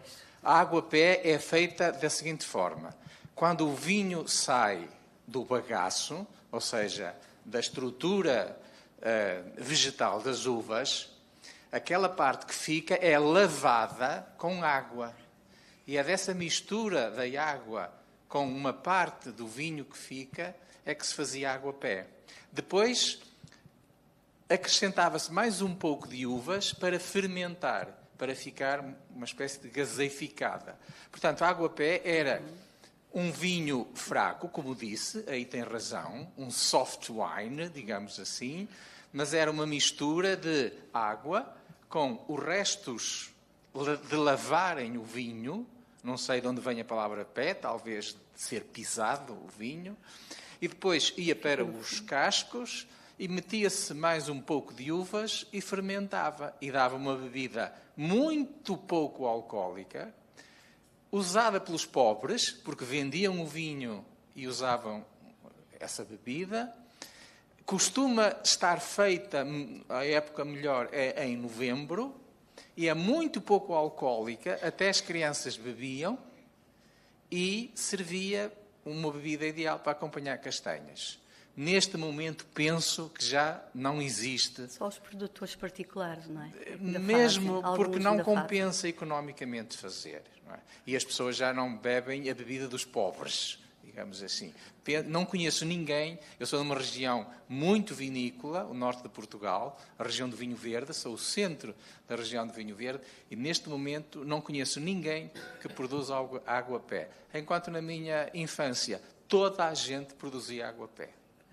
Agora gostava que alguém se pudesse traduzir em inglês, translate in English. Professor Rui Soares, Professor... Someone who translates this, because it's very important what the teacher had said.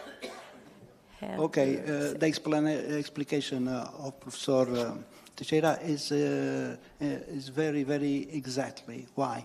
Because in his childhood he assisted this process, how they made aguapé.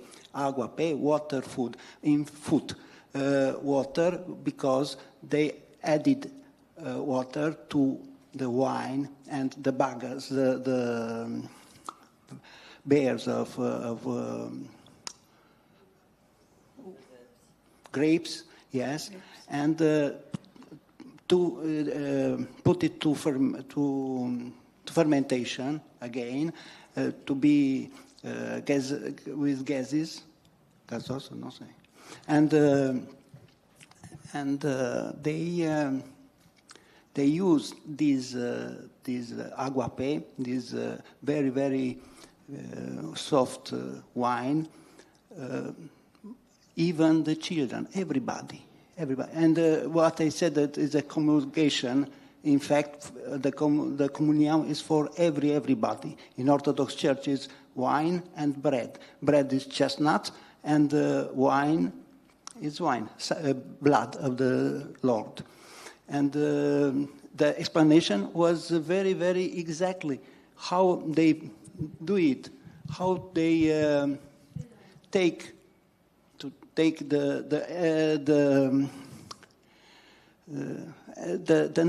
name aguapé, food. In fact, perhaps because it's the bottom part of.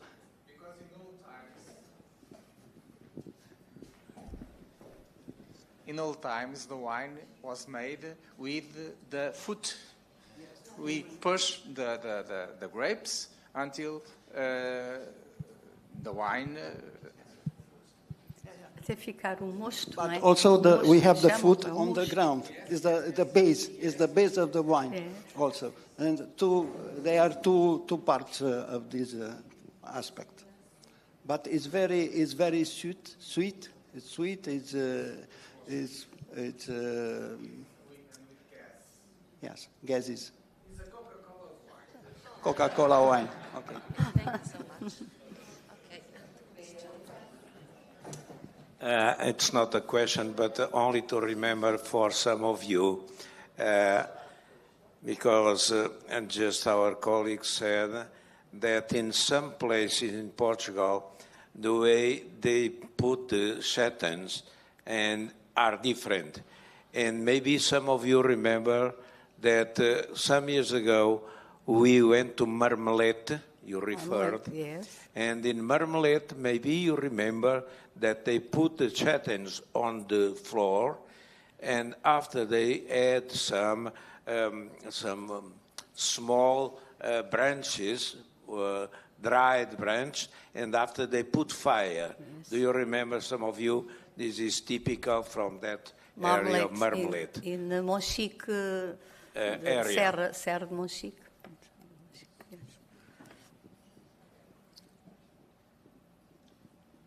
Okay, thank you very much. So, any other questions or comments? If no, thank you very much. It was very interesting, and we learned a lot from your presentation. Okay, so thank you very much. And now I would like to ask Piret to join me for diploma ceremony. So all presenters from our morning session. Yes, so Lisa, Agnieszka, and Jose and Katarina. Yeah.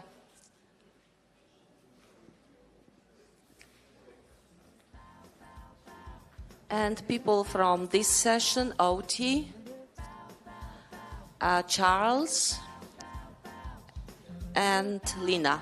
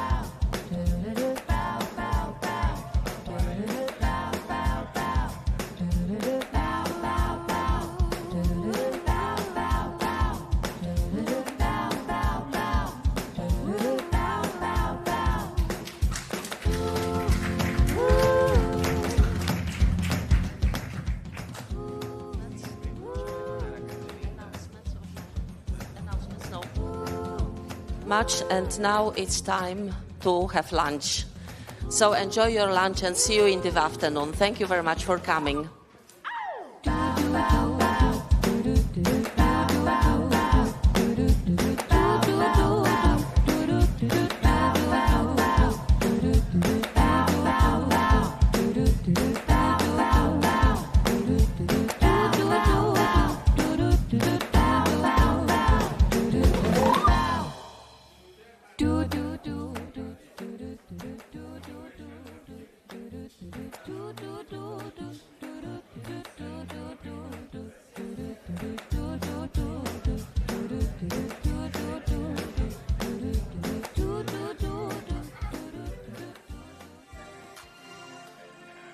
Sou a Vitalina, venho a fazer uns lares antigos que aprendi com as minhas avós, com a minha mãe, e agora venho a representar para os mais novos saberem como é que se faz os colares.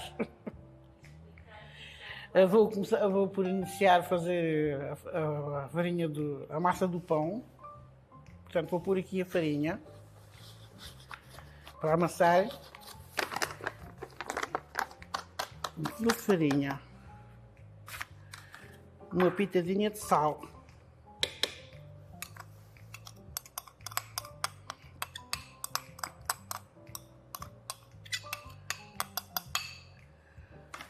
um bocadinho da massa velha, o fermento, como se chama.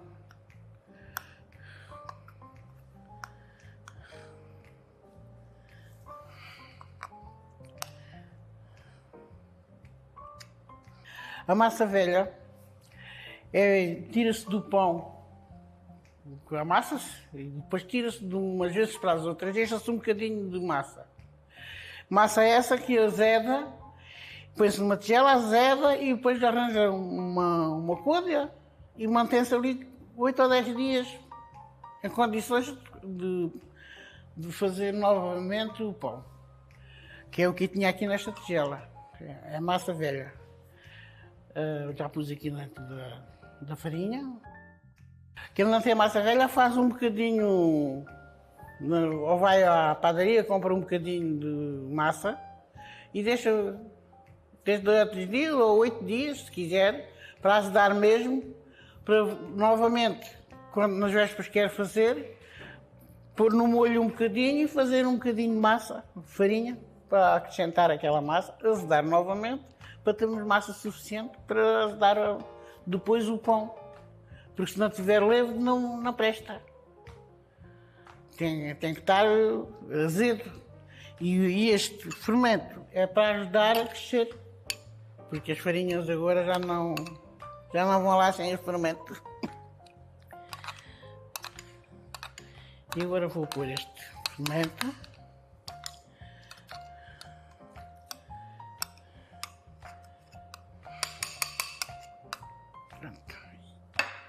E é tudo. E já lavei as mãos. Vou a meter a mão, que isto com as mãos é que tem que ser. Com a mão é que tem que ser.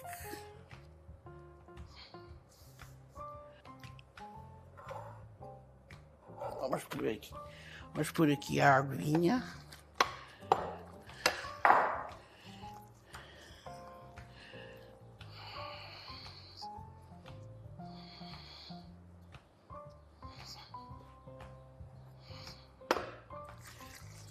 Para 1 quilo de farinha,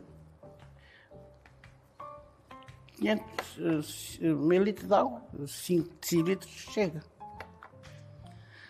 Morninha, para a massa ter força para crescer.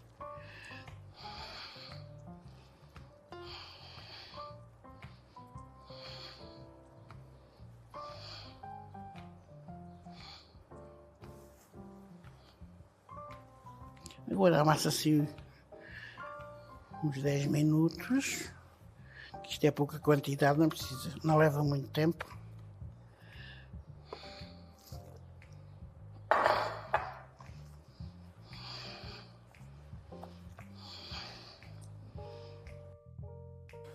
Ora, já amassei a minha massinha, tive de descansar 1h30, e quem não quiser estar com este trabalho de fazer a massa, vai à padaria e compra já a levedada e é só pôr os ingredientes para amassar o que se chama já os folares. Agora é que se vai começar a fazer os folares. Ora, primeiro vou pôr a banha derretida, 150 gramas de banha derretida. Raspa de limão, de um limão.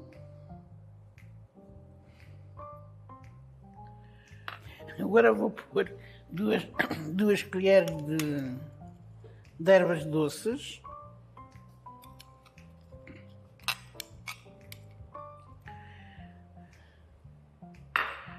Duas colheres de canela.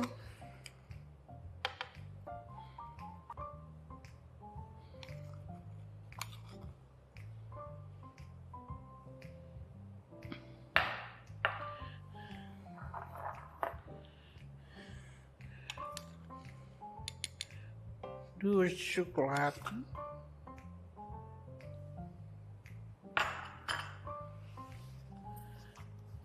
e o açúcar. Meio quilo de açúcar.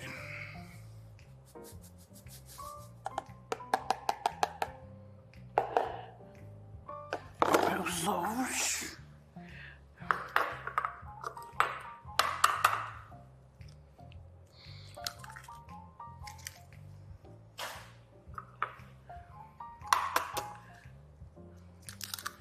E agora vamos abater isto tudo, fazer uma mistura aqui com isto.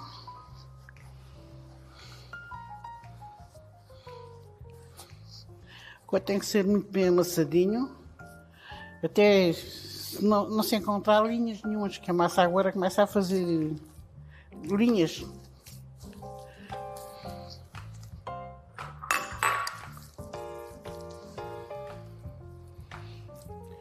Vou untar o tachinho com banha.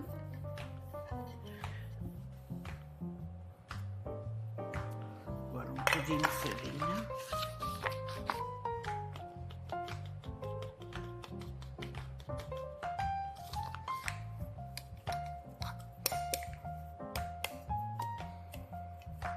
Já está preparado para pôr a massa. Estive a amassar isto meia hora e agora vou pôr nos tacinhos, que é para pôr no forno.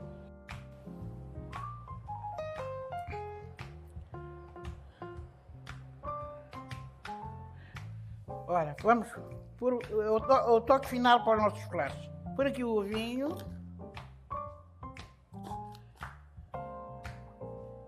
E forno com eles.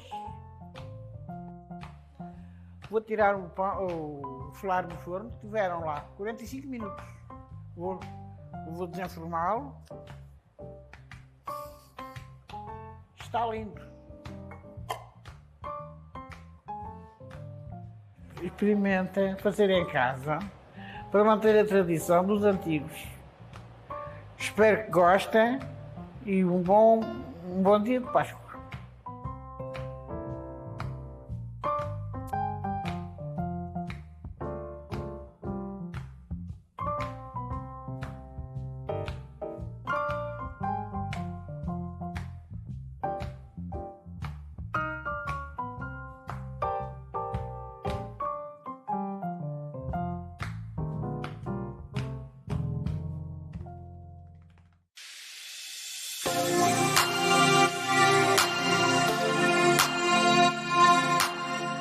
Eu sou a Leonilde, venho das casas altas e vou explicar como se faz as azeitonas para pôr na mesa e comer. Que as azeitonas não servem só para fazer azeite, servem também para se comer e há umas 4 maneiras de fazer. Temos pisadas, temos de água e temos de retalhadas e de sal. Escolhi estas azeitonas mar verdes para pisar, que é melhor, para não se desfazerem. E as outras são mais maduras, que é para fazer cortes, retalhadas e de água. E estas são mais durinhas. Não podem ser muito pisadas, senão desfazem-se.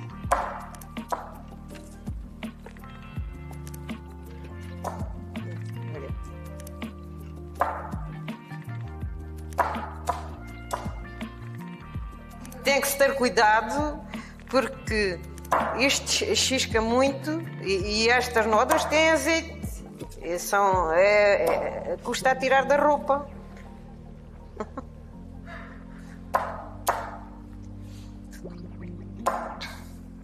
Agora piso as azeitonas, trouxe a neve dos orégãos e os limões e os alhos e faço a salmoura.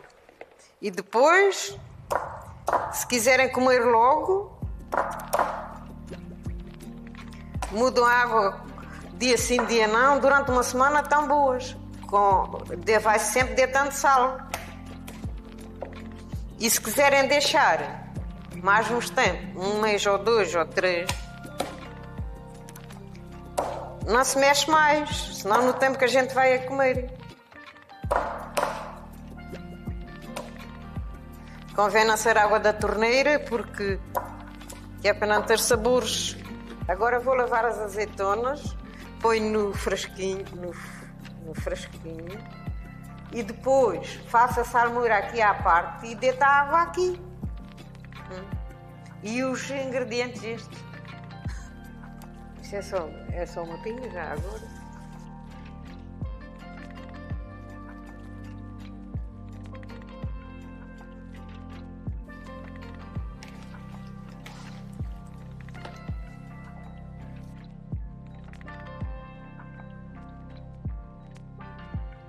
Agora já as tenho lavadas, vou pôr aqui os cheirinhos, a nérda e os orégãos e os alhos e um bocadinho de limão em cima, que é para tirar o amargo, o limão.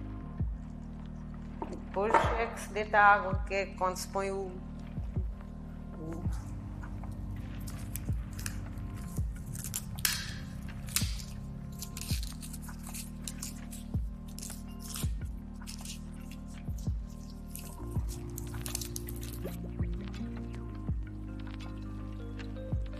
É mais que corta os bocadinhos.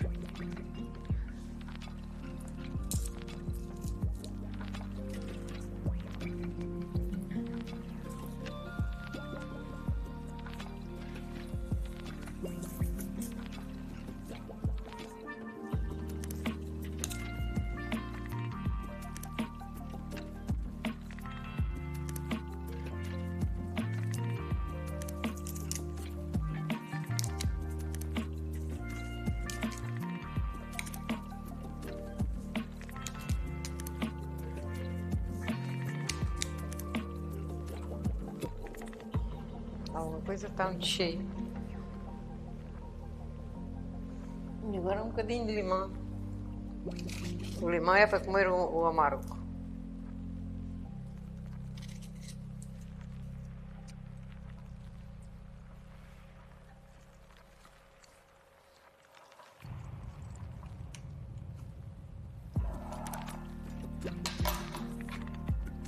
Estou a fazer a salmoura, para fazer a conserva dos 3 frascos das de água. Ai.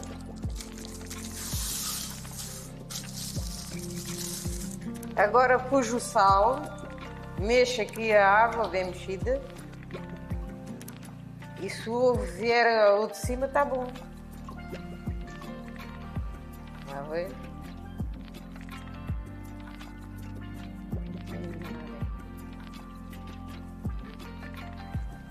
Se tivesse pouco sal e o ovo não vinha de cima. Está bom. Não precisa mais. Agora põe-se a salmoura aqui dentro, a água salgada. Se for para ficar para muito tempo, não precisa mexer mais. Se for para mudar a água, tem que mudar a água e deitar sal. Pronto. Está para si, está bom. Já está as azeitonas britadas. Olha, agora já estão boas. Britadinhas, daqui a um mês, se for caso quiserem comer antes, terão que mudar a água e deitar sal, um bocadinho de sal. Agora vamos fazer as retalhadas.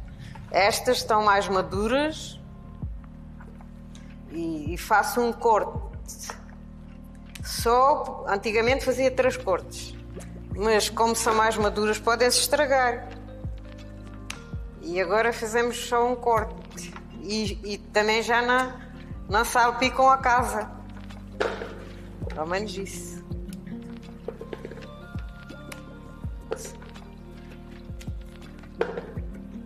E também são saborosas estas. São muito saborosas. Estas é que têm que estar mais de um mês aqui para adoçar. Olha, já está. É capaz de chegar.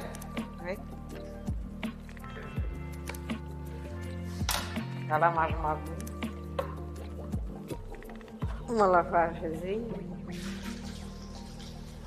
Agora já não preciso mais água, senão aquela.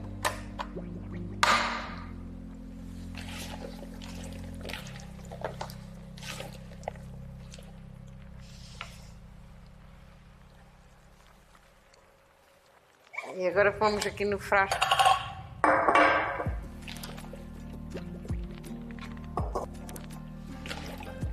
Puxa.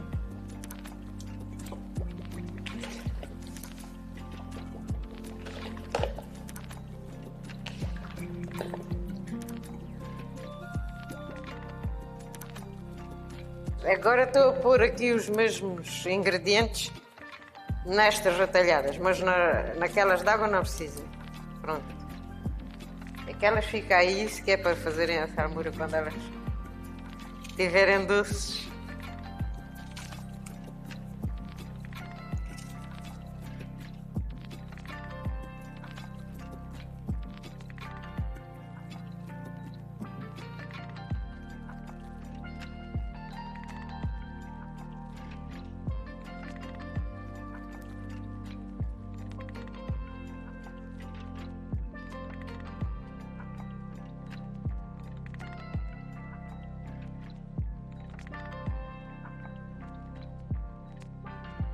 Bom, agora este já está.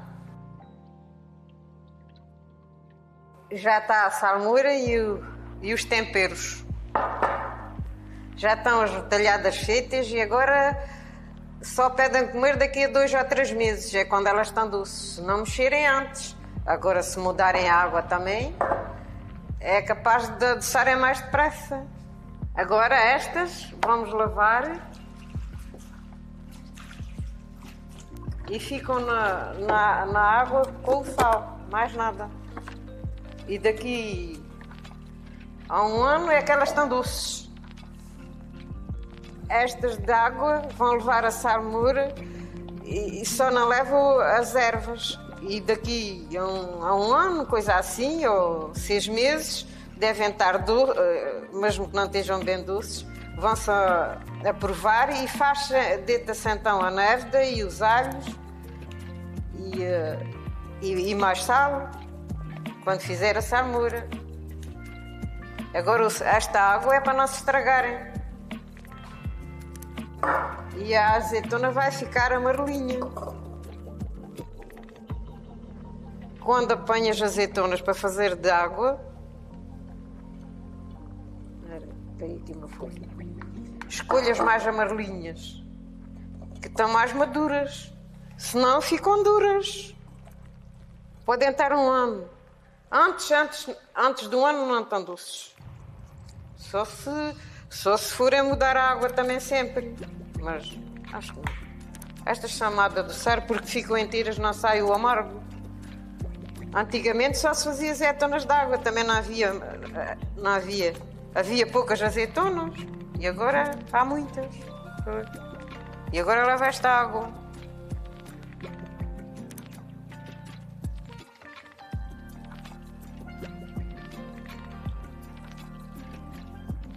Pois estas dão menos trabalho, mas não são tão saborosas. Agora só daqui a 6 meses ou 1 ano é que se põe as ervas aromáticas e faz-se a salmoura novamente. Agora vamos fazer as azeitonas de sal. São assim roxas e apanham-se bem madurinhas. E agora lavam-se e vão-se pondo aqui junto com o sal. Que é para... Daqui por uns 15 dias estão boas. 15 dias ou 1 mês. Agora faz assim. Umas pedrinhas no fundo.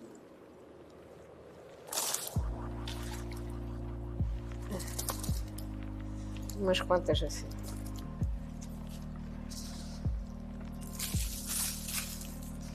Deixa que estas levam muito sal.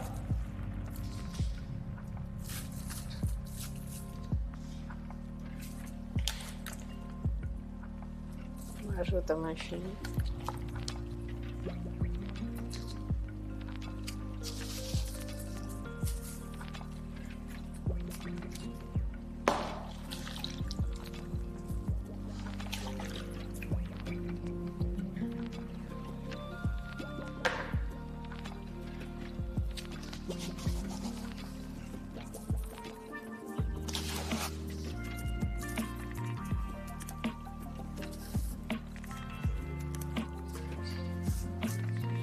tem que se fazer num cesto ou num recipiente com buracos, porque as azeitonas vão assim murchando e deitam a água. E com o sal, e não se pode pôr em todo o sítio. E agora já fiz aqui as 4 maneiras de fazer as azeitonas. Tenho as de água, as britadas, as retalhadas e as de sal. E agora façam em casa e espero que gostem.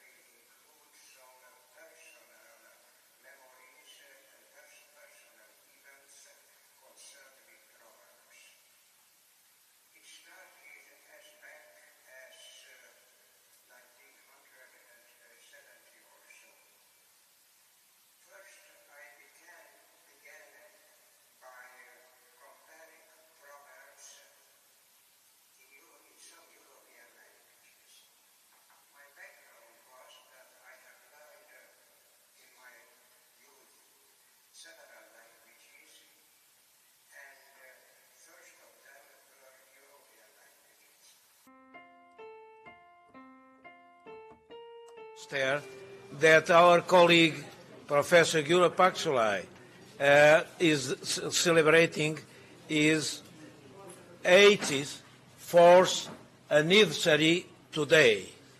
So, as one of the older members of our association, we decided to profit this special moment.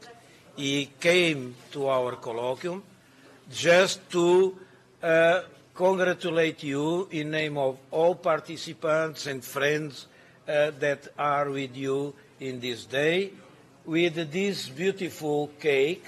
Yeah.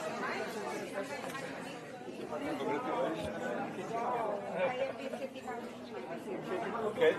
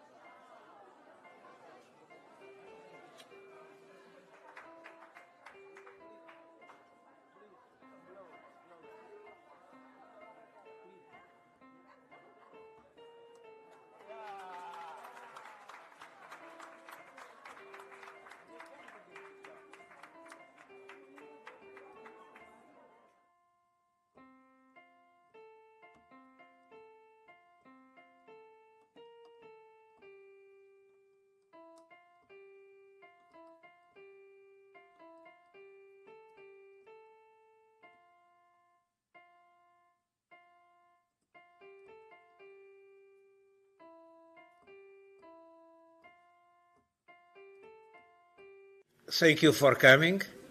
In this session, we will present 2 books and a half. The first one is Professor Gyula. For Professor, thank you for giving that possibility. And once again, this book is very important for us once we had, including in that book, the Portuguese language, of course, and not only, but this is very important. And according with our printer house, we have made one supplement that the persons from this library,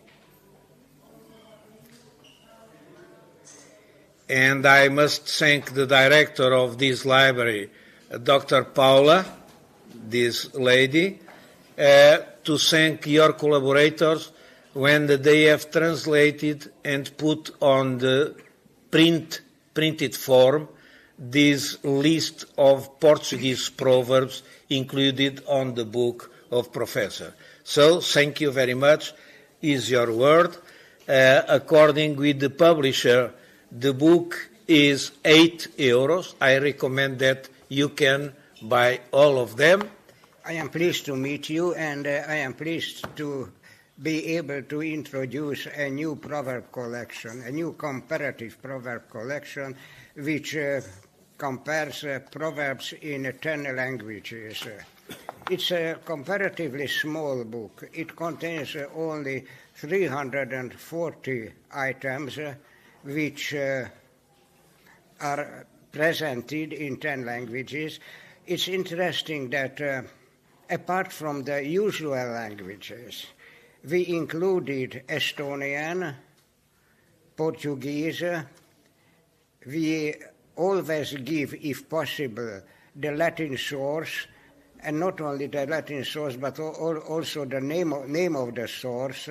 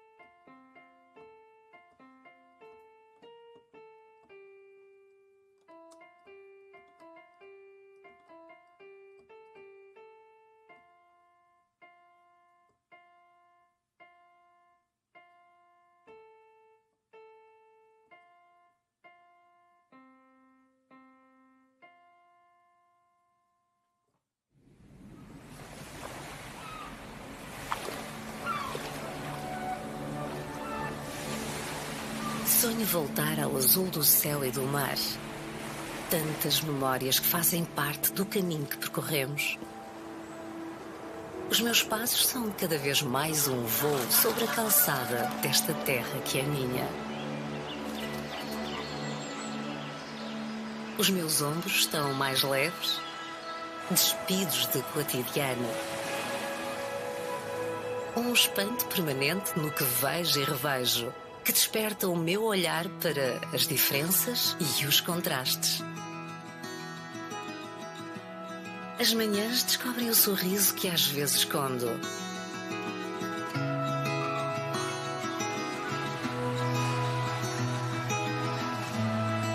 Abraçamos o dia e encontramos as gentes da nossa terra. Mar adentro, cheias de vida. Perdemos a memória das rotinas.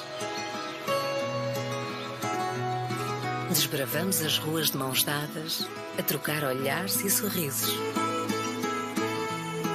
Rasgos de luz e simpatia.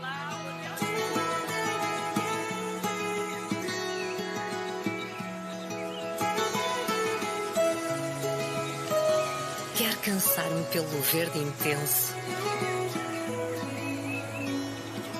Entre a areia e a água.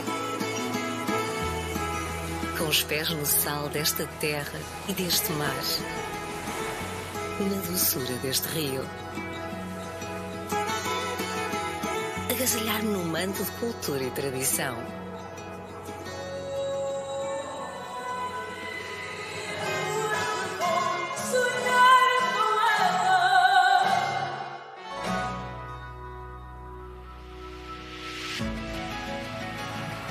Há um lugar à nossa espera. Como um templo, um castelo, onde os nossos corpos se revitalizam.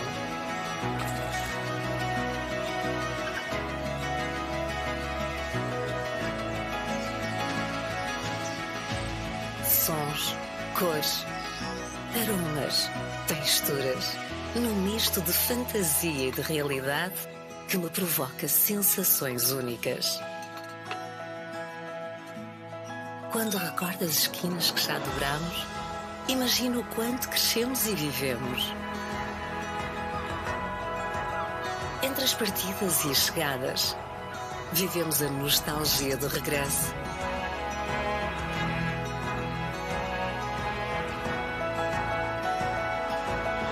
Tavira é assim.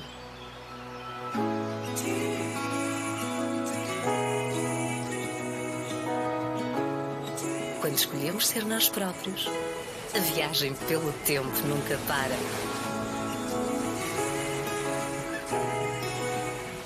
Eu escolho Tavira.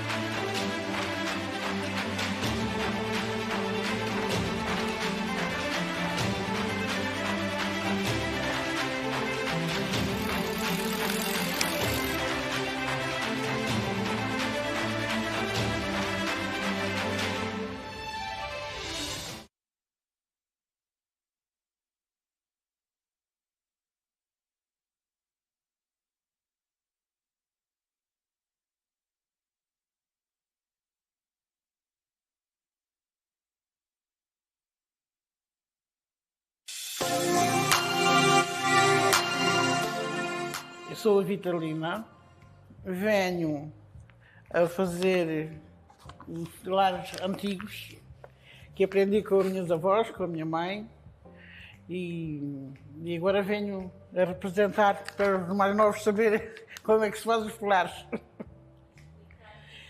Vou por iniciar a fazer a farinha, a massa do pão. Portanto, vou pôr aqui a farinha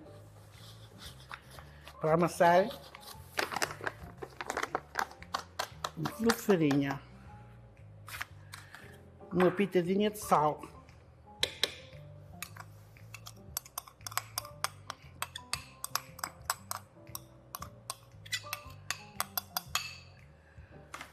Um bocadinho da massa velha, o fermento, como se chama.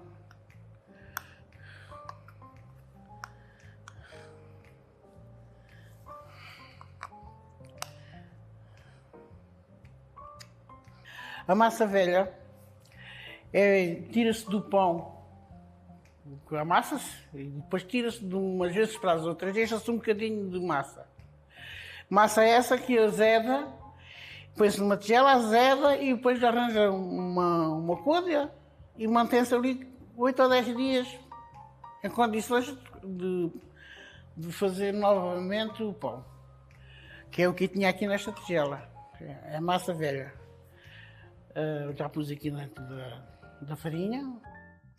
Quem não tem massa velha faz um bocadinho, ou vai à padaria, compra um bocadinho de massa e deixa 2 dias ou 8 dias, se quiser, para azedar mesmo, para novamente, quando nas vésperas quer fazer, pôr no molho um bocadinho e fazer um bocadinho de massa, de farinha, para acrescentar aquela massa, azedar novamente, para termos massa suficiente para dar depois o pão.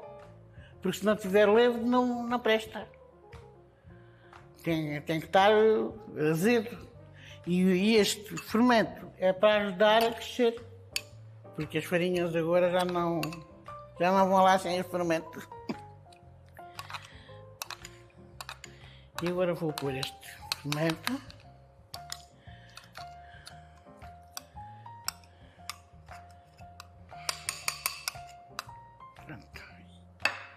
E é tudo.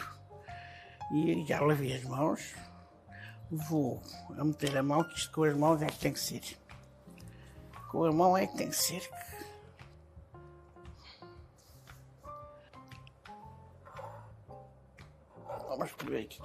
Vamos pôr aqui a aguinha.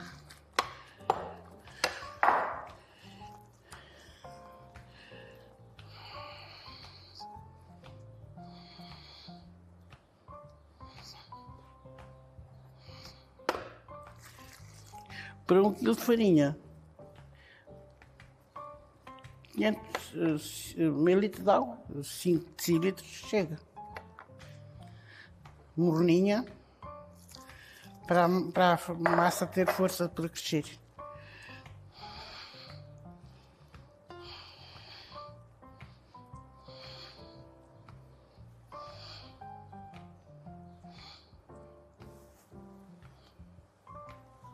Agora amassa assim uns 10 minutos, que isto é pouca quantidade, não leva muito tempo.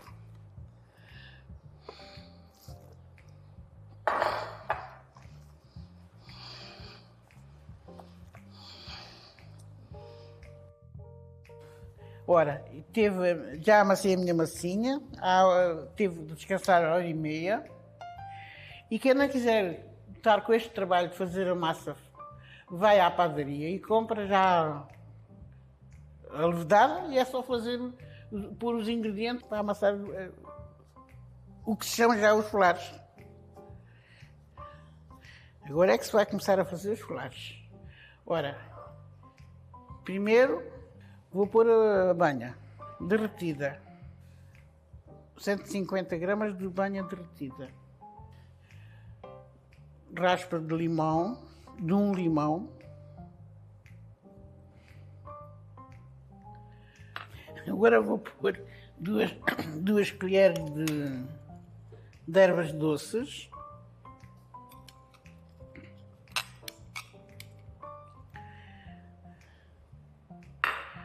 Duas colheres de canela.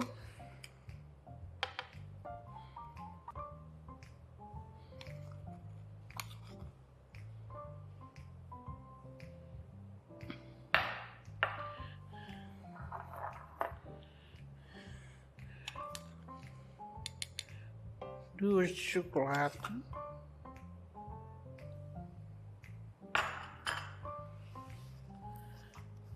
E o açúcar. meio quilo de açúcar.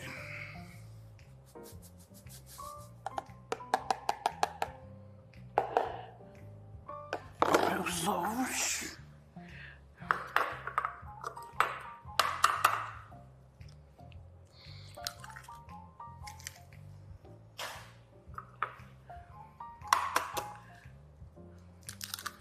E agora vamos abater isto tudo, fazer uma mistura aqui com isto.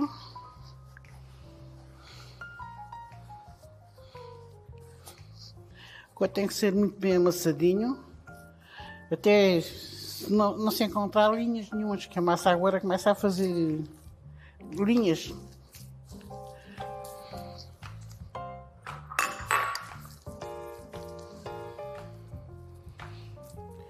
Vou untar o tachinho com banha.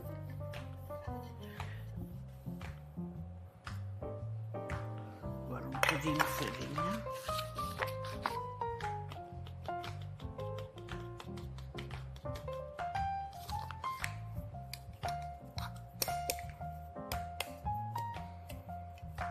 Está preparado para pôr a massa. Estive a amassar isto meia hora e agora vou pôr nos tacinhos, que é para pôr no forno.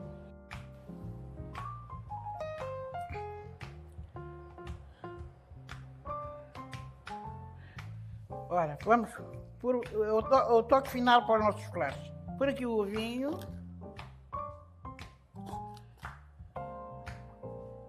E forno com eles.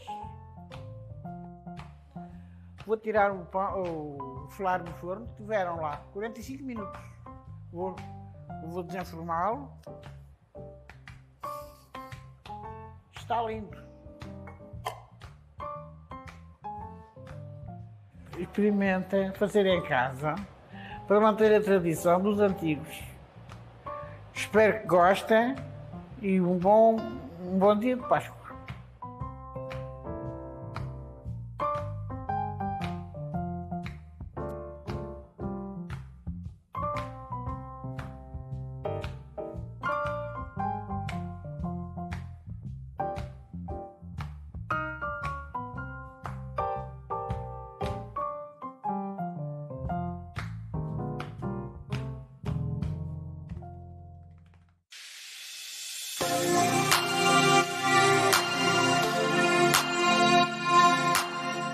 Eu sou a Leonilde, venho das casas altas e vou explicar como se faz as azeitonas para pôr na mesa e comer. Que as azeitonas não servem só para fazer azeite, servem também para se comer e há umas 4 maneiras de fazer. Temos pisadas, temos de água e temos de retalhadas e de sal. Escolhi estas azeitonas mar verdes para pisar, que é melhor, para não se desfazerem. E as outras são mais maduras, que é para fazer cortes, retalhadas e de água. E estas são mais durinhas. Não podem ser muito pisadas, senão desfazem-se.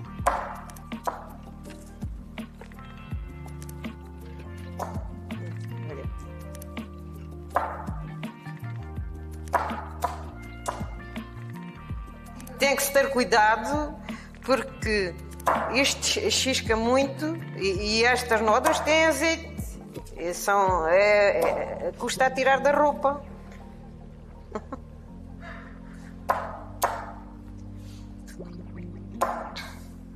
Agora piso as azeitonas, trouxe a neve, os orégãos e os limões e os alhos e faço a salmoura. E depois, se quiserem comer logo, mudam a água dia sim, dia não, durante uma semana estão boas. Vai sempre deitando sal. E se quiserem deixar mais uns tempos, 1 mês ou 2 ou 3, não se mexe mais, senão no tempo que a gente vai a comer. Convém não ser água da torneira porque é para não ter sabores. Agora vou lavar as azeitonas, põe no frasquinho, no frasquinho, e depois faço a salmoura aqui à parte e deito a água aqui. E os ingredientes estes. Isto é só uma pinga já agora.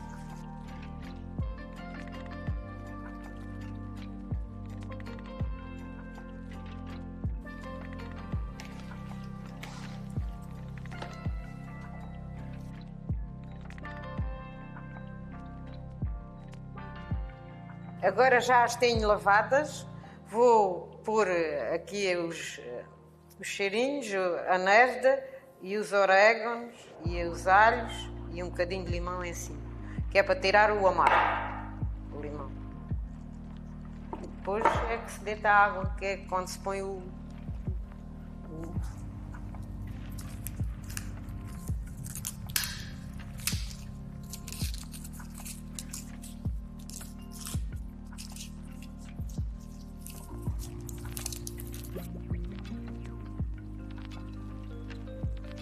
É mais e corta os bocadinhos.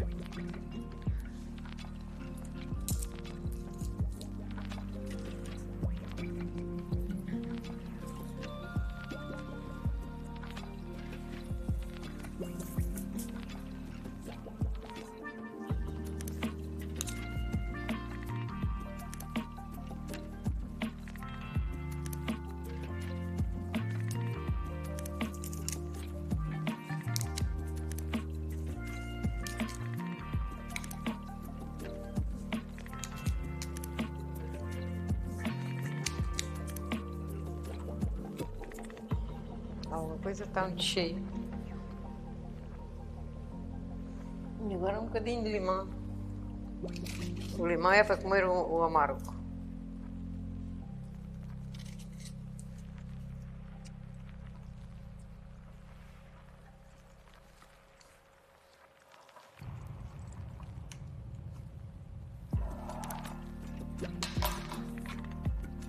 Estou a fazer a salmoura para fazer a conserva dos 3 frascos das de água. Ai.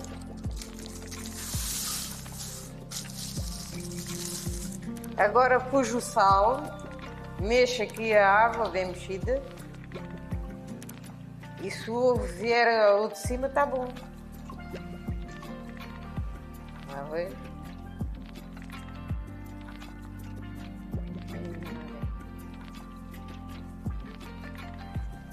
Se tivesse pouco sal e o ovo não vinha de cima. Está bom. Não precisa mais. Agora põe-se a salmoura aqui dentro, a água salgada. Se for para ficar para muito tempo, não precisa mexer mais. Se for para mudar a água, tem que mudar a água e deitar sal. Pronto. Tapa-se e está bom. Já está as azeitonas britadas. Olha, agora já estão boas.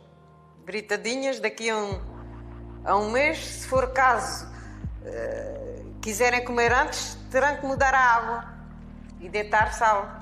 Um bocadinho de sal. Agora vamos fazer as retalhadas. Estas estão mais maduras e faço um corte. Só, antigamente fazia 3 cortes, mas como são mais maduras podem-se estragar. E agora fazemos só um corte e também já não salpicam a casa. Ao menos isso.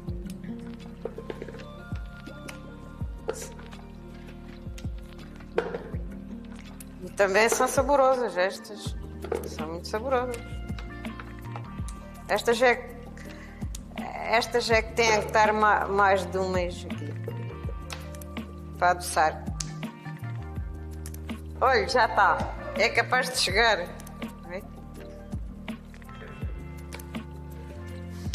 Está lá mais uma lavagemzinha. Agora já não preciso mais água, senão aquela.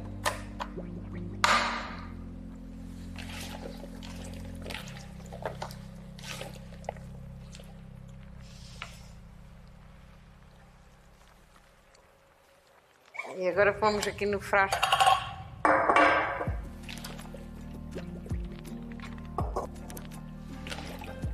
Puxa.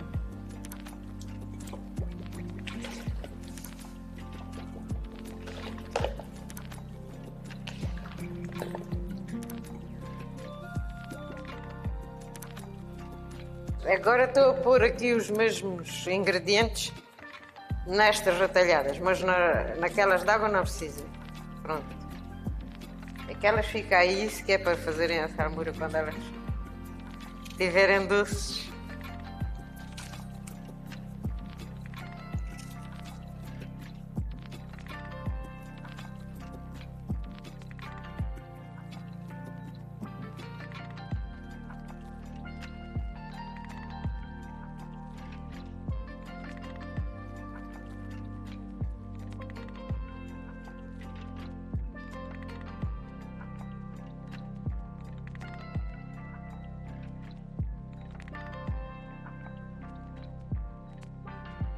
Bom, agora este já está. Já está a salmoura e os temperos. Já estão as retalhadas feitas e agora só pedem comer daqui a 2 ou 3 meses. É quando elas estão doces. Se não mexerem antes. Agora, se mudarem a água também, é capaz de adoçarem mais depressa. Agora estas vamos lavar. E ficam na água com o sal, mais nada. E daqui a 1 ano é que elas estão doces. Estas de água vão levar a salmoura e só não levam as ervas. E daqui a um ano, coisa assim, ou 6 meses, devem estar mesmo que não estejam bem doces, vão-se a provar e deita-se então a névoa e os alhos e mais sal quando fizer a salmoura. Agora esta água é para não se estragarem e a azeitona vai ficar amarelinha. Quando apanhas azeitonas para fazer de água, tem aqui uma folha. Escolha as mais amarelinhas, que estão mais maduras. Senão ficam duras. Podem estar 1 ano. Antes de 1 ano não estão doces. Só se forem mudar a água também sempre. Mas acho que não. Estas são má de adoçar porque ficam inteiras, não sai o amargo. Antigamente só se fazia azeitonas de água. Também não havia.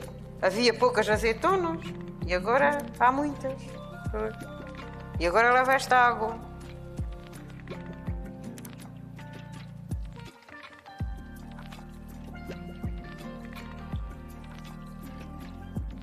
Pois estas dão menos trabalho, mas não são tão saborosas. Agora só daqui a 6 meses ou 1 ano é que se põe as ervas aromáticas e faz-se a salmoura novamente. Agora vamos fazer as azeitonas de sal. São assim roxas e apanham-se bem madurinhas. E agora lavam-se e vão-se pondo aqui junto com o sal. Que é para daqui por uns 15 dias estão boas. 15 dias ou 1 mês. Agora faz assim. Umas pedrinhas no fundo.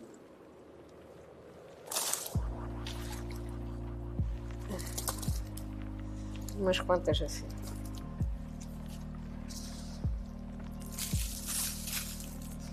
Deixa que estas levam muito sal.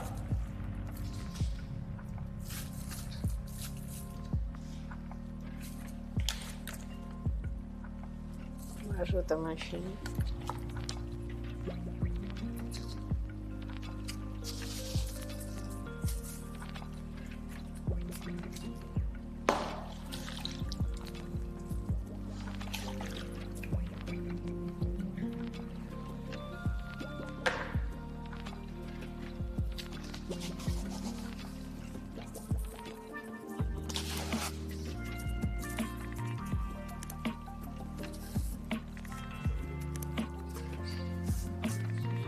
tem que se fazer num cesto ou num recipiente com buracos, porque as azeitonas vão assim murchando e deitam a água. E com o sal e não se pode pôr em todo o sítio. E agora já fiz aqui as 4 maneiras de fazer as azeitonas. Tenho as de água, as britadas, as retalhadas e as de sal. E agora façam em casa e espero que gostem.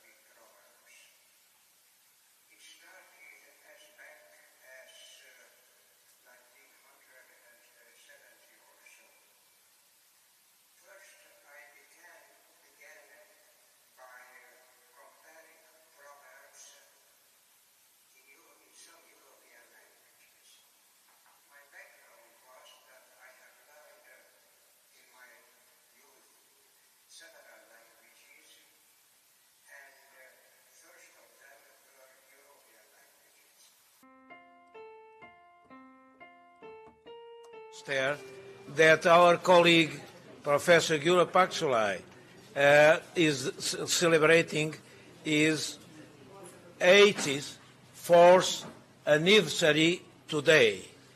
So, as one of the older members of our association, we decided to profit this special moment. He came to our colloquium just to congratulate you in name of all participants and friends that are with you in this day with this beautiful cake. Yeah.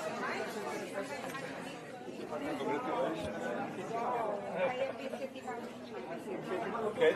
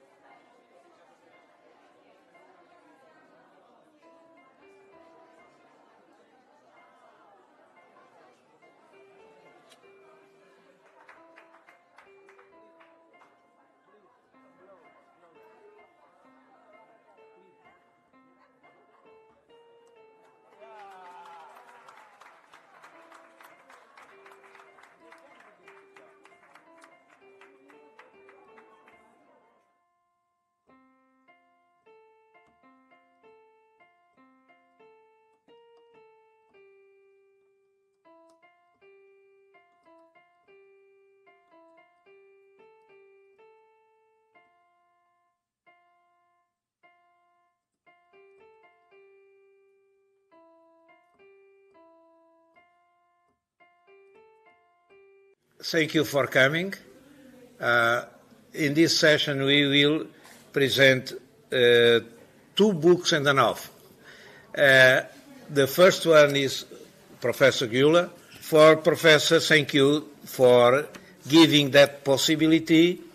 And once again, this book is very important for us once we had, including in that book, the Portuguese language, of course, and not only, but this is very important. And according with our printer house, we have made one supplement that the persons from this library, and I must thank the director of this library, Dr. Paula, this lady, to thank your collaborators when they have translated and put on the printed form this list of Portuguese proverbs included on the book of Professor. So, thank you very much, is your word.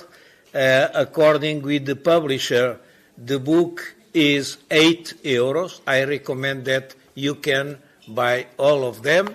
I am pleased to meet you, and I am pleased to be able to introduce a new proverb collection, a new comparative proverb collection, which compares proverbs in 10 languages. It's a comparatively small book. It contains only 340 items, which are presented in 10 languages. It's interesting that apart from the usual languages, we included Estonian, Portuguese. We always give, if possible, the Latin source, and not only the Latin source, but also the name of the source.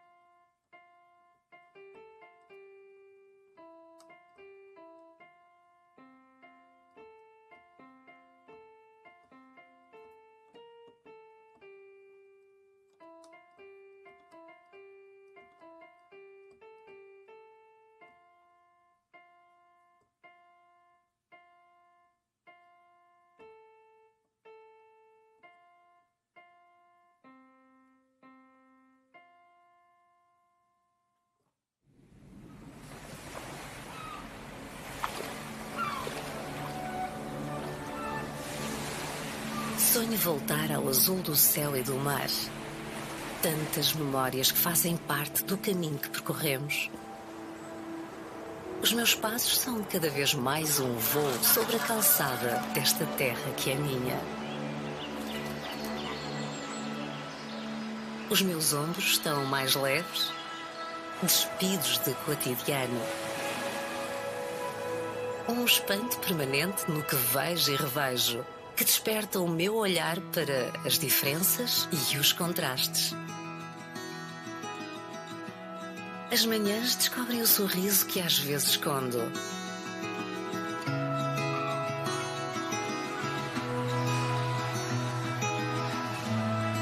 Abraçamos o dia e encontramos as gentes da nossa terra. Mar adentro,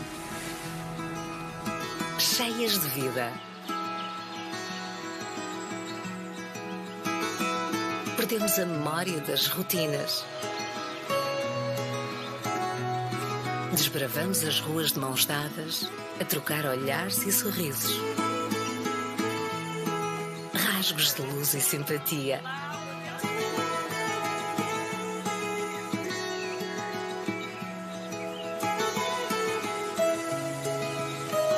Quero cansar-me pelo verde intenso. Entre a areia e a água. Com os pés no sal desta terra e deste mar, na doçura deste rio. Agasalhar-me num manto de cultura e tradição.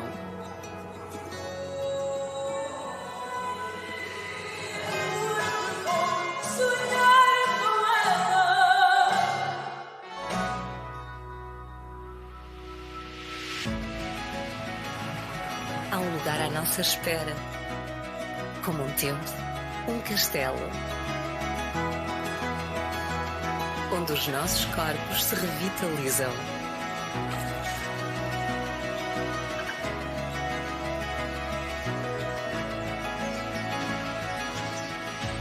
Sons, cores, aromas, texturas, num misto de fantasia e de realidade que me provoca sensações únicas.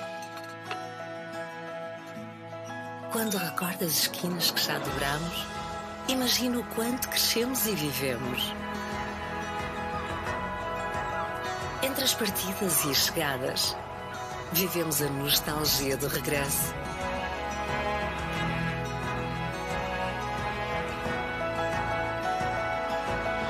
Tavira é assim.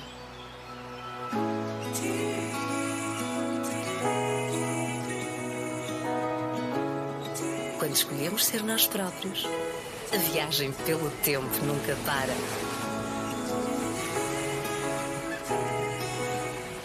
Eu escolho Tavira.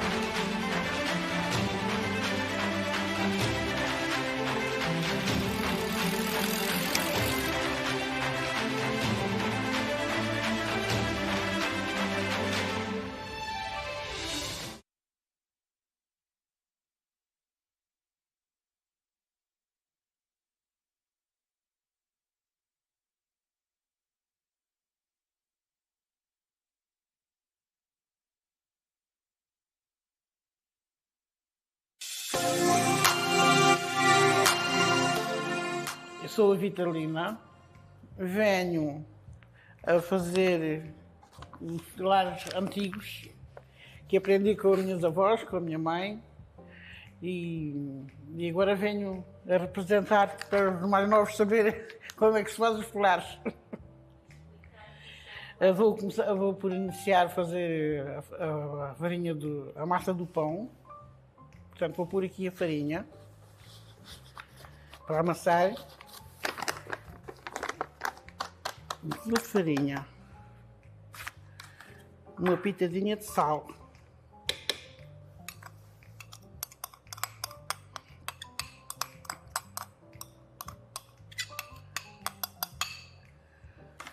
Um bocadinho da massa velha, o fermento, como se chama.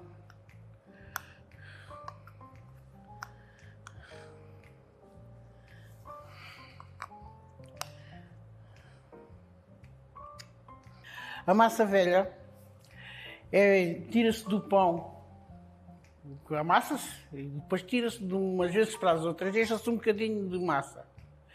Massa essa que azeda, põe-se numa tigela, azeda e depois arranja uma côdea e mantém-se ali 8 ou 10 dias em condições de fazer novamente o pão, que é o que tinha aqui nesta tigela, é a massa velha.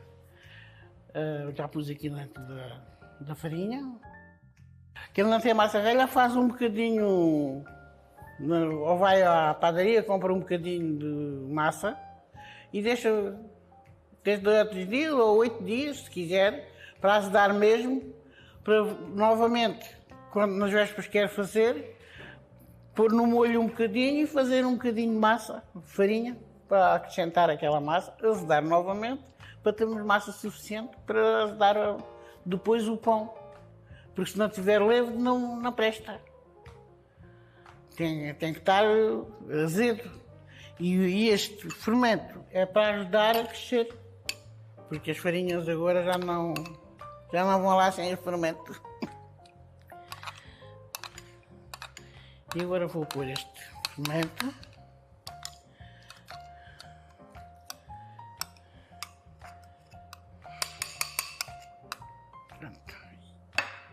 E é tudo. E já lavei as mãos. Vou a meter a mão, que isto com as mãos é que tem que ser. Com a mão é que tem que ser.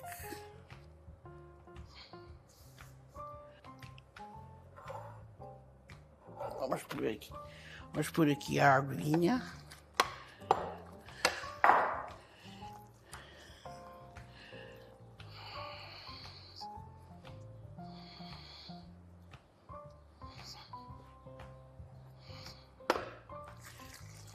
Para 1 quilo de farinha, 500 ml de água, 5 decilitros chega. Morninha, para a massa ter força para crescer.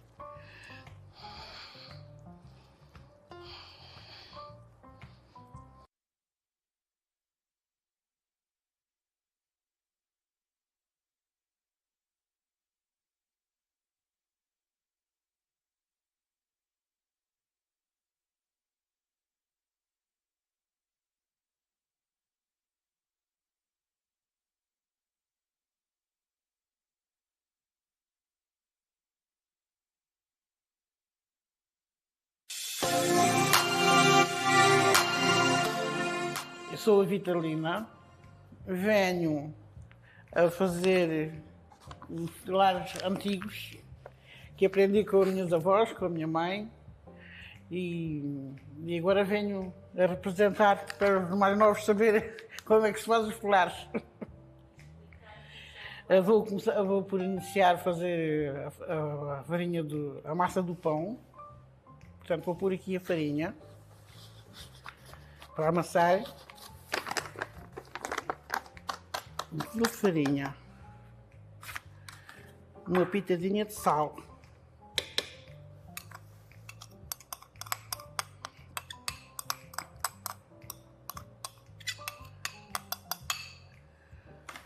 um bocadinho da massa velha, o fermento, como se chama.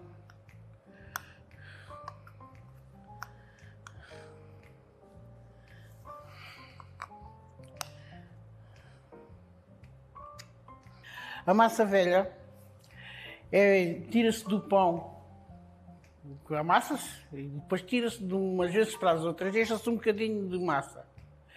Massa essa que azeda, põe-se numa tigela, azeda e depois arranja uma côdea e mantém-se ali 8 ou 10 dias em condições de fazer novamente o pão, que é o que tinha aqui nesta tigela. É massa velha. Já pus aqui dentro da farinha. Quem não tem massa velha faz um bocadinho, ou vai à padaria, compra um bocadinho de massa e deixa 2 dias ou 8 dias, se quiser, para azedar mesmo, para novamente, quando nas vésperas quer fazer, pôr no molho um bocadinho e fazer um bocadinho de massa, de farinha, para acrescentar aquela massa, azedar novamente, para termos massa suficiente para azedar depois o pão. Porque se não tiver levo, não presta. Tem que estar azedo. E este fermento é para ajudar a crescer. Porque as farinhas agora já não vão lá sem o fermento. E agora vou pôr este fermento.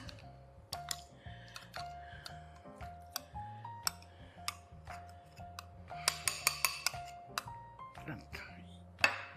E é tudo. E já lavei as mãos. Vou a meter a mão, que isto com as mãos é que tem que ser. Com a mão é que tem que ser.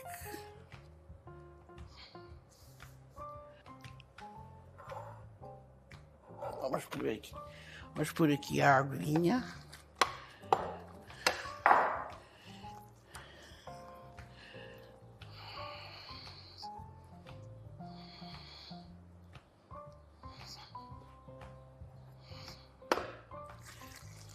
Para 1 quilo de farinha, 500 ml de água, 5 decilitros chega. Morninha, para a massa ter força para crescer.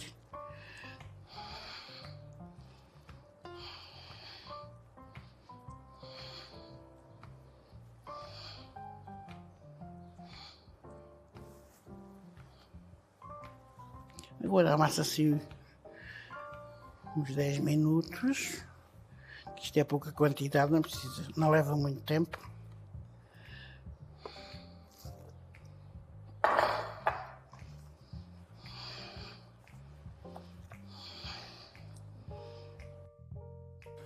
Ora, já amassei a minha massinha, tive de descansar 1h30, e quem não quiser estar com este trabalho de fazer a massa, vai à padaria e compra já a levedar, e é só pôr os ingredientes para amassar o que se chama já os folares. Agora é que se vai começar a fazer os folares. Ora, primeiro vou pôr a banha derretida, 150 gramas de banha derretida. Raspa de limão, de um limão. Agora vou pôr 2 colheres de ervas doces.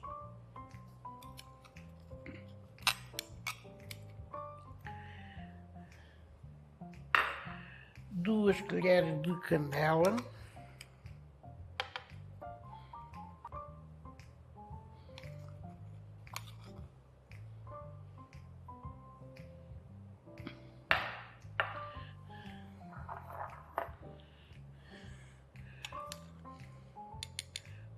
Duas de chocolate.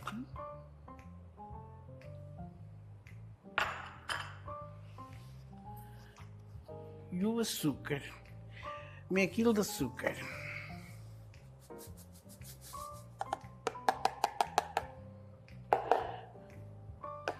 Os ovos.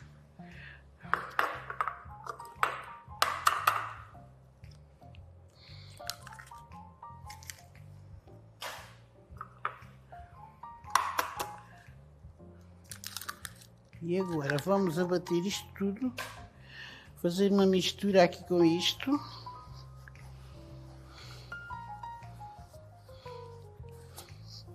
Agora tem que ser muito bem amassadinho, até não se encontrar linhas nenhumas, que a massa agora começa a fazer linhas.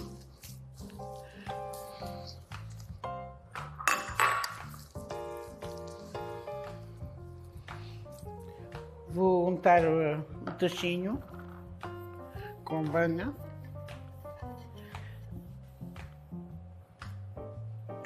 Agora um bocadinho de farinha.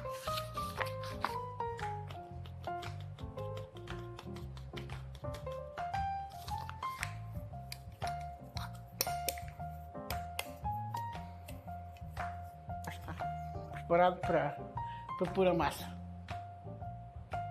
Estive a amassar isto meia hora e agora vou pôr nos tacinhos que é para pôr no forno.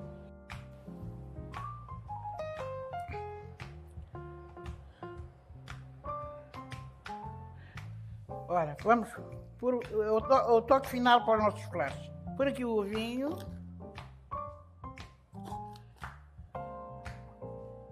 E forno com eles. Vou tirar o flare do forno, tiveram lá 45 minutos. Vou desenformá-lo. Está lindo.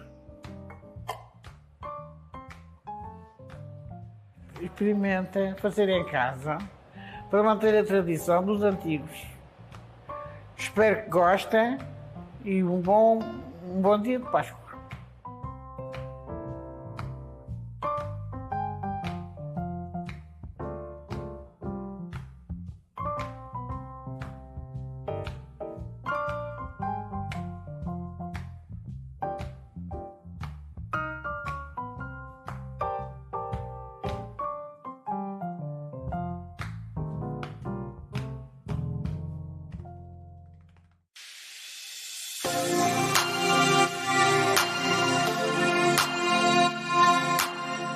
Eu sou a Leonilde, venho das casas altas e vou explicar como se faz as azeitonas para pôr na mesa e comer. Que as azeitonas não servem só para fazer azeite, servem também para se comer e há umas 4 maneiras de fazer.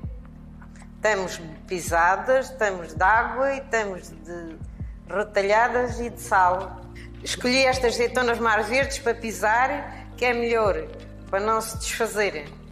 E as outras são mais maduras, que é para fazer cortes, retalhadas e de água. E estas são mais durinhas.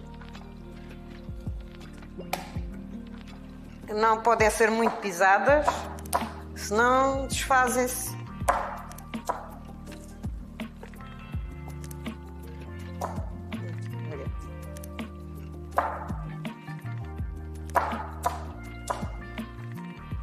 Tem que se ter cuidado porque isto chisca muito e estas nodas têm azeite. Custa a tirar da roupa.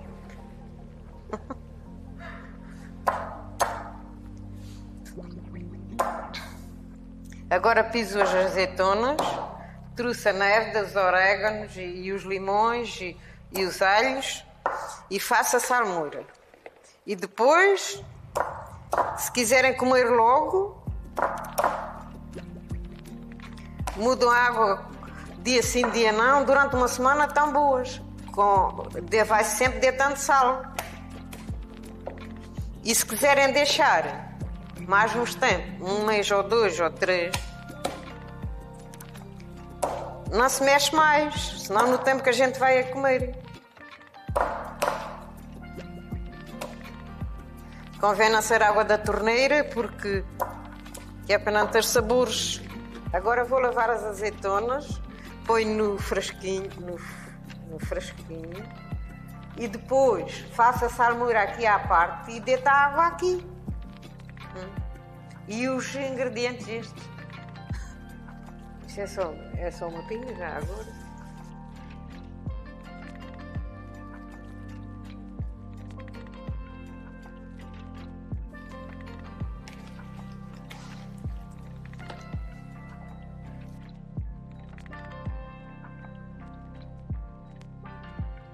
Agora já as tenho lavadas, vou pôr aqui os cheirinhos, a neve e os orégãos e os alhos e um bocadinho de limão em cima, que é para tirar o amargo, o limão.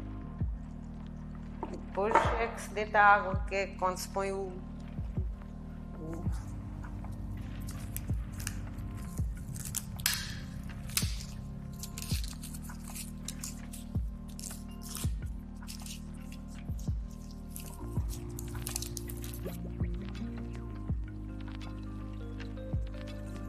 amargo e corta os bocadinhos.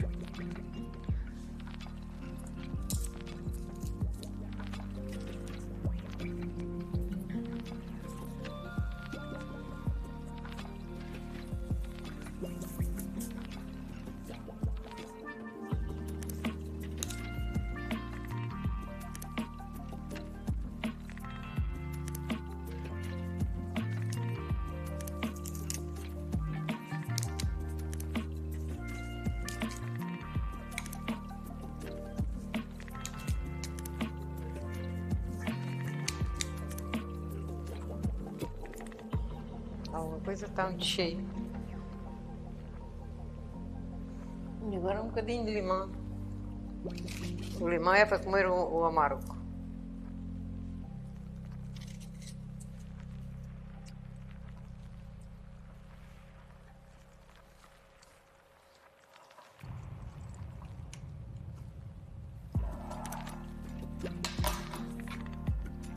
Estou a fazer a sarmura para fazer a conserva dos 3 frascos das de água. Ai.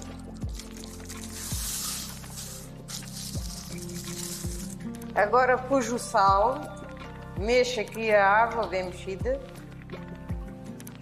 e se o ovo vier ao de cima está bom. Vai ver?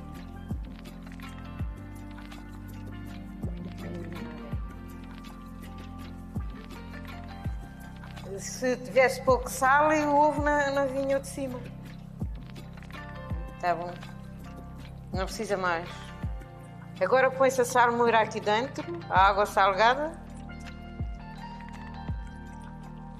Se for para ficar para muito tempo, não precisa mexer mais. Se for para mudar a água, tem que mudar a água e deitar sal. Pronto. Tapa-se e está bom. Já está as azeitonas britadas. Olha, agora já estão boas.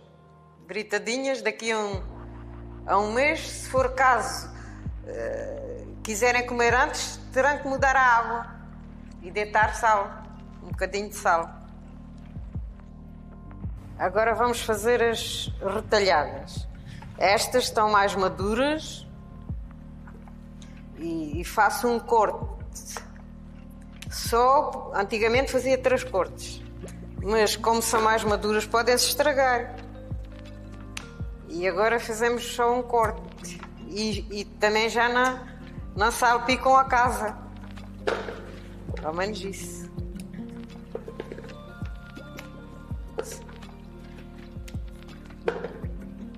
E também são saborosas estas. São muito saborosas. Estas é que têm que estar mais de um mês aqui para adoçar. Olha, já está. É capaz de chegar.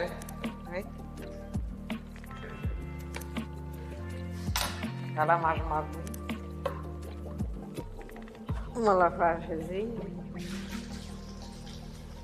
Agora já não preciso mais água, senão aquela.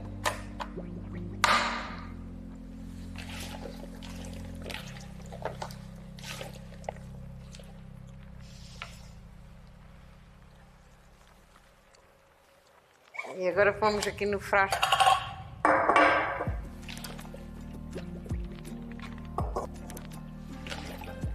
Puxa.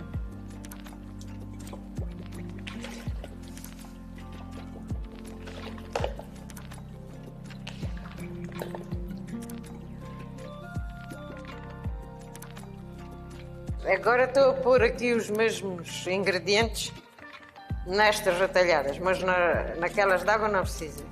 Pronto. Aquelas ficam aí, se quer para fazerem a sarmura quando elas estiverem doces.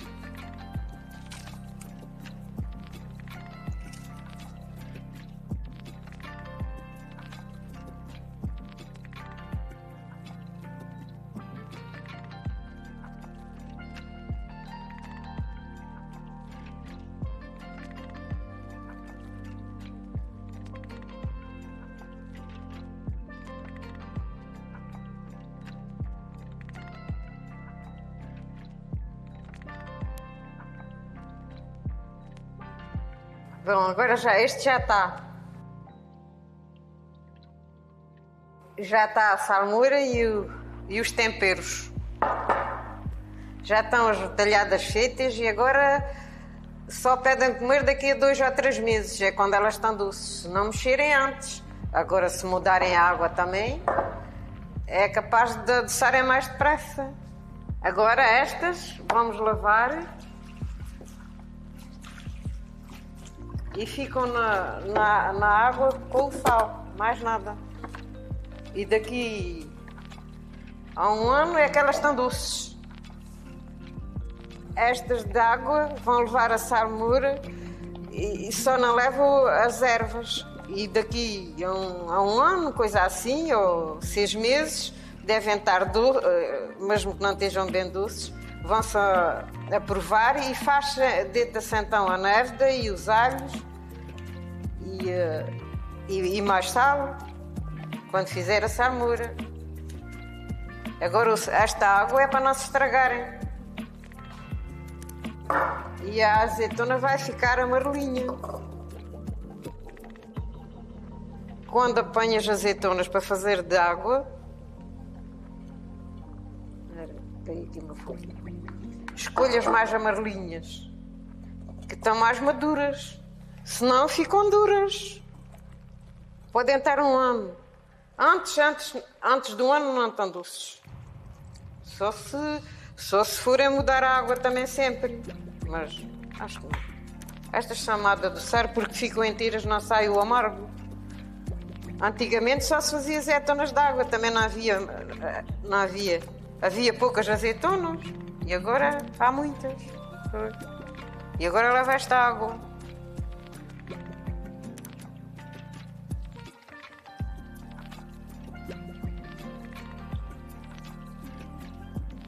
Pois estas dão menos trabalho, mas não são tão saborosas. Agora só daqui a 6 meses ou 1 ano é que se põe as ervas aromáticas e faz-se a salmoura novamente. Agora vamos fazer as azeitonas de sal. São assim roxas e apanham-se bem madurinhas. E agora lavam-se e vão-se pondo aqui junto com o sal. Que é para... Daqui por uns 15 dias estão boas. 15 dias ou 1 mês. Agora faz assim. Umas pedrinhas no fundo.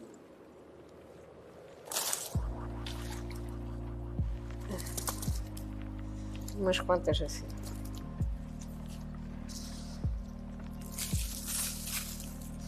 Deixa que estas levam muito sal.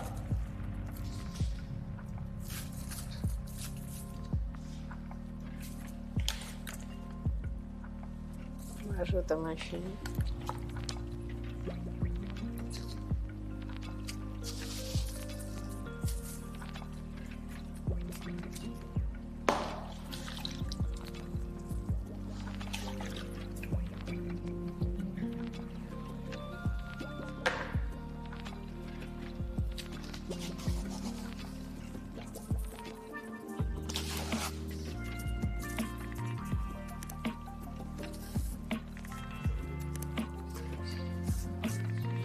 Tem que se fazer num cesto ou num recipiente com buracos, porque as azeitonas vão assim murchando e deitam a água. E com o sal e não se pode pôr em todo o sítio.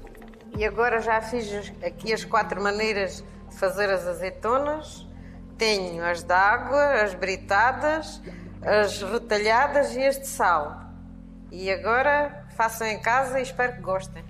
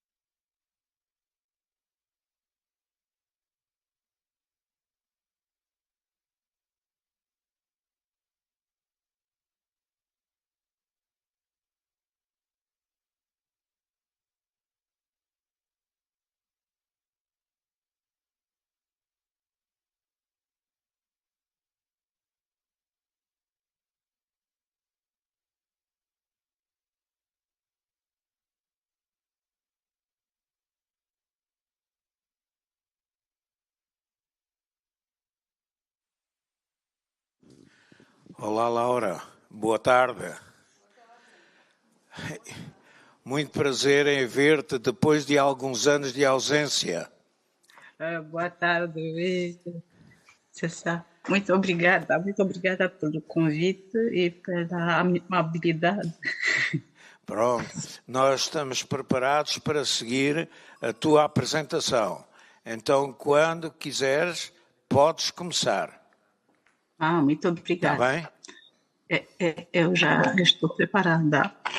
Então, boa tarde a todos os participantes e antes de apresentar a minha palestra, gostaria de expressar o meu sincero apreço para a excelente organização Colloquio dedicado à paremiologia, um evento científico distinto que tem consistentemente demonstrado o seu valor ao longo do tempo. 25 anos é já uma vida. Então, é um prazer estar aqui hoje para falar sobre a configuração de imagens do outro nos Provérbios romanos. E como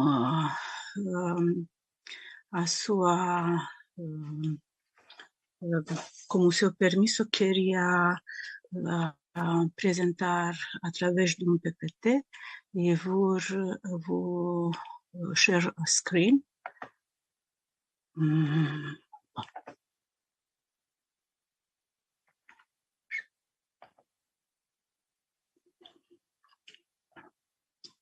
É visível?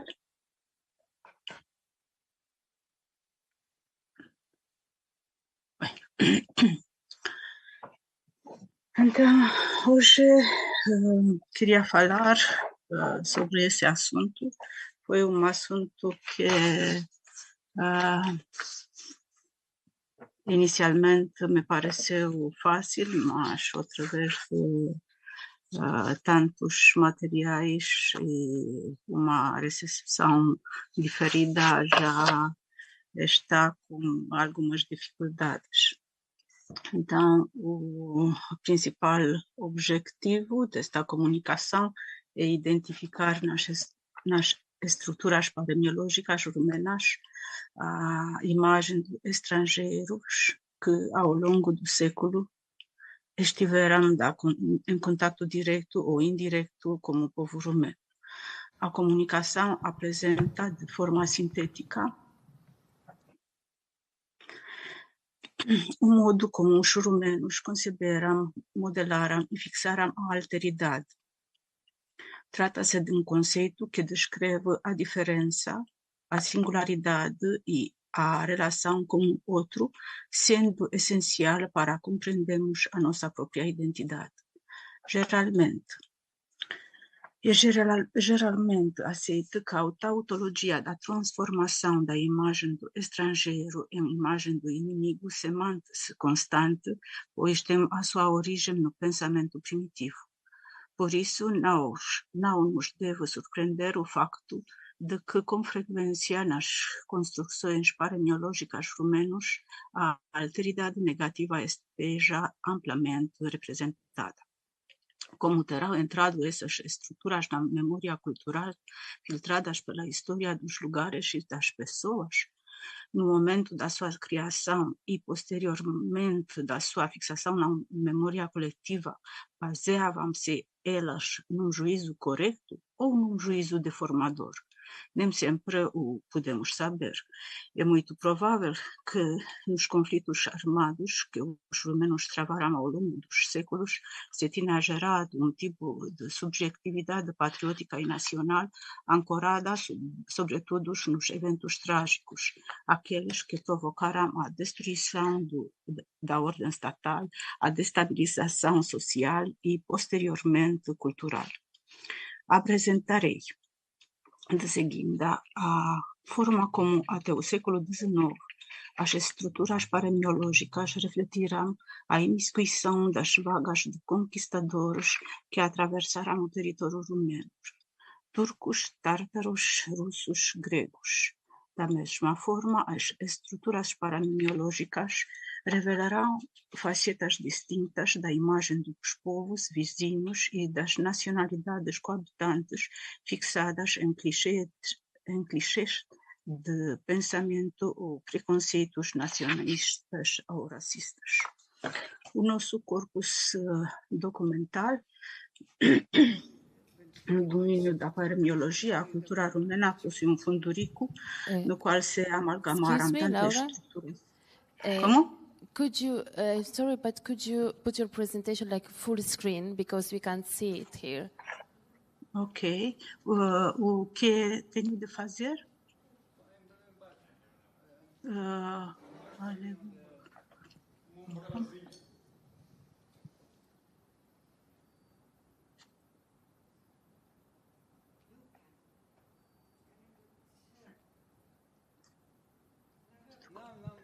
Look down, look where is the red light, you see?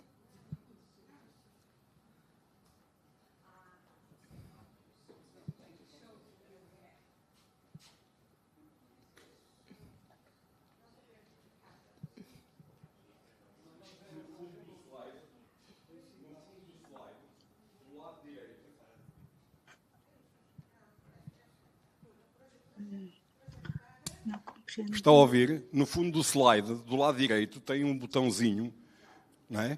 Que tem tipo um corpo invertido, ok? Carrega aí. Não. Embaixo. No fundo do lado direito. Mais para baixo. Venha com a seta para baixo. Onde está a ser indicado? Está a ver? Não. Venha mais para baixo com a setinha. Mesmo para o fundo do slide. Venha mesmo para o fundo todo da tela. Venha para o fundo da tela.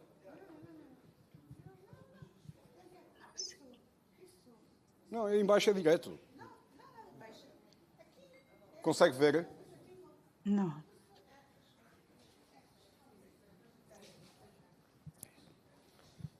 Apare bara de jos.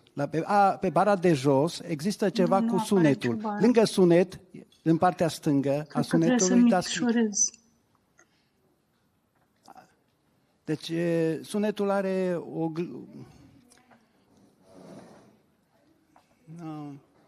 Nu, în partea dreaptă au dispărut. Atunci mergeți la proiectare. Mergeți la proiectare, sus. La proiectare, așa.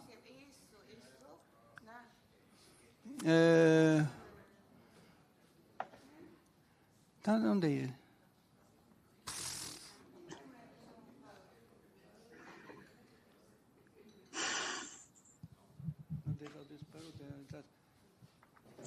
Întoarceți-vă la pornire. Aici. Ok, în sus. Sus, acolo.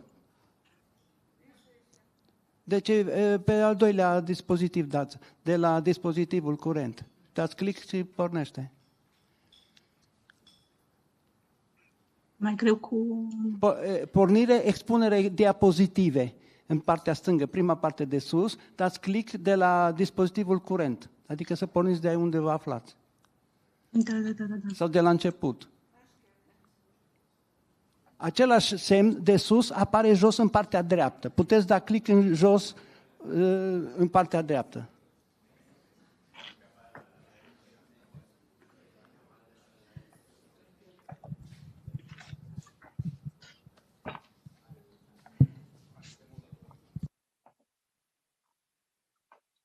Deci proiectare.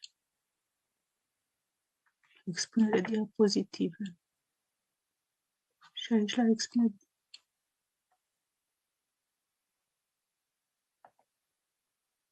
Așa, e bine? Se vede? Da, acolo, apăsați acolo, da. Am apăsat, da. Este ok? Nu se vede încă. Da, eu văd...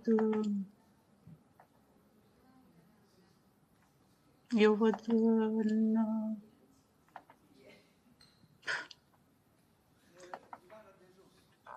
Nu, un pic. Am să chem un ajutor.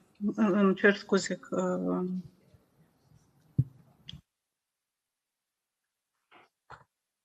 Da, nu înțeleg de ce.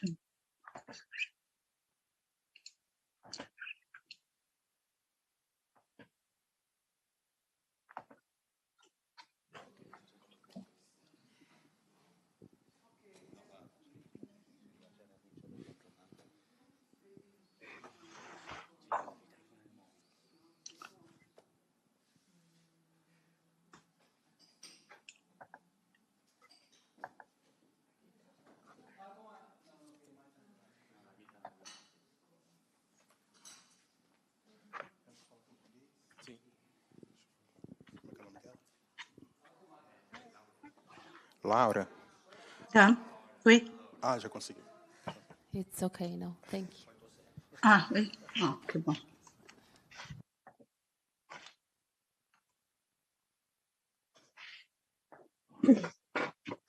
And one of corpus documental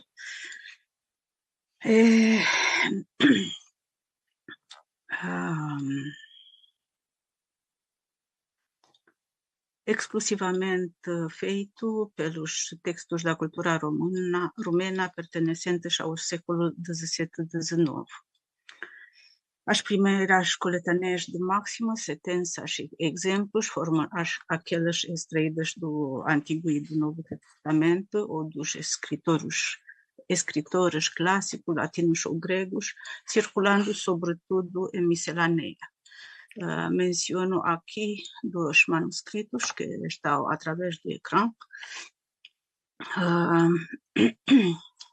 Tenho a dizer que, ao mesmo tempo, menciono aqui dois mais importantes corpos traduzidos pelo romeno e com circulação em todas as províncias históricas. Primeiro é Flora d'Aurilor, o Fiore di Virtù, a tradução romena mais antiga da coletânea didático-moralizadora da origem italiana, Fiore di Virtù, foi copiada entre 1592 e 1604.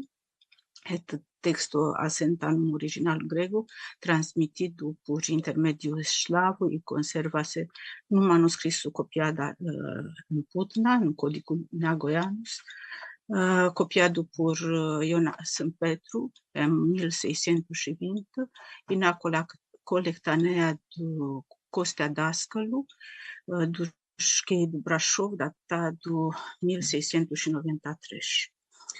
Outra tradução desta importante obra foi realizada por Timotei Sfântagorețu.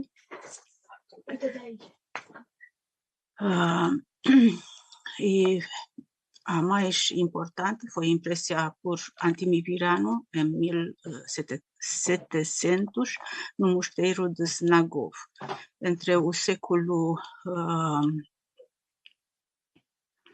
17 e 19, a obra circulou em todas as províncias romenas através de 36 manuscritos e de 5 edições impressas, a última publicada em 1864.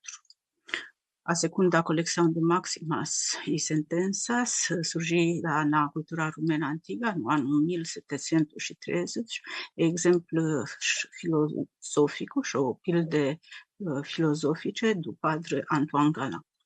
Antimi Virano imprimiu-a em Târgoviște em formato bilingue, grego-romeno, sendo ele próprio o tradutor da versão romena, enquanto a versão grega ficou a cargo do pregador de corte Ioan Avramius. A edição apresenta algumas diferenças quanto ao material de seleção da máxima realizada por Galland, diferenças que aumentaram nas edições posteriores, como se vê já nesse slide.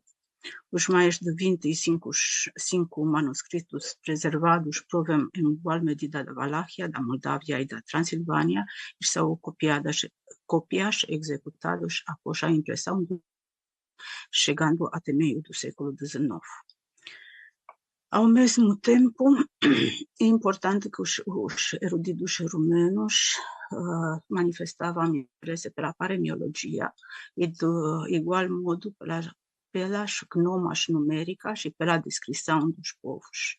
Assim, por volta do ano 1672, Nicolae Milescu Spătaru, já então tradutor oficial da Corte Imperial de Moscovo, traduz e reelabora a partir da Enciclopédia de Alstedius, publicada em 1620 em Herborn, duas obras, Arimologia, do Johann Lauterbach, e Arimologia Ética Mitológica, de Joachimus Camerarius.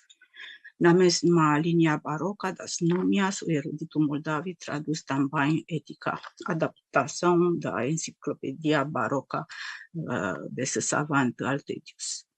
Mesmo que tenhamos recuperado tardiamente essa tradução de Milescu, publicada em língua romena apenas em 1982, fiz questão de mencionar aqui, dado que ela contém as primeiras fichas de caracterização de alguns povos combinado aleatoriamente instrumentos de alteridade negativa. No ecrã são as características de certos países e povos, numa disposição português e latim. Aqui são caracterizados os alemães e já os outros, e eu vou ler ainda mais, como é sábio as descrições feitas acerca de diversos povos remontam aos primórdios da antiguidade. Herodoto, Xenofonte ou Strabon realizaram os primeiros retratos dos sítios, dos persas, dos sarmatos e dos outros, apresentados como barbáries cruéis e selvagens. Essas representações perpetuaram-se na consciência dos seus sucessores através da Idade Média e o Renascimento, chegando em algumas culturas até o Iluminismo. Por isso, não devemos estranhar as descrições acima referidas de Lauterbach e Camerarius, nem as reelaborações posteriormente que chegaram até nós. Quanto à cultura romena, observo que as traduções precedendo as obras originais asseguraram uma base sólida para o pensamento paremiológico. Vemos assim como estruturas paremiológicas estão entretecidas na matéria épica dos ensinamentos do Nego-Basarab, nas crônicas moldavas ou valachas, e sobretudo nas obras literárias, filosóficas e históricas do príncipe Dimitrie Cantemir. Todavia, as primeiras coletâneas originais surgem tarde.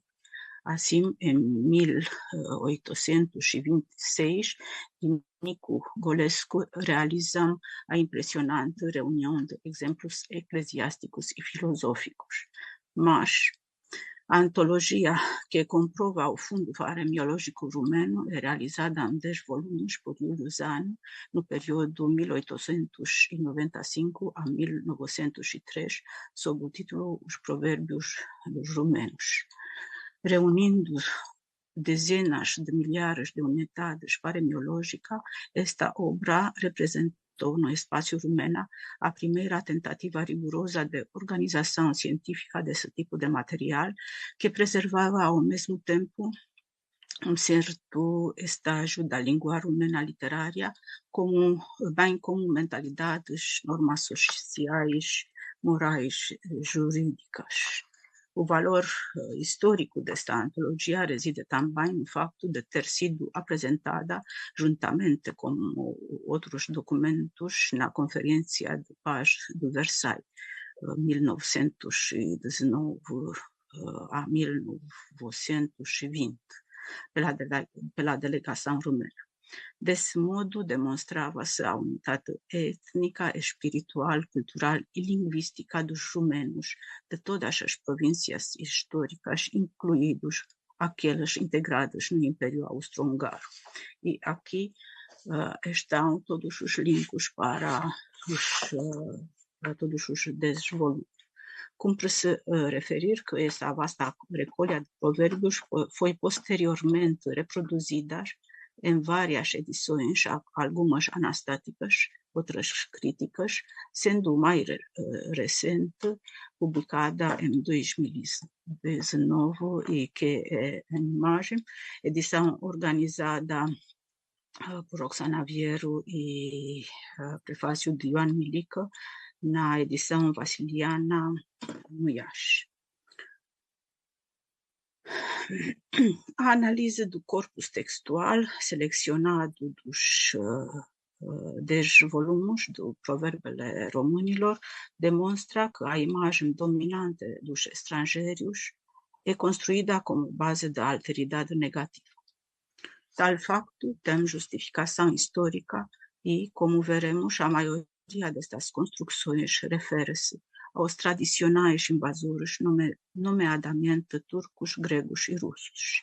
Não falta, contudo, imagens construídas com base na alteridade positiva e também na neutra, fundadas sobretudo nas qualidades notáveis de determinadas comunidades étnicas, entre as quais se destaca a comunidade alemã. Aliás, esta percepção acerca da minoria alemã foi convertida num clichê de pensamento e mantém-se até hoje, uma vez que os romenos elegeram maioritariamente um presidente de origem alemã e, de igual modo, um dos maiores centros urbanos da Romênia, Timișoara, tem também alemão como presidente de Câmara. A alteridade positiva, embora pouco representada nas estruturas paremiológicas evidenciadas através de convivência pacífica no território habitado pelos romenos de inumeráveis comunidades étnicas. Actualmente temos 17 minorias étnicas que se encontram representadas no Parlamento da Romênia. Este número elevado de comunidades étnicas foi explicado historicamente pela nossa posição geográfica situada no cruzamento entre o Oriente e o Ocidente, beneficiando de vias terrestres e fluviais que ligavam o mundo e civilizações entre eles. A alteridade negativa e irônica é construída com base em relações metasemênicas, figuras que atuam sobre a semântica, entre as quais predominam os tipos sinecdótico e metonímico. Então, temos língua fina, apelido através do qual os arrumenos retratam a natureza hipócrita dos gregos, conforme o saco, assim o remédio, conforme o turco, assim a pistola. Esta expressão é usada quando se avalia o caráter de uma pessoa pelas suas ações, ou quando se percebe que um traço negativo se encontra tanto no pai como no filho, tal como na expressão a lasca não salta longe do tronco. Deve referir-se que a expressão original era conforme o estejo, não o turco, assim é pistola. Naturalmente, o estojo reproduz o contorno da arma que transporta e pelo aspecto do estojo podemos perceber como é a arma. Contudo, dado que na memória coletiva os turcos eram sempre representados como armados, ocorreu esta substituição. Então, o outro russo leva a cruz e o diabo no peito, releva a natureza dissimulada do russo. Cumpre mencionar que as imagens construídas por metalogismos, figuras de pensamento que modificam o valor lógico da frase, surgem frequentemente no âmbito da alteridade negativa. Encontramos assim imagens edificantes mediante hipérbolas devastadoras. Então, um dito turco expressa o seguinte: não torna a crescer erva onde os cavaleiros otomanos passaram uma vez. Se dizem-se de alguém muito cruel, como um turco dos pobrezinhos significa comer muito, como identicamente ser guloso como grego, ou comer como grego de óculos. Se diz que gregos gulosos, mas também avarentos, comem de óculos porque assim as dentadas lhe parecem maiores e comem menos. E a última, por vezes, as construções reúnem metalogismos e metasememas para sublinhar a alteridade negativa, como no exemplo seguinte, em que se combinam o paradoxo e a metonimia, calo verde e o grego, como juízo nunca se viu.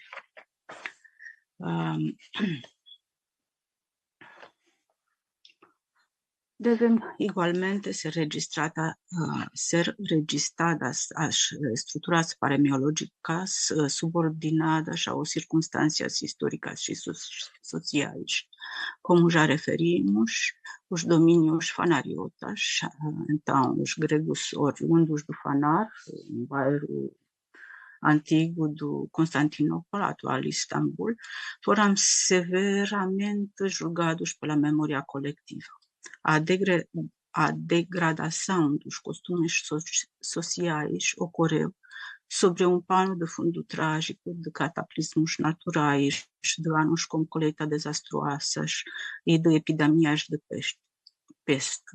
Sabe-se que no século XVIII, no intervalo entre 1711 e 1716 a 1821, os principados romanos tiveram 31 príncipes fanariotes através de cerca de 38 mandatos obtidos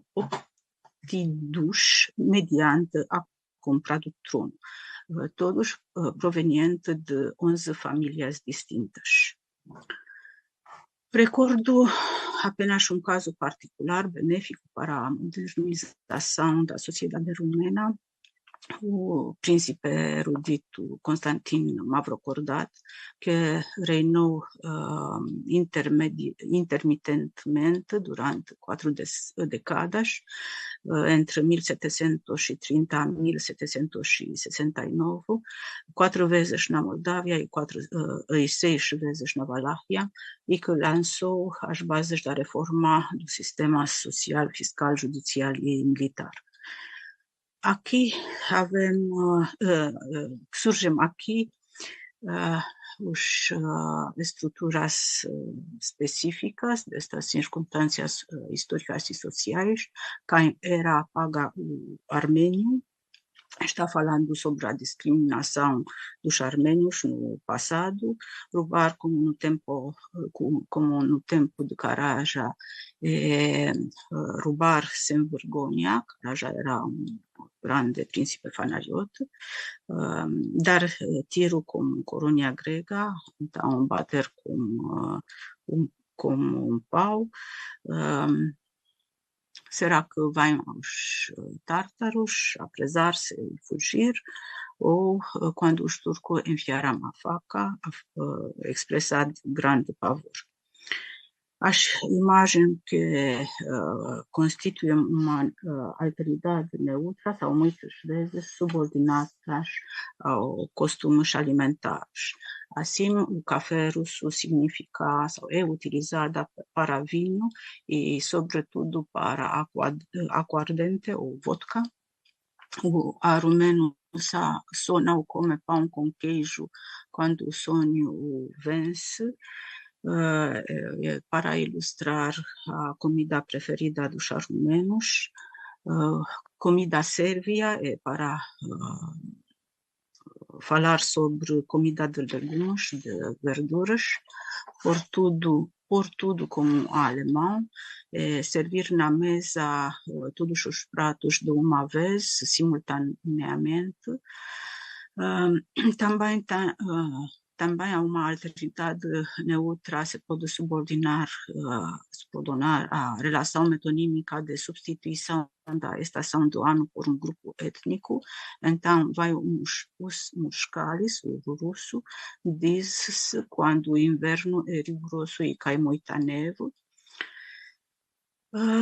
Imagem que descreve a natureza de alguns povos, cremos que também pode ser integrado na alteridade neutra.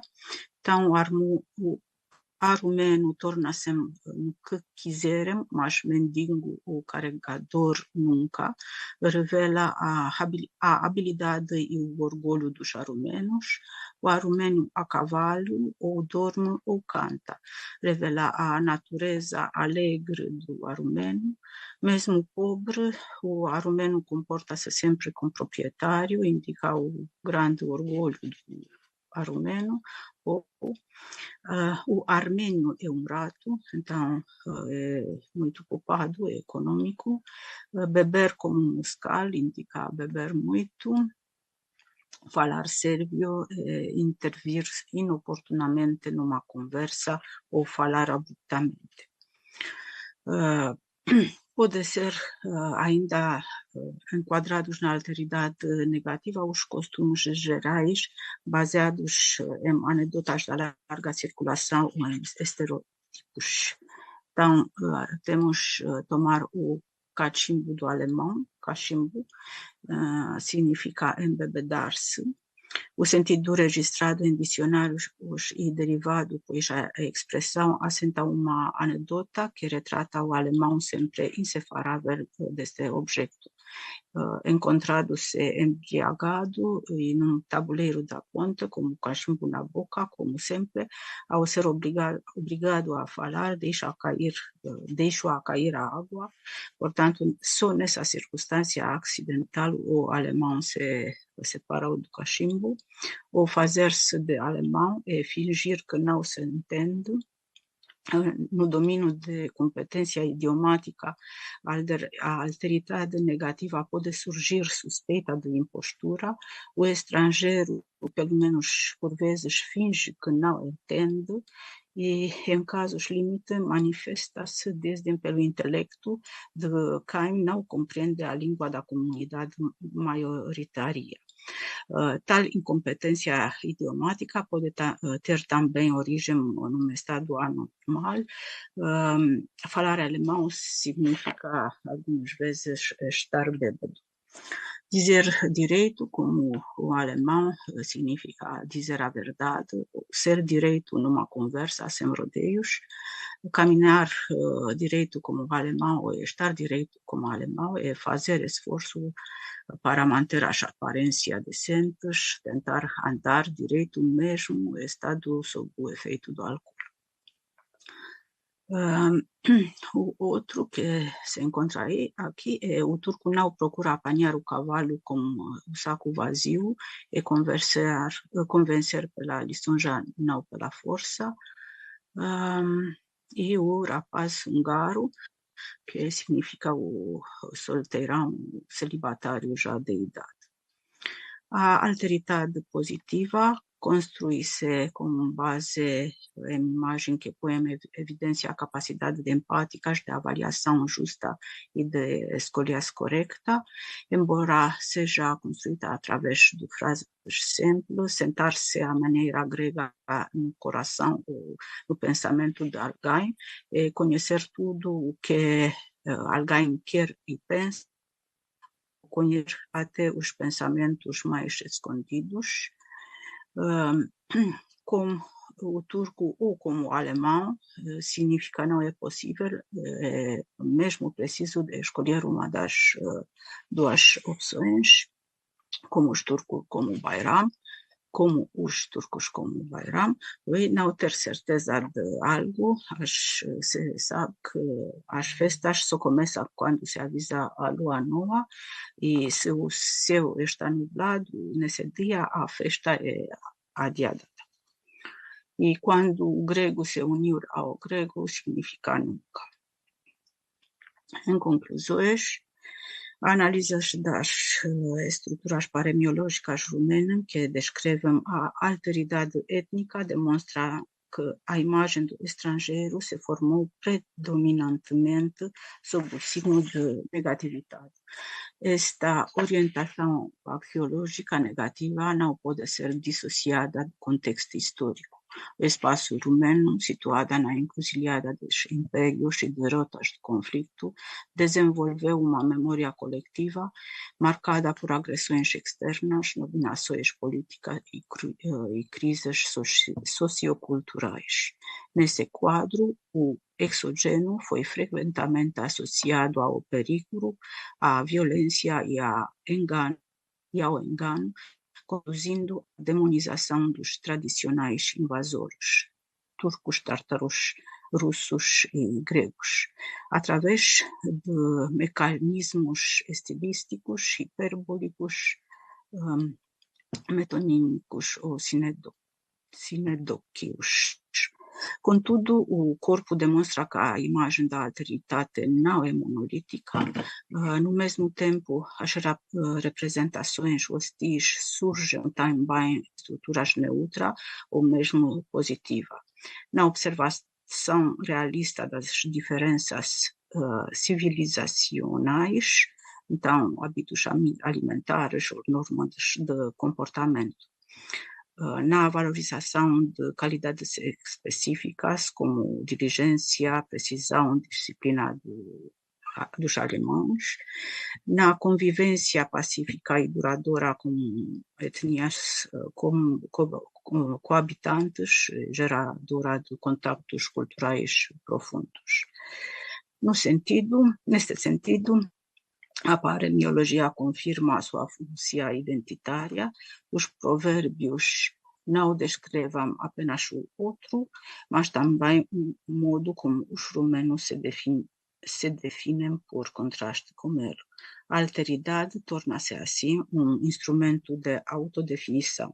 Dizer quem são os outros equivale indiretamente a dizer quem somos nós. Em síntese, podemos afirmar que os provérbios rumenos conservam uma memória histórica, afetiva dos contactos interétnicos, na qual o medo, a desconfiança e o trauma coletivo se combinam com a admiração, o pragmatismo e o espírito comparativo. Estas estruturas não constituem expressões folclóricas, representam um arquivo cultural das mentalidades históricas e um elemento essencial para a compreensão do modo como se construiu a identidade rumena em relação à alteridade. Muito obrigada. Thank you very much, Laura. Do we have any questions or comments? No. Then thank you very much one more time. And now I would like to invite Lina Oliveira from Portugal, an independent researcher who will speak about proverbs related to ancient woodworking know-how in construction and sculpture in the Middle Ages and modern age.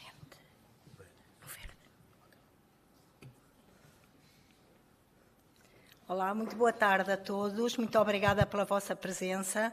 Queria dar um agradecimento especial aos organizadores deste fantástico colóquio, mais uma vez, os doutores Rui e Marinela Soares e todos os seus colaboradores, e também à equipe técnica, porque sem eles nada disto também seria possível.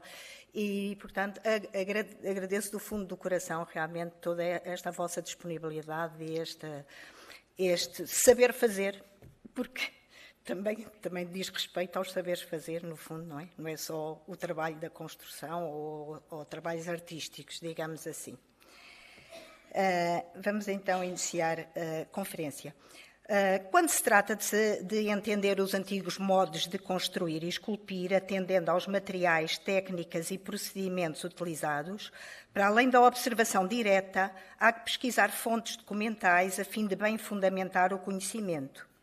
Pelo que no Arquivo Nacional da Torre do Tombo e nos arquivos distritais e municipais, levantei e transcrevi muitas centenas de documentos que respeitam a esta temática, na maioria inéditos e integrando vários fundos e coleções, enquadrando-se nas tipologias de contratos, mandados, recibos, quitações, concursos, pagamentos de empreitadas e serviços, medições e avaliações de obras, provisões, encomendas, livros e cadernos de receita e despesa, róis de trabalhadores e listas de materiais.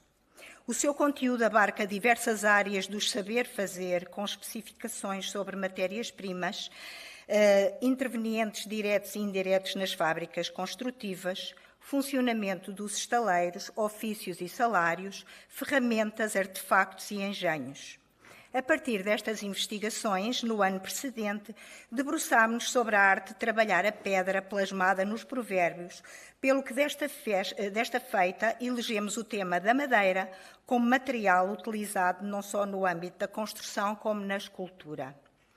Sendo os materiais selecionados de acordo com as disponibilidades financeiras dos encomendadores, finalidade e função a que se destinavam os edifícios e disponibilidade de matérias-primas, ao invés da pedra, a madeira foi maioritariamente utilizada na denominada construção corrente e de pequenas dimensões, não erudita, por ser um material menos dispendioso, usada para fazer paredes e divisórias, soalhos e coberturas, mas também diversas estruturas e engenhos indispensáveis às edificações, trabalhos esses que cabiam aos carpinteiros.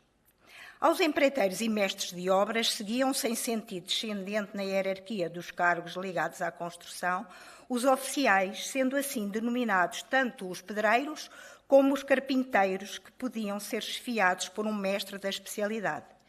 Deste modo, as atividades de pedreiro, alvenel, taipeiro e carpinteiro encontravam-se juntas no mesmo regimento, embora com exames distintos. Quando o carpinteiro tem madeira para lavrar e a mulher pão para amassar, não lhes falta pão que comer nem lenha que queimar. Da atividade dos carpinteiros fazia parte cortar, descascar, desbastar, adelgaçar e esquadrear madeira, lavrar tabuado, madeirar, soalhar e forrar, fazer repartimentos, talhar e tornear peças, fazer e reparar sobrados, portas e janelas, mesas, bancos e escadas, fazer guarnições, molduras, grades, armações e travejamentos de telhados. Os oficiais carpinteiros geralmente trabalhavam a madeira sobre uma prancha ou um banco de pinchar, uma bancada comprida, e venciam à jorna, ou seja, diariamente, 50 ou 55 reais, e os mestres da especialidade 60 reais ou mais, que além de um trabalho de execução prática, tinham ainda a responsabilidade de escolher, receber, medir e separar as madeiras e organizar os trabalhos dos oficiais. O provérbio refere-se ao facto das sobras e aparas obtidas a partir do trabalho de talho e lavra da madeira poderem ser aproveitadas posteriormente para lenha, que, deste modo, nunca faltará na casa do carpinteiro para aquecimento e para acender o forno que coze o pão. No que respeita às tipologias dos madeiramentos utilizados pelos carpinteiros na construção, os róis de materiais referem maioritariamente uma grande quantidade e variedade de vigas, traves, ripas e todos os demais elementos de que se compunham os travejamentos e armações de paredes e telhados, especialmente os de alvenaria, e ainda a qualidade dos tabuados, que eram de pinho, castanho, bordo, carvalho, cedro e madeiras de toda a sorte. Tanto dá com o martelo o carpinteiro que enterra o prego na alma do madeiro. Nos documentos são igualmente registadas as ferramentas com as quais se cortava e desbastava a madeira desde tempos muito remotos, como machados, serras, enxós, raspadores e plainas, e com que lavravam ou talhavam como formões de lâmina larga ou estreita, com a extremidade direita inclinada ou biselada, para talhar a direita ou obliquamente, desbastar ou produzir incisões ou entalhes. Os formões eram golpeados com maços e martelos, que também serviam para cravar os pregos. Neste âmbito, há inúmeras referências a diversos tipos de pregadura que se usava de acordo com a sua aplicação, como pregos de telhado, de galeota, de costado, palmares, cotares, de sétia e de rumo, na maioria fabricados por mulheres designadas por pregueiras e transportados em cabazes indispensáveis ao trabalho dos carpinteiros para fixar os elementos que talhavam, fossem eles estruturais ou de apoio e sustentação no decurso da construção. Na realidade, vigas, paus e tábuas serviam não só para os travejamentos e madeiramentos, como também para escorar as caixas murárias pétreas dos edifícios e para a fabricação de moldes de apoio, indispensáveis ao assentamento de arcos e abóbadas, denominados cimbres, e ainda para construir a maior parte dos engenhos que eram utilizados nas obras. À medida que as paredes iam subindo, era necessário estabilizá-las e escorá-las, o que se podia fazer com paus de bordo, ácer. Simultaneamente, construía-se e aplicava-se todo um sistema de suportes, rampas, escadas, plataformas e andaimes que permitiam continuar os trabalhos em altura e determinados engenhos para alar ou guindar, ou seja, elevar as pedras e outros materiais de construção. Os oficiais carpinteiros fabricavam andaimes com tabuado e paus presos por argolas de ferro, cravadas nas paredes, que também serviam para sustentar roldanas ou polés, com as suas guindarezas ou guindaletas, que são os cabos para guindar. Os guindastos propriamente ditos eram construídos com mastros e antenas, sendo estas os paus transversais aos mastros, que podiam ser de naus ou de caravelas. Providos de roldanas, onde corriam cordas de esparto e de linho ou cadeias de ferro denominadas fuzis, de onde pendiam esteiras, cestas ou arcas que serviam para erguer os materiais. A árvore, quando está a ser cortada, observa com tristeza que o cabo do machado é de madeira. Coadjuvando os carpinteiros, era comum trabalhar em serradores pagos a R$50 por dia, ou por quantidades de tabuado ou peças produzidas. Por vezes, o seu trabalho era executado fora do estaleiro, nos pinhais ou matas nas proximidades do local da obra, onde se deslocavam propositadamente para cortarem as árvores que possuíam madeiras mais adequadas à construção.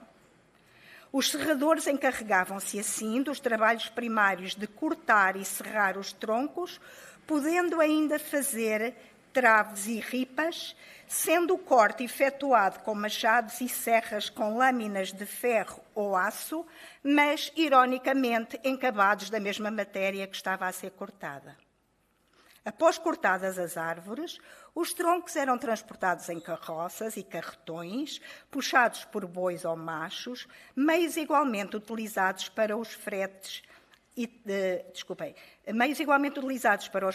traves e de outras peças de madeira de grandes dimensões, após devidamente talhadas. Em obra, os materiais e peças menores eram transportados em carrinhos de mão, padiolas e coxos, também de madeira e feitos pelos carpinteiros. Desculpem que eu não tinha passado, tem aqui o transporte das madeiras e outros artefactos utilizados para transporte de materiais. A madeira para a tua casa corta-se em janeiro. Vinho turvo, madeira verde e pão quente são 3 inimigos da gente. A madeira contém mais umidade que o ar por causa da seiva e da água que absorve da atmosfera e diretamente da chuva, o que a faz inchar no inverno, atingindo 80% de umidade, equivalente a 400 litros de água num tronco. Ao contrário do verão, em que a secagem a que é sujeita a contrai, podendo diminuir até 10% do volume do tronco, sendo que o seu exterior seca primeiro que o interior. Se a secagem for muito brusca, produz gretas no tronco, partindo da superfície para a medula. Deste modo, o corte feito em janeiro é o melhor, porque a madeira vai secando devagar, como convém, sem estalar nem empenar. Feito noutra estação do ano, a elevação brusca da temperatura pode ocasionar uma evaporação e contração muito rápida, produzindo deformações e outros inconvenientes graves.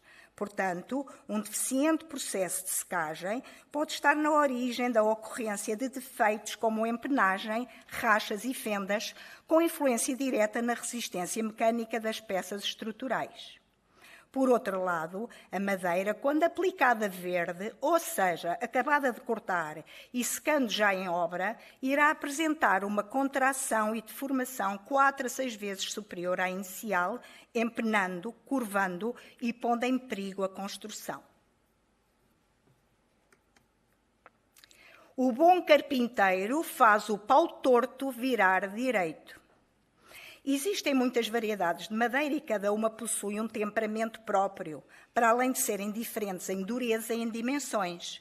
Os principais problemas estão relacionados com deformações do lenho, irregularidades de crescimento, medula excêntrica, ou seja, descentrada, lenho de reação, quando as árvores crescem desequilibradas, formam um lenho diferente para tentar voltar à posição original, fios torcidos, tronco revirado, bolsas de resina, nós, fendas, fissuras, manchas, podridões, ataques de insetos, defeitos de secagem, cabendo aos carpinteiros solucionar os problemas com técnicas adequadas. A estrutura da madeira não é homogénea, mas constituída por feixes de fibras que correm dentro do tronco da árvore, pelo que, quando se corta, podem-se obter planos no sentido das fibras e planos contrários às fibras. Estes elementos fibrosos denominam-se fios, que podem ser retos ou direitos, quando as fibras se dispõem paralelas entre si e alinhadas relativamente ao eixo longitudinal do tronco. Contudo, em muitos casos, sobretudo nas madeiras resinosas, é frequente o desvio em relação a este eixo, resultando no denominado fio em espiral, e a madeira contorce-se, dando origem ao que se designa por revirado.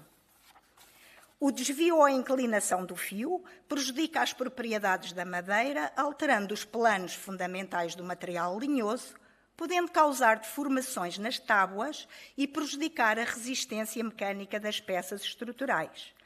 Por outro lado, o arqueamento das tábuas também depende da sua localização relativamente ao centro do tronco, arqueando-se mais as periféricas. Os carpinteiros antigos ferviam as tábuas em azeite para as endurecerem ou umedeciam-nas e prensavam-nas para as endireitar. Não há carne sem osso, nem madeira sem nó. Nada se pode esculpir sobre madeira podre. A madeira é um material abundante, variado e de fácil manipulação e possui qualidades que a tornam perfeita para o talhe. No entanto, em escultura foi menos utilizada do que a pedra por ser menos durável. A pedra permanece praticamente inalterável, mas a madeira evolui e, tal como um ser vivo, pode envelhecer bem ou mal. Para além disso, pode apodrecer e ser atacada por fungos e insetos xilófagos. E, como acima apontamos, contorce, é sensível às mudanças de temperatura e de umidade e ainda desprende resina, tem nós e veios, possui vasos linhosos, apresenta diferenciações de cor, greta e racha. Isto é, trabalha, como dizem os carpinteiros, o que se deve ao facto da madeira cortada ter tendência a prosseguir a atividade desenvolvida na árvore.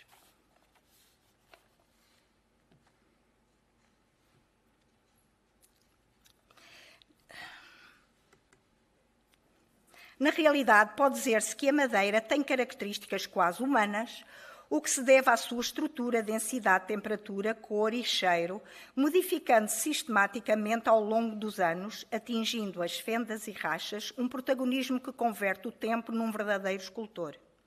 Estes são fatores que dificultam a execução, desfavorecem a representação escultórica e causam danos muitas vezes irreparáveis nas obras de arte.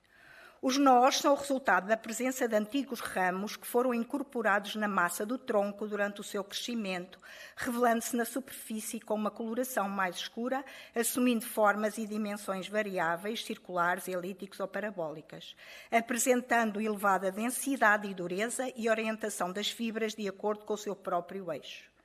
Quando a madeira se destina a fins estruturais, os nós constituem sempre um defeito que pode ser grave, tendo em linha de conta a aplicação da peça de madeira e o tipo de esforço que irá desempenhar, para além do facto dos nós acelerarem o desgaste das ferramentas e causarem desvios nos cortes e arrancamentos de material. No que respeita à escultura, são inestéticos e dificultam a execução plástica. Outras alterações apresentadas pela madeira são seivas e resinas aprisionadas, protuberâncias, feridas, cicatrizes, queimaduras, bolhas ou câmaras de ar, chamada bulbos. Por isso mesmo, nos contratos exigiam-se muitas vezes madeiras sangradas e livres de nós. Artisticamente, considerava-se que os nós desfiavam a estatuária, pelo que os escultores os extraíam e preenchiam os vazios com cunhas ou então untavam os nós com alho para evitar sangrarem. Atualmente, utilizam-se pastas aglutinadas com cola branca para tapar o orifício deixado pelo nó extraído. O ideal para a execução de uma boa escultura era trabalhar num tronco único, sendo as partes sobressalientes, como braços estendidos, por exemplo, esculpidas à parte e unidas por encaixes. Mas também se podia optar por uma tábua ou um bloco constituído por várias tábuas coladas. Para desbastar a madeira, processo de eliminar material, ou seja, desengrossar até determinar os volumes ou a forma tosca da escultura, usam-se enxós e formões, também usados pelos carpinteiros, e para esculpir ou talhar, as goivas, o instrumento do escultor por excelência, que transmite a força contida na mão, enaltece o gesto e é utilizada para os pormenores, sendo golpeada por um maço de madeira que tem a mesma forma desde o Antigo Egito. Terminando, tal como acontece com a pedra, também a madeira está presente de diversas formas nas artes plásticas e na construção, verificando-se que há saberes que se aplicaram sistematicamente desde épocas muito recuadas e se mantiveram até à atualidade, tal como testemunham os documentos e os provérbios aqui apresentados. Uma vez mais, estes são espelho de uma erudição tradicional e técnica que se perpetuou. Nos provérbios relativos à madeira, conjugam-se ideias teóricas, características, qualidades, defeitos e aspectos físicos do material, conhecimentos, habilidade manual e práticas técnicas e artísticas, desempenhados pelos oficiais carpinteiros e escultores, que se cruzam com a sabedoria popular que reflete a forma como se observa e entende esta matéria-prima, a sua obtenção, comportamento na natureza, corte, secagem, evolução durante e após a transformação, aplicações na construção e na escultura, através de experiências de vida e de trabalho acumuladas ao longo de sucessivas gerações, revelando o seu saber em vozes que ecoam no tempo em forma de provérbios, incontornável e certificada fonte de saberes fazer. Muito obrigada. Thank you very much. Do you have any questions? Yes. Olá, boa tarde a todos. Good afternoon. Eu estou muito contente por rever aqui uma antiga colega de curso. I'm very pleased to find here an ancient colleague of my course in the college, History of Art. And so I want to give you congratulations for your presentation. I think it's very important because you establish the connection between all the knowledge about wood and sometimes in some proverbs you brought to us in Portuguese proverbs we see the comparison between wood and food, bread. And today we don't need so much wood because most of furniture is not wood today. It's some substitutes of wood. But in the old times, wood was very important in all houses. And this profession, carpenters, etc., it was a very important. So the knowledge of those men was transported to the general good sense. So it could be used by other people in other social and cultural contexts. It was so important, like bread. So it's a new approach for me. I never thought about this world that you brought us today. And I'm very happy to hear you, not only because you were my colleague, but because it's the Line I know, very scientific, very correct, very fundamented in the things she says. Once again, congratulations. Obrigada. Thank you very much. More questions? No? Okay. So thank you very much for your presentation. Obrigada. Thank you. And now I would like to invite Pedro Amaral Javier from Arroyo Artistic School in Lisbon, who will speak about death, heritage, honor, and democracy, a study of Portuguese proverbs and art. Okay, hello again. I'm going to speak in Portuguese, but I have complementary sentence in English. So I hope you understand everything. If there is something you don't understand, please ask in the end, ok? Então, boa tarde a todos. Eu vou apresentar uma breve comunicação. Eu não sou especialista em provérbios, mas I'm not a specialist on Proverbs, but perhaps in history of art. Então eu vou apresentar, ligado a um tema que começou com a minha tese de mestrado, que é o estudo da morte e das imagens da morte na arte, e fui procurar, não uma pesquisa muito intensa, fui procurar provérbios portugueses sobre a temática da morte. Há uns que nós conhecemos melhor e há outros que não conheceremos tão bem. E fiz uma abordagem dentro de algumas categorias. A morte relacionada com o património, heritage, com a honra, honor, e com a democracia, democracy.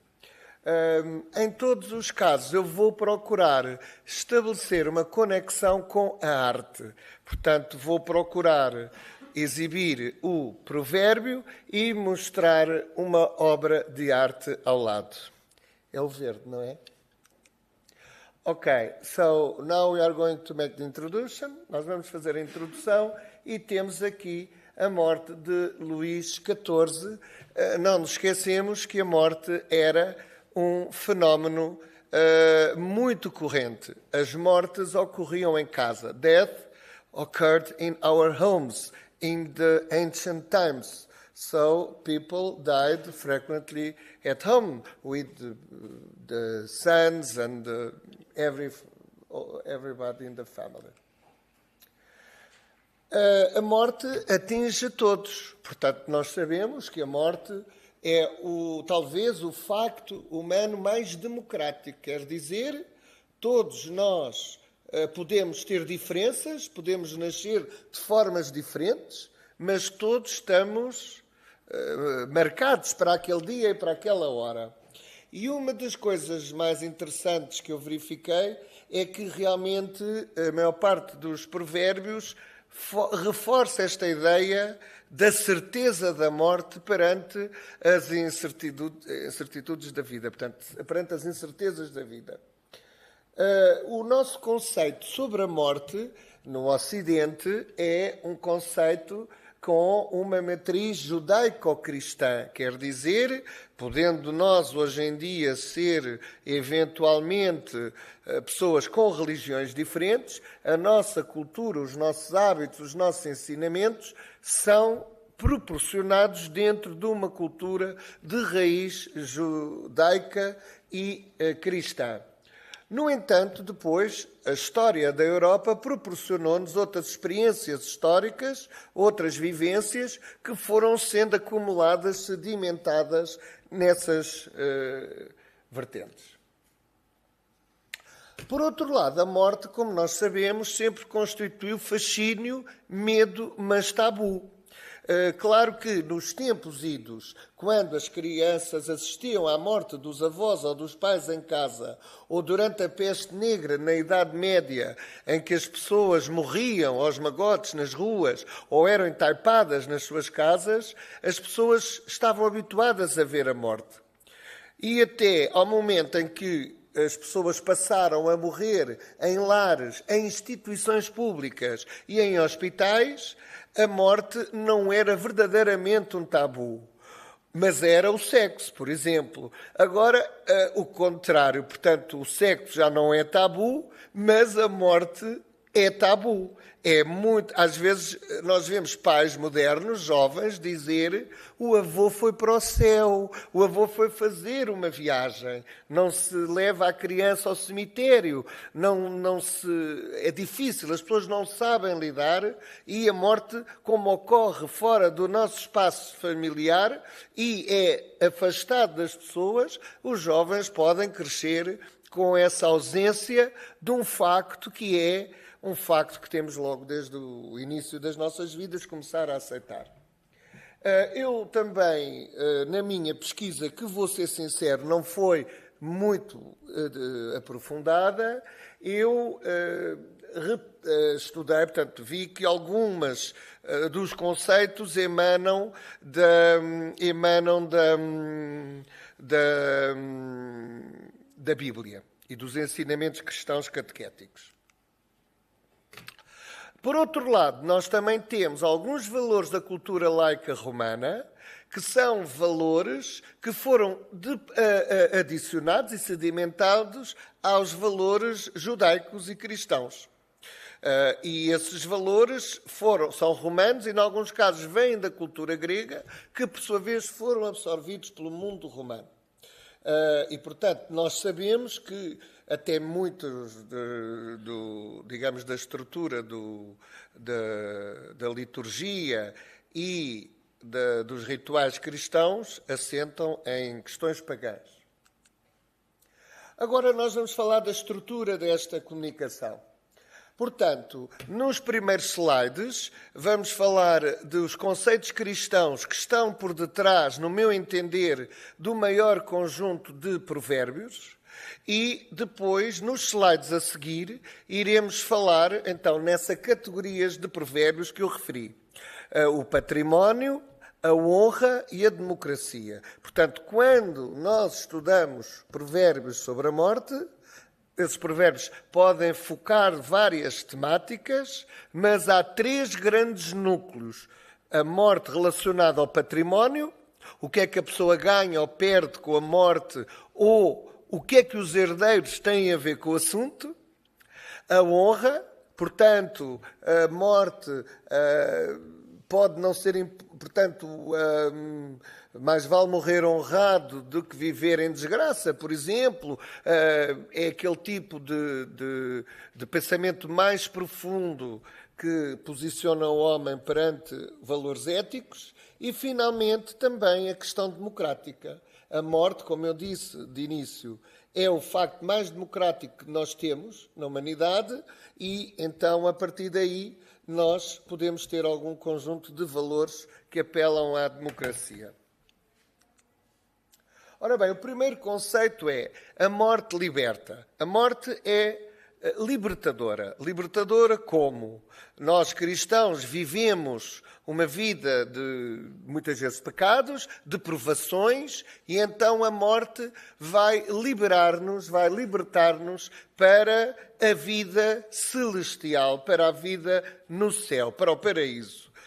No Eclesiastes nós temos essa noção. A morte é o verdadeiro nascimento. Portanto, dias natalis, que é o dia do nascimento em latim. Aqui temos uma iluminura do Missal de Salzburgo, de 1480, em que aparece o lenho, portanto, a árvore da morte e a madeira ou lenho da vida. E em que a Virgem, que está do nosso lado esquerdo, que é o lado direito, apresenta-se a nova era, a nova Eva da nova era. Portanto, este conceito de que a morte é o verdadeiro nascimento parte desta ideia de que a morte liberta o ser humano. Nós temos na Capela dos Ossos, em São Francisco de Évora, temos lá uma pintura numa das abóbadas com um berço e uma caveira. Então, a caveira é o verdadeiro nascimento. We have in the Chapel of Bones in San Francisco in Évora, in the ceiling, we have a painting with a skeleton and como é que se diz berço em inglês? Birthbed. And so it symbolizes the true birth for the true life. If you want to go to Évora next days, please go to that church. Ok. O segundo conceito é o paraíso, essa tal vida que nos vai libertar no mundo celeste, não se recebe, é conquistado. E é conquistado através de uma vida de boas ações.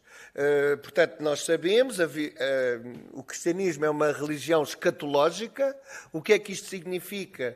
É uma religião que aponta para o fim do mundo, para o fim dos tempos. Cristo há de vir à terra na parousia e, ao vir, haverão as lutas entre as forças do bem e do mal e, nessa altura, os mortos ressuscitarão. A ressurreição dos mortos. Então, de acordo com a visão cristã, os mortos ressuscitam e haverá o julgamento final das almas. E é aí que faz lembrar o tribunal de Osíris no tempo dos faraós, no Antigo Egito, haverá uma avaliação da vida, das boas ações, como bom cristão, o seguimento dos 10 mandamentos e, portanto, é este conceito de que o paraíso e a boa morte conquistam-se. Ora bem, então temos os 10 mandamentos que fazem o bom cristão. Temos, portanto, que pensar, temos aqui Moisés, com a tábua dos 10 mandamentos, e estes mandamentos são, no fundo, importantes para o bom cristão prosseguir. Claro que há muito mais valores, há muito mais virtudes, que depois são desdobradas, multiplicadas, e que vão aparecer, talvez, também em alguns provérbios. Mas é por aqui que o cristão se vai orientar. O terceiro conceito cristão que pode influenciar, e nós vamos ver como, os provérbios sobre a morte, é que a morte é igual a todos. Portanto, no Eclesiastes, novamente, diz que porque os vivos sabem que hão de morrer, mas os mortos não sabem coisa nenhuma. E, portanto, a certeza para todos que vamos morrer. Portanto, também é um conhecimento que é bíblico, mas, a partir daqui, isto tornou-se bastante comum até nos dizeres e na arte. A dança da morte, que nós estamos aqui a ver, vai ser um tema muito típico da arte. Nós vamos ver a primeira dança dos mortos aparece na arte romana, depois aparece na Idade Média, no século XIV, o século da peste negra e da crise de mortalidade.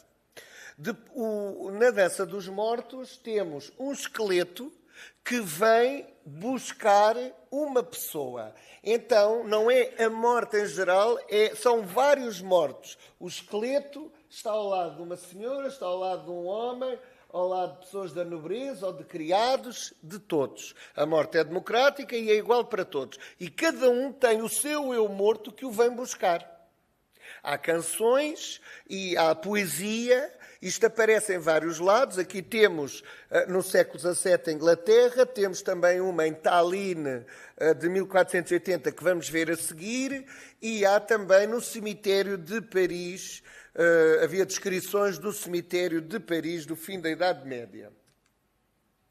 Portanto, a morte é visto como um facto incontornável da vida humana e, mais ou menos, em cada povo, em cada grupo social, se tenha demarcado na forma como aceitou esse facto. No entanto, a preparação que nós temos para a morte é que vai diferindo. No entanto, há uma coisa certa: a morte é universal, é intemporal e transversal. O quarto conceito é que nós estamos nas mãos de Deus. Portanto, é o conceito da divina providência. Jesus, em Mateus 6, nós temos a informação que Jesus, não é dito desta forma, é dito de outra, vai nos instruir de forma a que não nos devemos preocupar excessivamente com as necessidades materiais e que nós temos é que Ele irá cuidar de nós e temos que procurar o seu reino.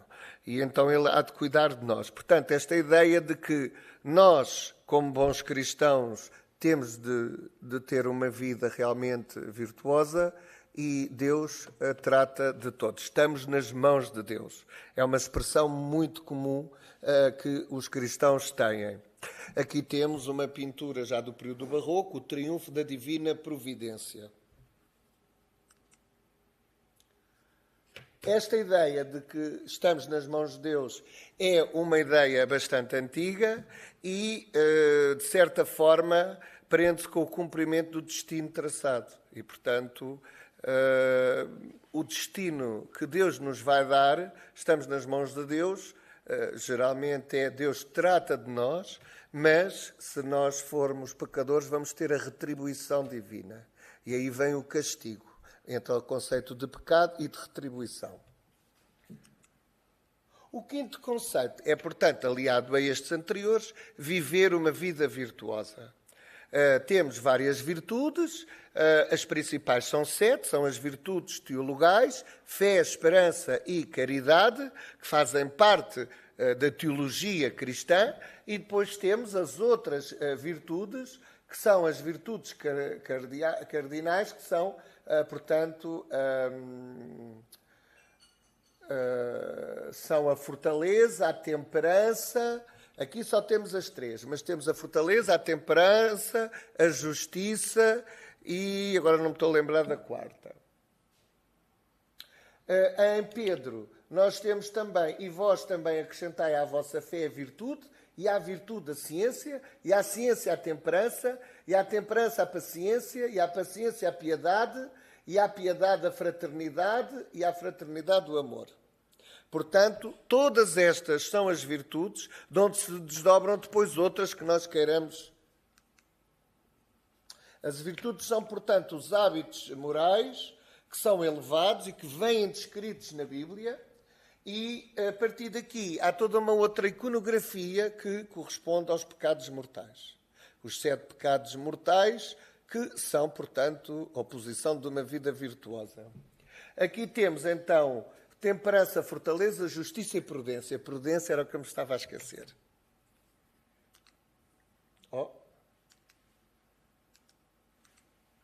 Ora bem, temos aqui um outro conceito que é de origem laica e que eu, portanto, não vou referir-me à Bíblia, que é o carpe diem quam minimum credula poster. Aproveita o dia de hoje e não confies no dia da manhã. Este é um copo de um par de copos de prata que são do Tesouro do Bosco Boreal e que foram descobertos em Pompeia e que são já do início da era de Cristo. Estes copos têm, portanto, vários esqueletos com insígnias que poderão representar figuras famosas e que vão apelar para frases do género: a vida é um palco, aproveita enquanto vive, o prazer é o objetivo, aproveita o dia de hoje, pois o amanhã é incerto. Portanto, nós temos um provérbio em português que eu pessoalmente gosto muito, que é morra Marta, morra farta. E que este provérbio mostra precisamente este valor. Portanto, gozar o dia de hoje e, numa perspectiva um pouco mais existencialista, não nos estamos a reservar para um amanhã que desconhecemos, é gozar o dia de hoje. Então, estes copos tinham estas frases, estas insígnias, e tinham nomes, pensa-se que eram nomes de pessoas famosas, atores de teatro, poetas, escritores, e, portanto, eles aqui estavam a dar um mote para uma vida mais liberal, mais libertina e de aproveitamento. Ora bem, nós agora vamos começar com as categorias dos provérbios, baseados nestes conceitos cristãos. Portanto, temos aqui a combinação das frases populares, da cultura laica da ascendência greco-romana e da tradição judaico-cristã. Ora bem, então nós temos estes, e dentro do património nós encontramos provérbios que vão referir-se às dívidas que o morto deixa, as perdas, portanto, o certo tipo de vida que o falecido levou pode conduzir às perdas monetárias, à herança, a herança que deixa e como atitude dos herdeiros, e também aos ganhos metafísicos, que são, no fundo, um património. A pessoa morreu, mas tem ganhos espirituais. Na honra temos a honra, a seriedade, a honradez, como eu digo, a fama e a glória, e, finalmente, o conceito de destino e de retribuição, portanto, de castigo apropriado.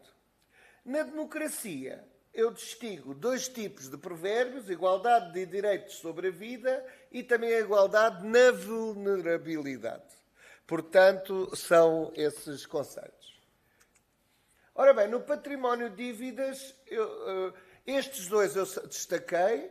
A morte liquida todas as contas e a dívida e o primeiro herdeiro não esperam testamenteiro. Portanto, assim que o indivíduo morre, aparece logo o cobrador da dívida, e temos aqui um cobrador de dívida e a morte está por trás dele, malandra, e o primeiro herdeiro também não. É aquele que está em linha para sucessória, aparece logo à porta. Se calhar nem é preciso fazer uma habilitação de herdeiros no notário. O património nas perdas. Bom, temos aqui um ligado ao casamento. Morte e casamento desmancham arrendamento. Há um outro equivalente. E quem dá antes da morte terá má sorte. Portanto, se o indivíduo começa a dar e a distribuir o que tem do seu património, ele pode ter má sorte, porque na hora da morte pode não ter quem o valha. Finalmente, quem teme a morte perde quanto vive.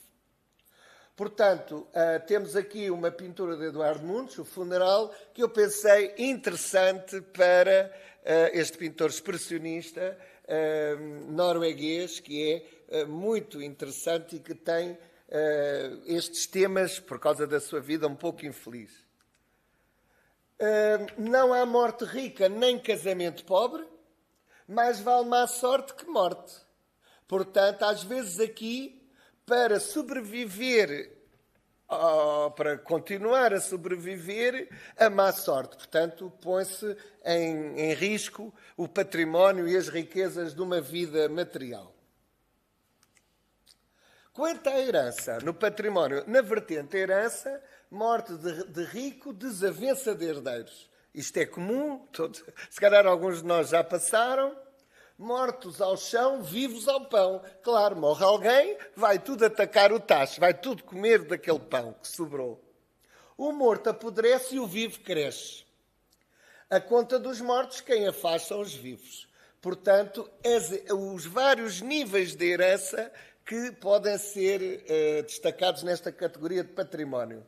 Fui destacar aqui o enterro do Conde de Orgaz, que é um quadro muito famoso do maneirismo do pintor El Greco, que trabalhava para o rei de Espanha na segunda metade do século XVI, um pintor muito devoto, muito católico, e onde realmente este conde de Orgaz, que ele não foi bem conde, foi um homem que foi extremamente benévolo para a sua terra, em termos de património, de herança, e mais tarde fizeram esta pintura, e lá está a corte celeste, a corte celestial em cima à espera. Ele foi tão bom, tão generoso. Portanto, esta pintura combina vários daqueles conceitos que falámos antes. No património ainda temos a questão dos ganhos metafísicos espirituais. Quer dizer, o indivíduo, nem tudo são ganhos materiais. A vida não é um dom, é um empréstimo. Portanto, saber apreciar a vida, não contar com nada como certo. A certeza da vida é a morte. A vida é um sono do que a morte nos desperta para a verdadeira vida no além. A morte é o fim de todos os males. A morte, fechando as portas da vida, abre-as da eternidade, outro valor metafísico, espiritual. A morte despe nos nossos bens para nos vestir das nossas obras. Então, qual é o valor que nós podemos ter? Não é o valor do que acumulamos, mas é o valor do que damos aos outros, das nossas boas ações. Esta questão das boas ações é, sobretudo, católica, porque nós sabemos que uma das causas da divisão do protestantismo do catolicismo foi a questão das indulgências e as pessoas, portanto, terem um pecado perdoado, fazendo uma boa obra, que era doar dinheiro à Igreja. Agora vamos passar à honra. Na honra temos a honradez, a honestidade, a seriedade. Então, a morte com honra não desonra. Portanto, é aquela ideia de morrer, mais vale morrer com honra do que viver na desonra. Antes morte que vergonha. Este segundo vai mais ao sentido do que eu disse. Vida viciosa, morte vergonhosa. Reparem, aqui há vários. Tal vida, tal morte. Viveu bem, morre bem. Viveu mal, na mentira, na corrupção. Também vai ter uma morte condizente.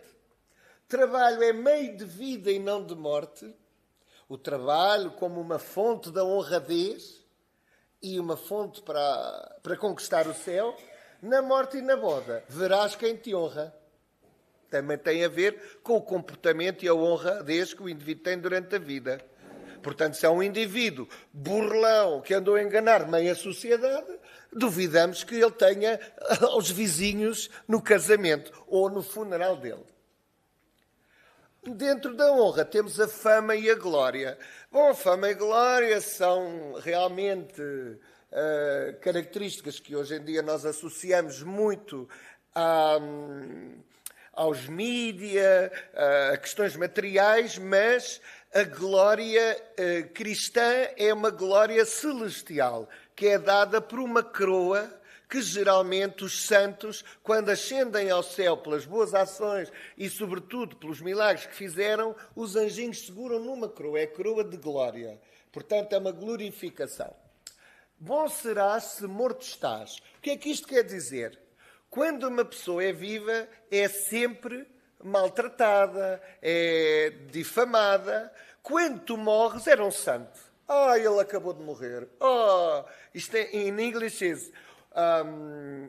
you will be good if you are dead. Because in Portugal we say that because when you are alive, everybody can criticize you, you are a bad person. But when you died, he was a saint, he was a marvelous person. So it's the death opens the doors to the fame and the glory. Fama perdida, morte em vida. Vida sem amigo, morte sem testemunhos. O primeiro é completado com o segundo provérbio. A morte abre a porta da fama e fecha a da inveja. A partir do momento que morremos, já não somos alvo da inveja de ninguém e ele era um indivíduo espetacular. Eu era muito amigo dele e gostava muito dele. Ora bem, honra Vamos agora à retribuição e ao destino, aos castigos. Nós temos aqui o inferno, que está no Museu Nacional de Arte Antiga em Lisboa. Este museu é muito importante, tem obras muito importantes, que eu aconselho toda a gente a visitar. Infelizmente o museu está fechado para obras. Este quadro é grande, pensa-se que é da primeira metade do século XVI, e tem o diabo, que eu não sei, tem aqui para apontar, tem? Aqui está o diabo vestido com uma coroa de plumas, que é do índio. Então, no início do século XVI, quando o rei Dom Manuel recebeu a carta de Pedro Vaz de Caminha e a dizer que tinha encontrado o achamento do Brasil, os índios, ameríndios, eram pessoas maravilhosas, puras. Viviam tal como no paraíso, numa terra maravilhosa, andavam nus e tal. A partir de uma certa altura, quando era preciso a Igreja justificar a matança dos índios e a ocupação dos seus territórios, passou a ser identificado o índio como uma figura maléfica do mal, e este chefe, este Satanás, que está a dirigir os castigos do inferno, tem a coroa de plumas dos índios do Brasil. Portanto, a Igreja mudou a sua posição relativamente ao ameríndio. Reparem a política como faz isto. E aqui temos um castigo. Esta mulher está a ser atacada por causa da luxúria. Os padres, os monges estão a ser atacados. O ganancioso, o que come muito, espetam-lhe com vinho constante em brasa, e o ganancioso, o avarento, tem moedas em brasa a enfiarem pela garganta adentro. Portanto, é retribuição. O teu pecado tem um castigo adequado ao teu pecado. É retribuição. Eu fui buscar este quadro porque realmente este quadro é espetacular. Era isto que estava no imaginário das pessoas na altura. Então temos tal vida, tal morte. És castigado da forma como viveste. Quem com ferros mata, com ferros morre. He who lives by the sword dies by the sword. Dívidas e pecados, cada um paga os seus. O castigo do vício é a própria vida. E quem nasceu para a forca não morre afogado. Portanto, é a noção da retribuição. Aqui temos um pormenor.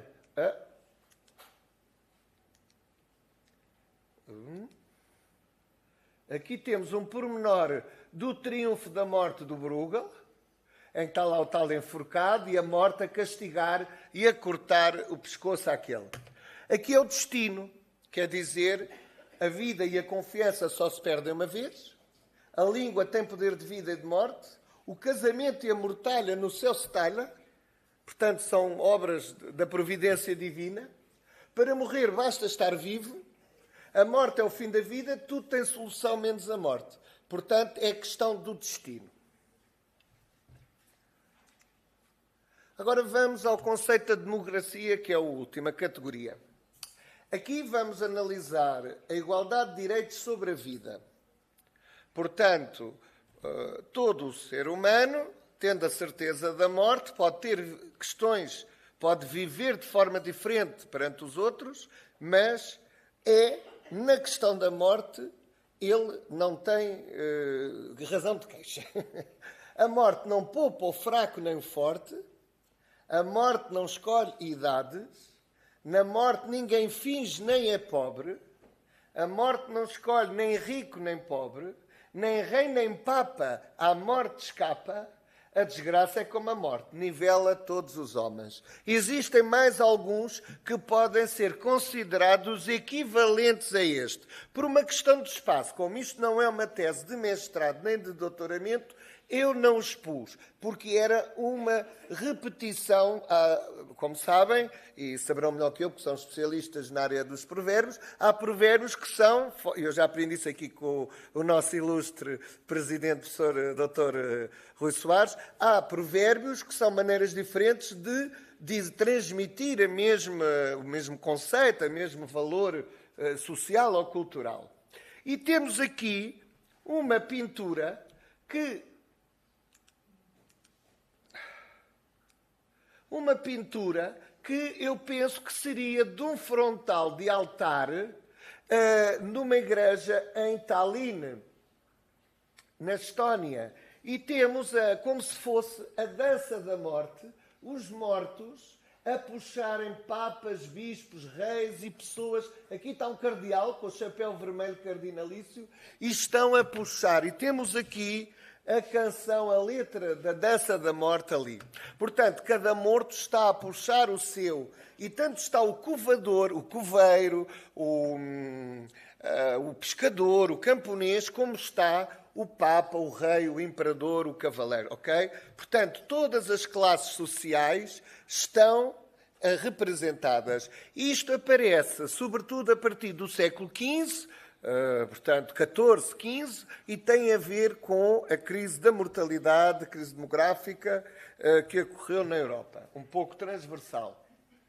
Então, vamos ver. Aqui temos mais uma imagem do Peter Bruegel, o Triunfo da Morte, que é uma tela grande com várias secções, e aqui temos a morte, que é um exército que está a desbaratinar e a invadir. A lei deve ser como a morte, não exceptuar ninguém. A morte chega a todos, ninguém fica para semente. Morte certa, hora incerta. A morte é uma letra a pagar em parte incerta. Para a morte não há remédio. A morte é a coroa de todos na terra. A certeza da vida é a morte. Excuse me.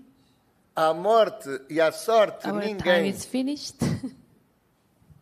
Excuse me, yes, because we are already after time. Da morte ninguém escapa, à morte a todos igual.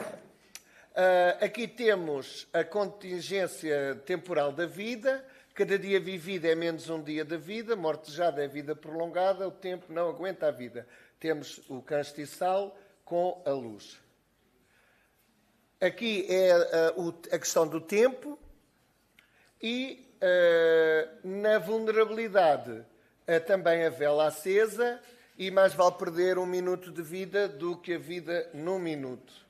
Temos aqui as considerações finais e agradeço muito, peço desculpa se tomei um pouco mais de tempo. Muito obrigado pela vossa atenção. Thank you very much. Do you have any questions, comments?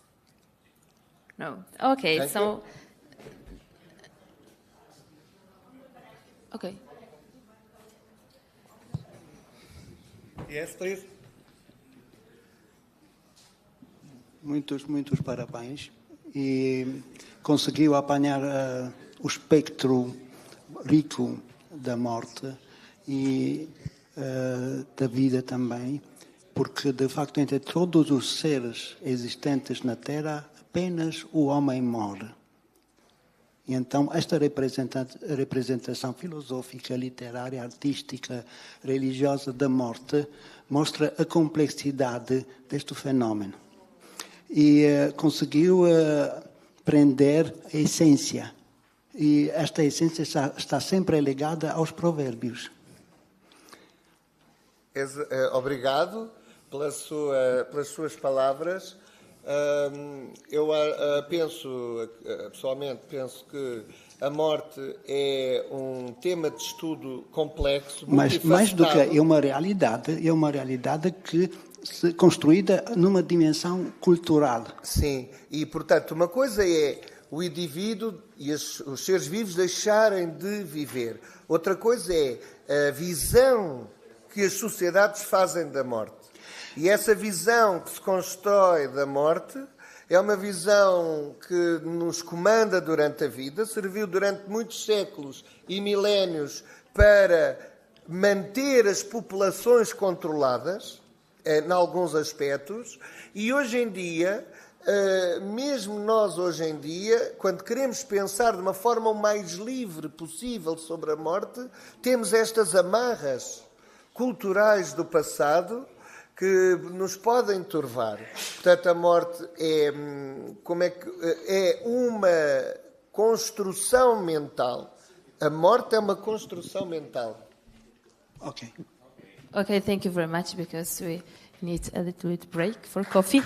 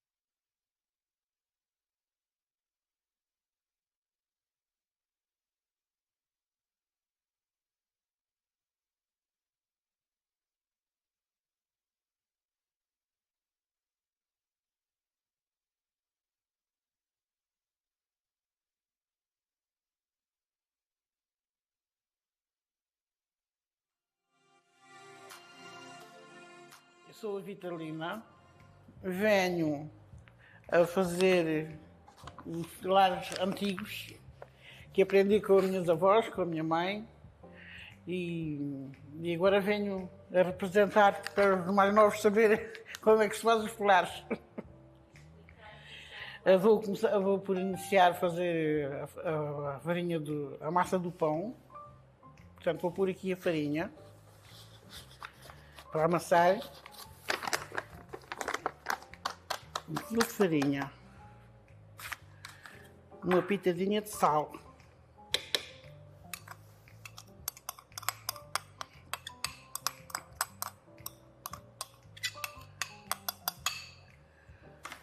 Um bocadinho da massa velha. Massa, o fermento, como se chama.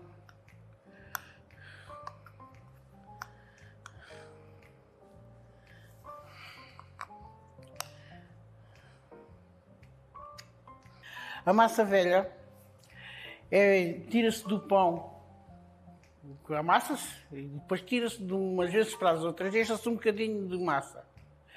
Massa essa que azeda, põe-se numa tigela, azeda e depois arranja uma côdea e mantém-se ali 8 ou 10 dias em condições de fazer novamente o pão, que é o que eu tinha aqui nesta tigela, é massa velha. Já pus aqui dentro da farinha. Quem não tem massa velha faz um bocadinho, ou vai à padaria, compra um bocadinho de massa e deixa 2 dias ou 8 dias, se quiser, para azedar mesmo, para novamente, quando nas vésperas quer fazer, pôr no molho um bocadinho e fazer um bocadinho de massa, de farinha, para acrescentar aquela massa, azedar novamente, para termos massa suficiente para azedar depois o pão. Porque se não tiver levo, não presta. Tem que estar azedo. E este fermento é para ajudar a crescer. Porque as farinhas agora já não vão lá sem o fermento. E agora vou pôr este fermento.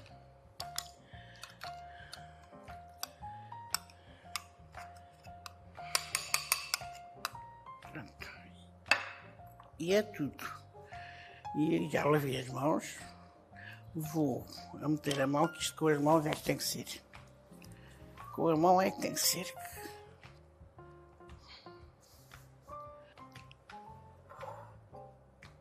Vamos pôr aqui a aguinha.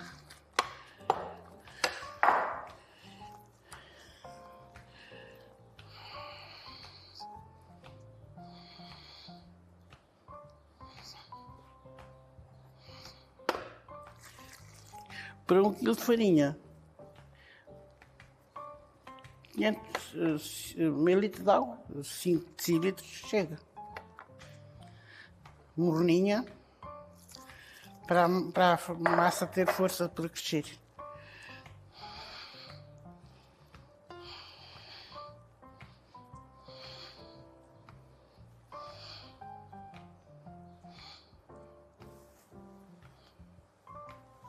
Agora amassa assim uns 10 minutos, que isto é pouca quantidade, não leva muito tempo.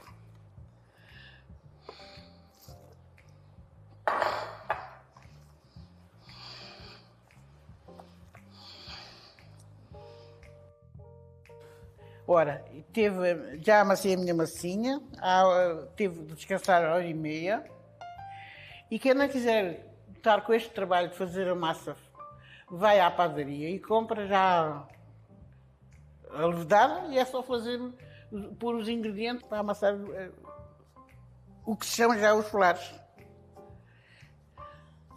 Agora é que se vai começar a fazer os folares. Ora, primeiro vou pôr a banha derretida, 150 gramas de banha derretida. Raspa de limão, de um limão. Agora vou pôr 2 colheres de ervas doces.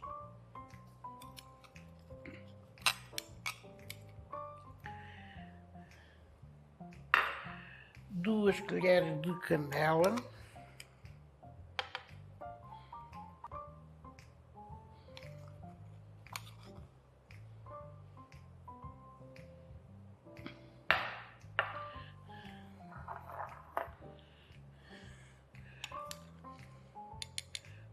Duas de chocolate.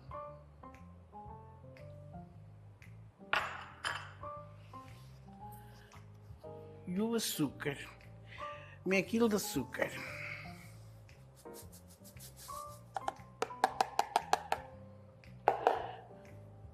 Agora os ovos.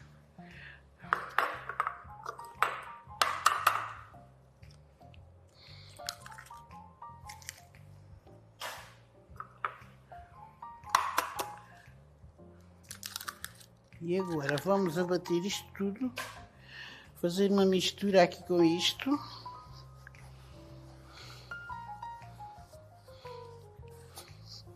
Agora tem que ser muito bem amassadinho, até se não se encontrar linhas nenhumas, que a massa agora começa a fazer linhas.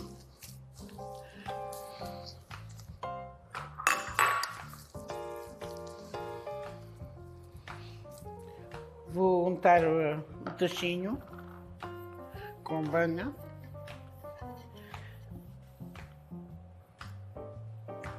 Agora um bocadinho de farinha.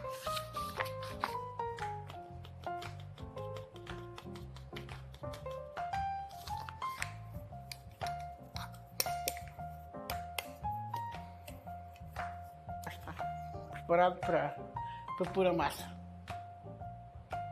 Estive a amassar isto meia hora e agora vou pôr nos tacinhos, que é para pôr no forno.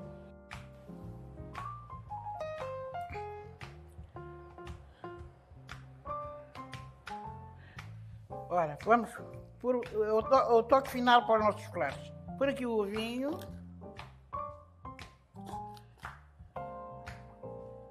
E forno com eles. Vou tirar o flare do forno, tiveram lá 45 minutos. Vou desenformá-lo. Está lindo. Experimentem fazer em casa para manter a tradição dos antigos. Espero que gostem e um bom dia de Páscoa.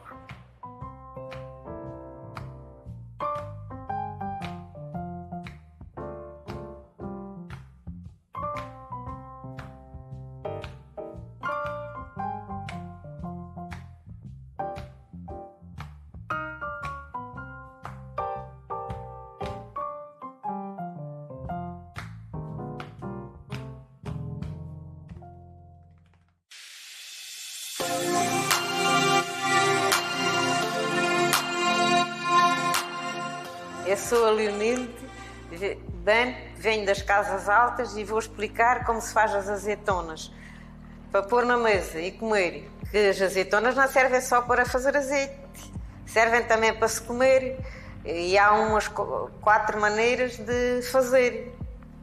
Temos pisadas, temos de água e temos de retalhadas e de sal. Escolhi estas azeitonas mar verdes para pisar, que é melhor, para não se desfazerem. E as outras são mais maduras, que é para fazer cortes, retalhadas e de água. E estas são mais durinhas. Não podem ser muito pisadas, senão desfazem-se.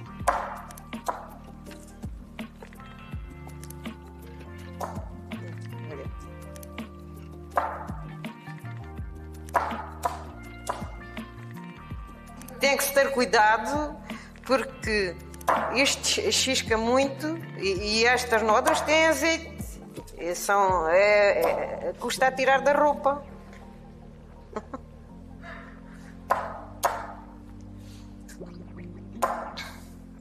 Agora piso as azeitonas, trouxe a neve, os orégãos e os limões e os alhos e faço a salmoura. E depois, se quiserem comer logo, mudam a água dia sim, dia não, durante uma semana estão boas. Vai sempre deitando sal. E se quiserem deixar mais uns tempos, 1 mês ou 2 ou 3, não se mexe mais, senão no tempo que a gente vai a comer. Convém não ser água da torneira, porque é para não ter sabores. Agora vou lavar as azeitonas, ponho no frasquinho, no frasquinho, e depois faço a salmoura aqui à parte e deito a água aqui. E os ingredientes estes. Isto é só uma pinga já agora.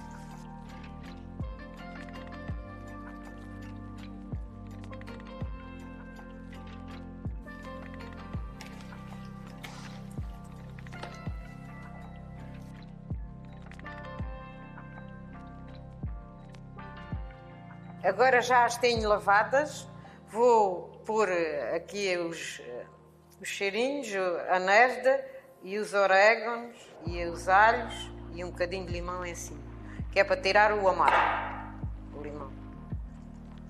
E depois é que se deita a água, que é quando se põe o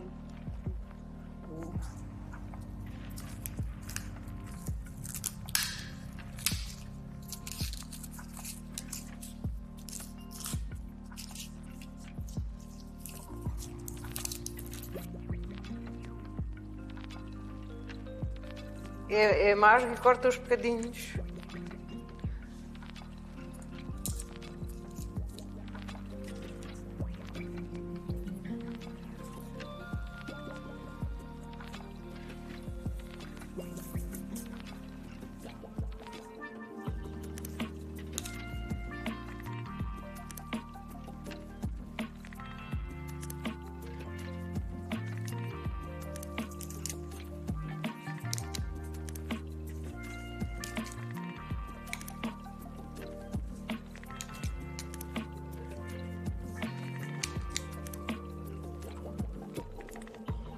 A coisa está muito cheia. E agora um bocadinho de limão. O limão é para comer o amargo.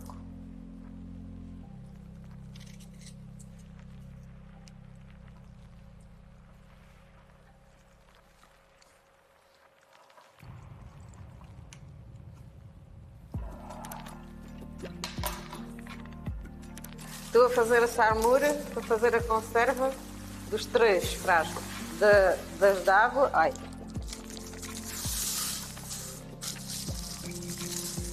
Agora pus o sal, mexo aqui a água bem mexida e se o ovo vier ao de cima está bom. Está a ver?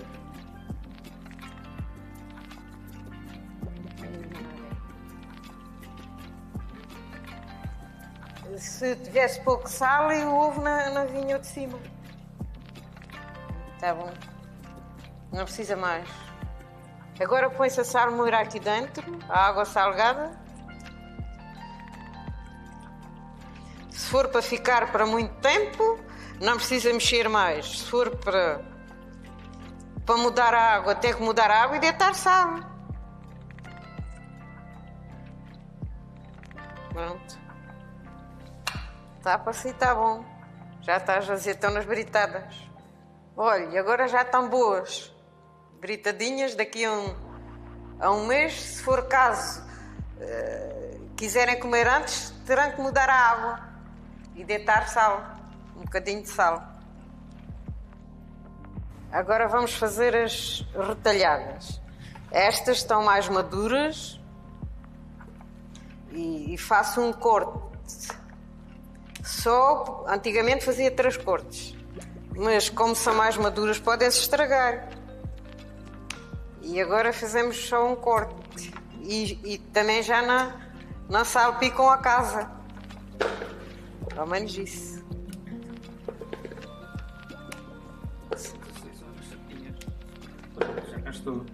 E também são saborosas estas. São muito saborosas. Estas é que têm que estar mais de um mês aqui para adoçar. Olha, já está. É capaz de chegar.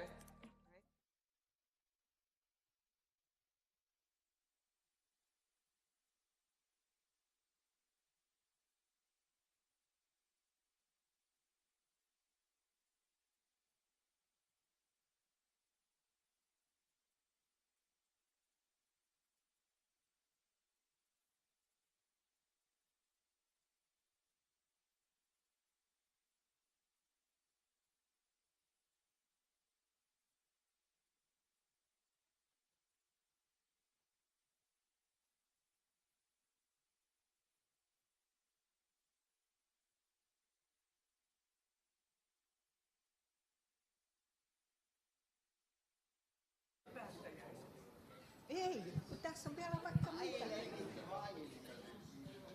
Tässä on, kato. Louis.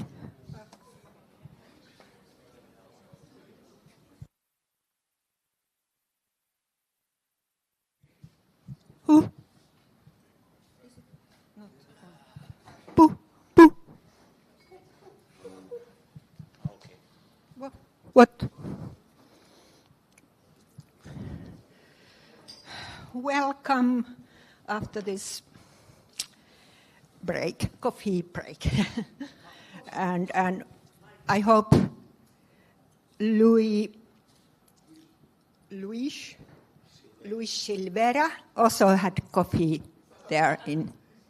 Do you have coffee in your... Welcome. So you can start, I think. Yep.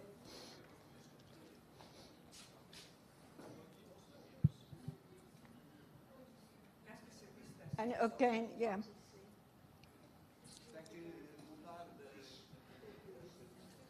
Please put it on a large scale from...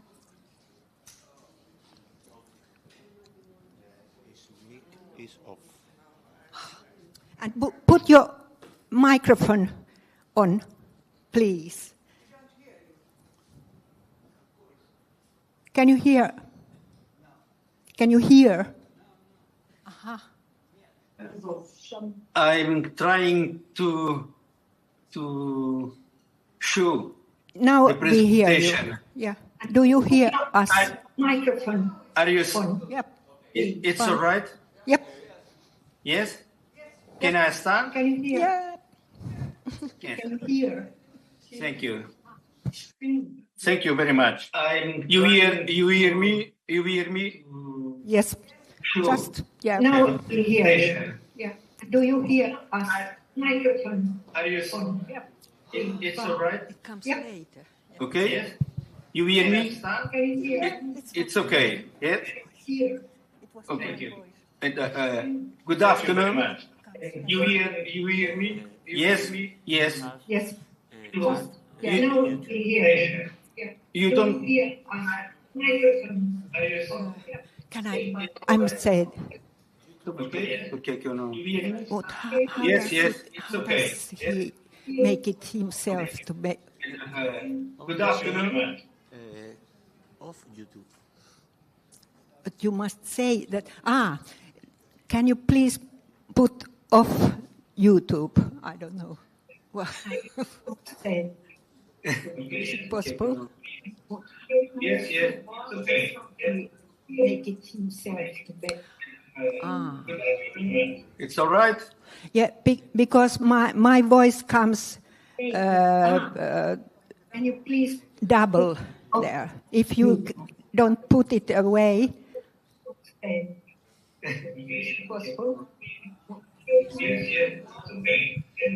Professor Silveira, está ouvindo? Sim. Sim. Por favor, desligue o som do YouTube. Desliga o meu som. Desligue o som do YouTube.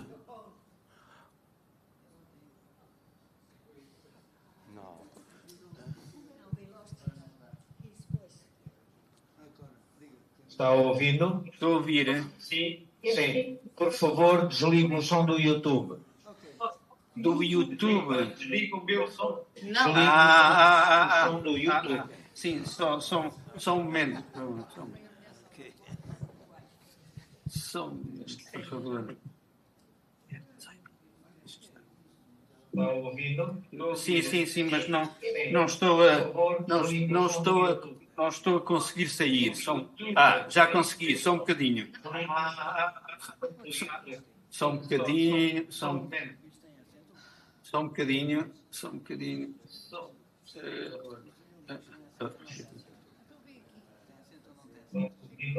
Sim, mas não estou a conseguir sair. Isso. Pronto, acho que já consegui. E agora... Good. Agora estão a ver-me?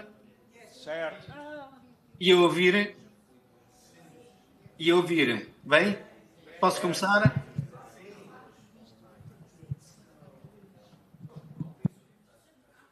Posso começar, Sr. Professor? Então, good afternoon, everyone. I really wanted to be in that room, but I couldn't. Allow me to spend another minute expressing my admiration for the majority of presentations of this Congress. Most of you are specialists and researchers in the field of Proverbs. I am merely a simple user of popular expressions, generally with great human or social significance and humor. I am an inexperienced collaborator in this type of research. I am a surgeon and I am here to present surgical problems of social interest. I hope it will be useful to you because today I will speak about current importance of the history of diabetic foot. It's great pleasure, the great honor to be with you. I was invited out a friendship of Professor Dr. Rui Soares and the organization of this Congress. And here I am because whoever has friends has everything. Usually, I have nothing to declare, but today I have something to declare. My English is not good enough to talk with you. I apologize for any errors in the text, and I will talk in Portuguese. Algumas fotos não são muito bem definidas, bem nítidas, porque foram tiradas por mim em museus que visitei e livros que tenho. Algumas fotografias de casos clínicos podem ser chocantes. Esta apresentação é muito diferente das que habitualmente vocês estão habituados. É uma apresentação com uma base clínica cirúrgica. Tive a ajuda de vários colegas para fazer esta apresentação, que aqui veem, e as fotografias e os casos clínicos ou as citações de livros estão bordejadas por estas cores. Quando tenho que fazer estas apresentações, vou sempre ao Alcalá de Henares para ouvir os sábios conselhos de Dom Quixote de La Mancha e Chancepança. O pai de Cervantes era cirurgião. E Chancepança disse-me para não andar de seca e meca e de zoca em colodra, ou seja, para não andar de seca e meca nos olivais de Santarém, e que aconselharam a que seguisse os seguintes passos. Uma introdução, uma breve referência à etiopatogênese do pé diabético, uma breve história da diabetes mellitus, uma história da etiopatogênese do pé diabético, a história do tratamento do pé diabético e alguns conselhos aos diabéticos. Preparem-se para uma grande seca. Quando faço estas apresentações, faço sempre uma homenagem aos gigantes com quem aprendemos. Bernard de Chartres, filósofo que lecionava na Catedral de Chartres no século XII, disse: "Vemos mais longe porque estamos em pé ao ombro de gigantes." E na Catedral fizeram uns vitrais maravilhosos em que se podem ver os evangelistas aos ombros dos profetas. Eu também homenageei o meu mestre, o professor Dr. João Patrício, em representação de todos. Quanto ao diabetes mellitus, em 2023, 525 milhões de pessoas sofriam de diabetes. e a prevalência em Portugal era de 13,6% entre as idades de 20 e 79 anos, o que quer dizer que mais de 1 milhão de pessoas tinham diabetes. No Reino Unido, os gastos anuais de diabetes são à volta de 10,7 bilhões de libras, com à volta de 60% deste gasto em complicações potencialmente evitáveis. Este provérbio, prevenir é melhor do que remediar, é fundamental, é um conceito fundamental para tratar a diabetes mellitus e o pé diabético. Muitos destes casos não estão diagnosticados, quer dizer, os doentes nem sequer sabem que têm diabetes, quer dizer que quem não sabe é como quem não vê. E porque a diabetes tem um percurso, uma evolução muito subreptícia, podemos dizer que água mole em pedra dura, tanto dá até que fura, tanto bate até que fura. A diabetes mellitus é caracterizada por ter muita sede, a polidipsia, urinar muito, a poliúria, e comer muito, a polifagia. Isto antes era muito instigado porque diziam que a gordura é formosura, mas não. Gordura não é formosura, mesmo que representada em excelentes obras de arte. E eu diria antes que a ignorância é a mãe de todas as doenças, porque quando se trata da diabetes, aplica-se o ditado: com papas e bolos se engana os tolos. A diabetes interfere em quase todos os locais do organismo. Cerebrovascular, da doença cardiovascular, oftalmológica, dos rins, e arteriais periféricas e a neuropatia periférica, que as duas juntas vão dar o pé diabético, ou facilitar. O pé é um órgão altamente especializado que, para além de suportar o peso de todo o corpo, é essencial na locomoção. A gordura subcutânea e o tecido celular subcutâneo, que são atravessados por múltiplos septos fibrosos, ricos em colagênio, como aqui veem, e fazem uma excelente almofada para que possamos caminhar. A face dorsal, as estruturas são mais finas e imóveis e menos sujeitas a traumatismo. Os fatores iniciadores da infecção, porque o pé diabético é sempre uma infecção, são a neuropatia periférica, é que o pé torna-se quase tão insensível como este espetacular pé de mármore de Jean-Baptiste Pigalle. A infecção começa sempre com um traumatismo, qualquer que seja o traumatismo, por pequeno e insignificante que possa ser, ou por isquemia. O traumatismo, quando aparece a infecção, aparece algum edema. Este edema vai comprimir as veias, o que provoca maior estase, mais edema, e se este é muito acentuado, comprime as artérias e dá necrose, ou seja, morte do tecido. O que aconteceu, por exemplo, a esta senhora, 38 anos, com uma neuropatia periférica de alto grau e sem nenhuma dor que chegou neste estado. Deu isquemia e, neste caso, veio uma radiografia com aterosclerose da artéria femoral e tem uma secção do pedículo vascular numa zona de amputação e praticamente não tem lumen. Só tem a circulação colateral que ajuda. Quando isto acontece no coração, podemos dizer que mão no peito e pé no leito. Uma breve história da diabetes para dizer que já em 1552 a.C., o papiro de Ebers mostrava duas receitas para tratar, uma, a supressão da sede e a curar esta doença mortal, e outra para tratar a urina em excesso. Schussruta, que foi o autor do primeiro compêndio de cirurgia que se conhece, o Schussruta Samhita, 600 anos antes de Cristo, disse que a respiração e a expectoração dos doentes para a EMA adquire um sabor doce e um cheiro como o do mel. E, 600 anos antes de Cristo, repito, descreveu duas espécies de diabetes. A sarraja, em que é hereditária e congénita, que os doentes são magros, secos, comem pouco e têm muita sede. E a apatia nimitarra, de doentes obesos, comem muito, desejosos de estar na cama ou de estar sentados e dormir por longos períodos. Arteus da Capadócia foi o que deu o nome a esta doença, diabetes. E Rufus de Efeso, como muitos outros nessa altura, achavam que era uma doença do rim e chamavam diarreia urinária.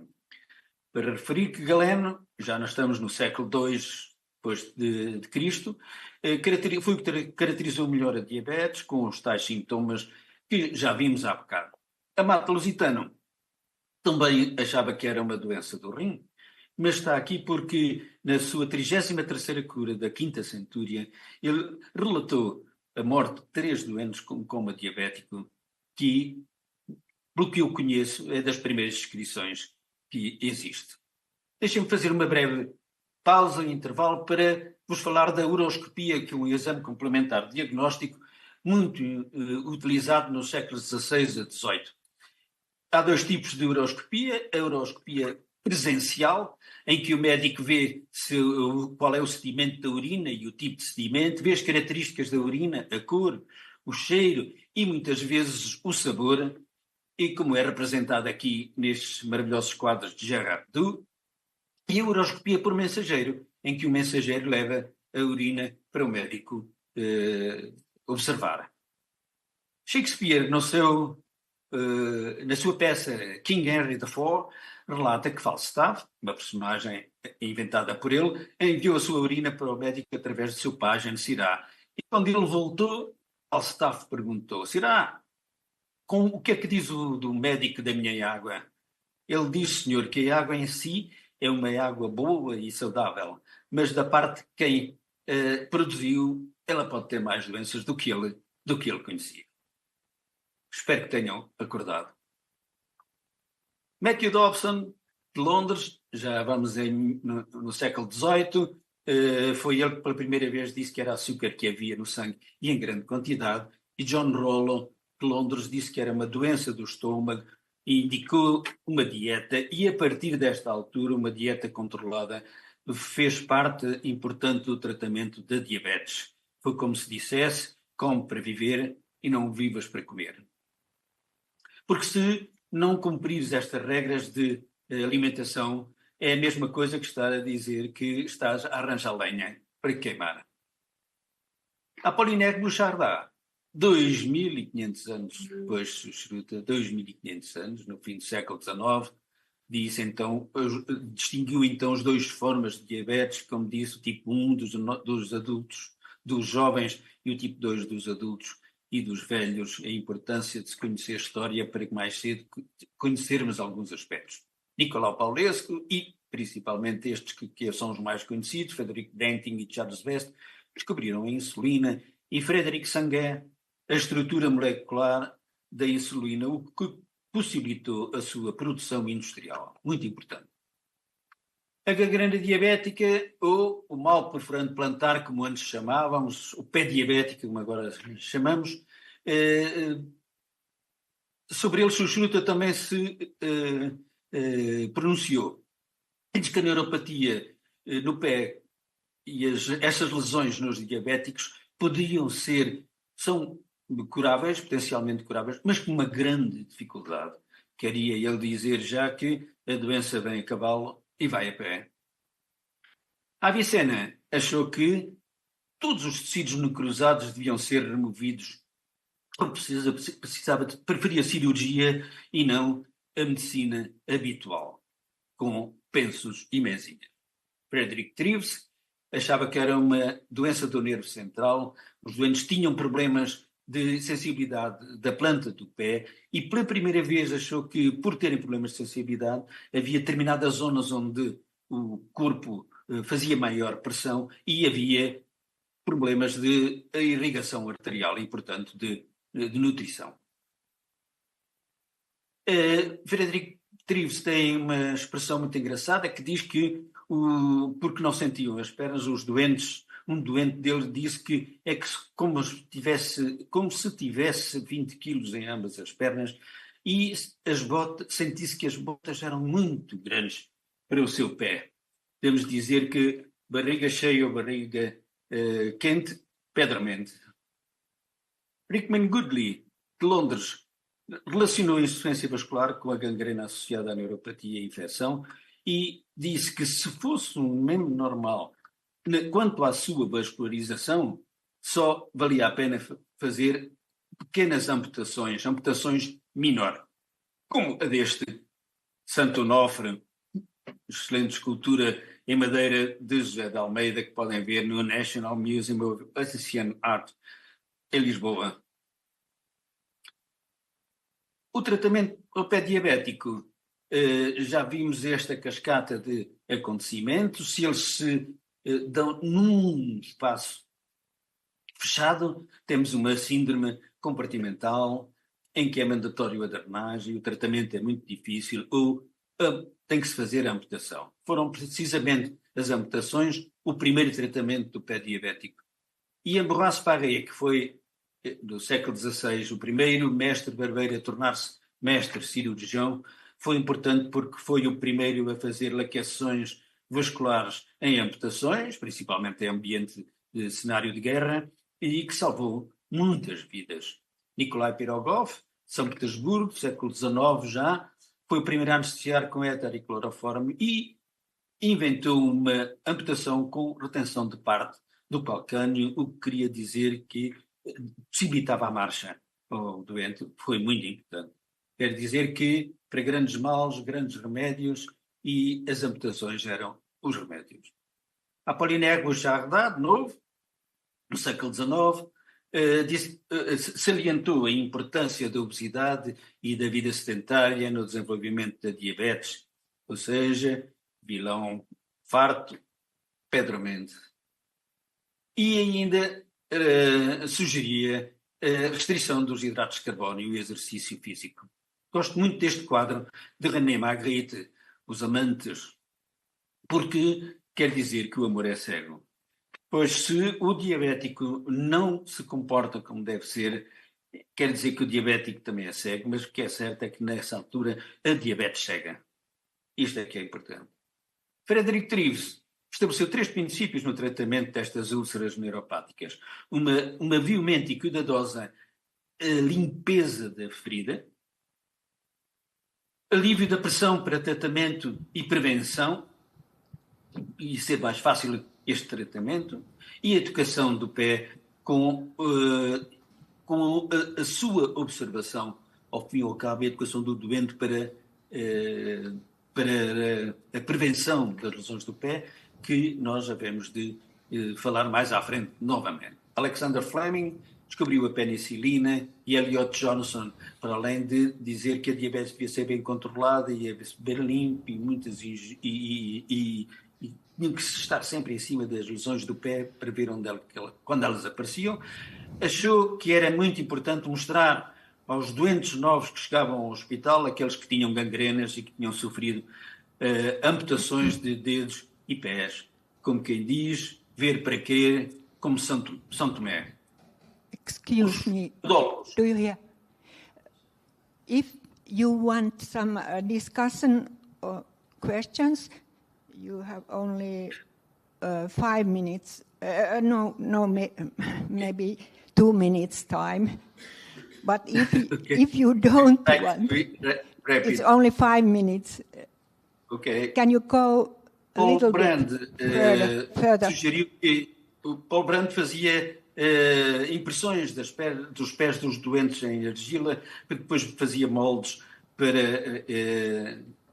para as palmilhas nelas, e podemos dizer que aqui isto era bota para o seu pé, contrariando o ditado. Importante foi a escala de Wagner e o Doppler transcutâneo, e a reconstrução arterial distal foi preconizada por Frank Nogueira, foi importante para reduzir francamente as amputações dos dedos e as amputações transmetatársicas. Deixem-me falar de Ernesto Roma, que foi o que fundou a Associação Protetora dos Diabéticos Pobres, a Associação Protetora dos Diabéticos de Portugal, a mais antiga associação de diabéticos do mundo. Ele dizia, inclusivamente, que o papel do médico não é tanto tratar o doente, mas ensiná-lo a tratar-se a ele mesmo.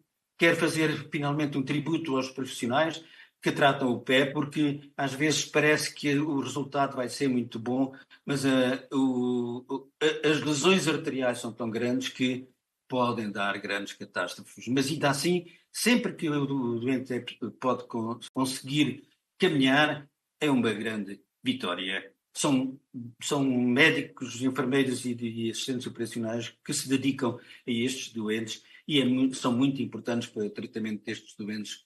Quem sabe, e quando queremos saber alguma coisa temos que perguntar a quem sabe. Neste caso devemos começar por falar ao médico de família e ele vai dizer que a comida é muito importante, a seguir vem o controle pessoal da diabetes, o exercício físico e cardiovascular e as visitas regulares ao médico. É preferível prevenir que remediar, como já vos disse, muitos diabéticos não conseguem resistir a comer um bolo, muitas vezes diariamente, com o cafezinho, e é questão para dizer, sou um tolo testa a profundidade da água com os 2 pés, mas é isso que, na verdade, estão a fazê-los.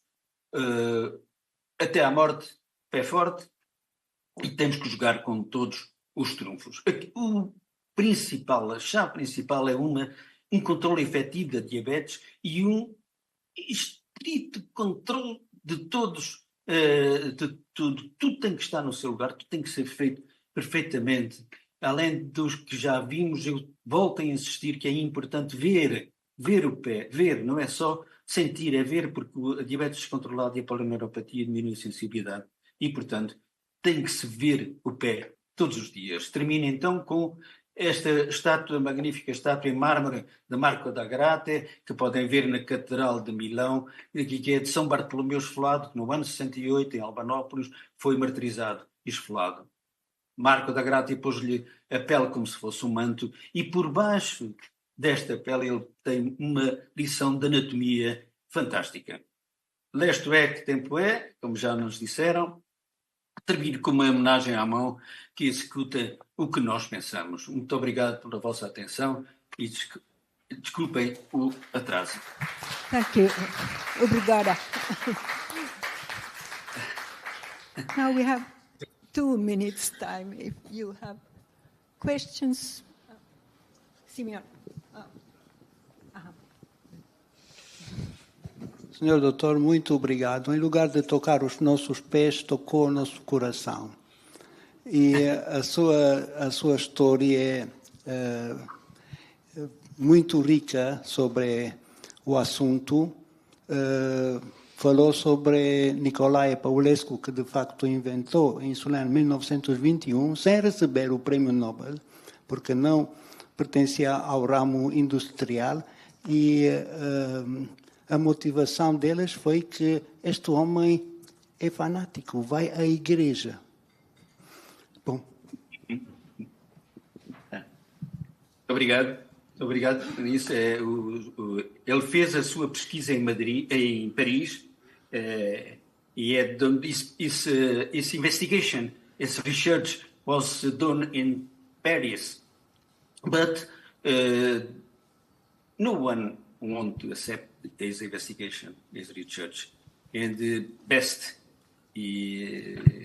was the Nobel.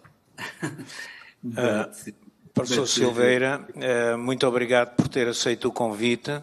Thank you for accepting the invitation. Desculpa ter demorado tanto tempo. And I have one very small question. From the medical point of view, which was for you better to take this contact with Proverbs? To take this contact with Proverbs.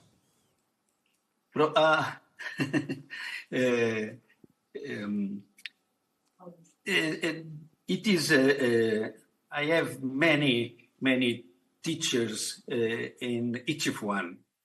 I like very much Proverbs. Only a few months since I awake to this problem, but I know they show the sapience of the old people, and I think we must show them everyone. Thank you very much for this participation. I thank you. Thank you. And thank you. Obrigada.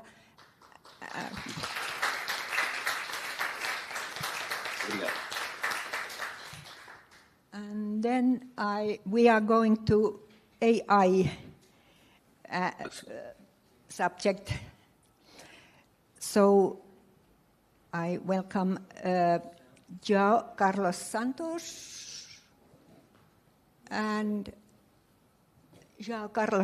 and Joaquim Silva Marque. You are welcome. From oral wisdom to artificial intelligence, the relevance of popular proverbs in the digital age. So you are here. How much time I have? You have 20 minutes if you want some questions. Okay. I don't want questions, but if audience want, I'm here. Okay, good afternoon to everybody. First of all, I must thank my dear friend Rui and Marinella for this invitation. It's with a great pleasure that I'm here. Again. So, although my presentation is in English, take the example of my previous colleagues, I will do my presentation in Portuguese, because I'm Portuguese, okay? If you want, I can do something in English, because my English is very, very bad, okay? It's okay, my English? Okay, thank you. Well, first of all, I must present my apologies because my English, and I must tell you something. Two things in concrete. I'm not a specialist on popular wisdom, Proverbs, but I am very, very interested in them since my little age, okay? And another thing, today, I'm not a digital man. I'm an analogic. And you ask, so why you present the term with from oral wisdom to artificial intelligence? Because my colleague João is a digital guy. I'm not. So I'm interested in this matter, and I try and I made a challenge to my colleague João. Why we don't work this subject in the way of the popular wisdom and AI.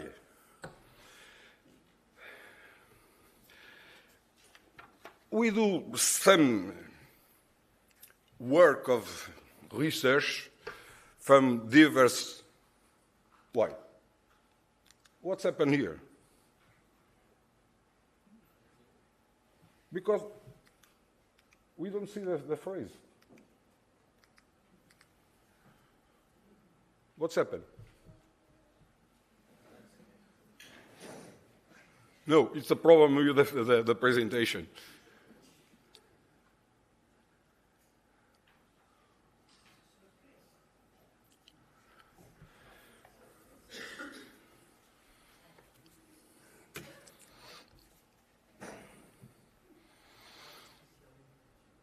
So I'll go on. Since ancient times, the Proverbs have served as a dense capsule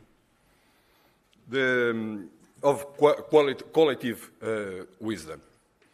And they transmit values, experience, feelings to others. So, if the popular wisdom do that, why cannot do AI? After see what several authors talk about this in both ways, popular wisdom and AA, me and my colleague think that it is necessary to go further in this subject. And my colleague creates an intelligent artificial agent to do our work. Because most of the actual humanity are between until 60, 50 years. So you can tell, or you can say that these human beings are digital human beings. Because the environment, the digital environment, has developed in the middle of the 19th, the last century, okay? So 20, 40, 15 years, and these people are all day in the social media, in the digital environment. We can see in this environment some proverbs, not like we know it and we use it, but in the short way, like memes.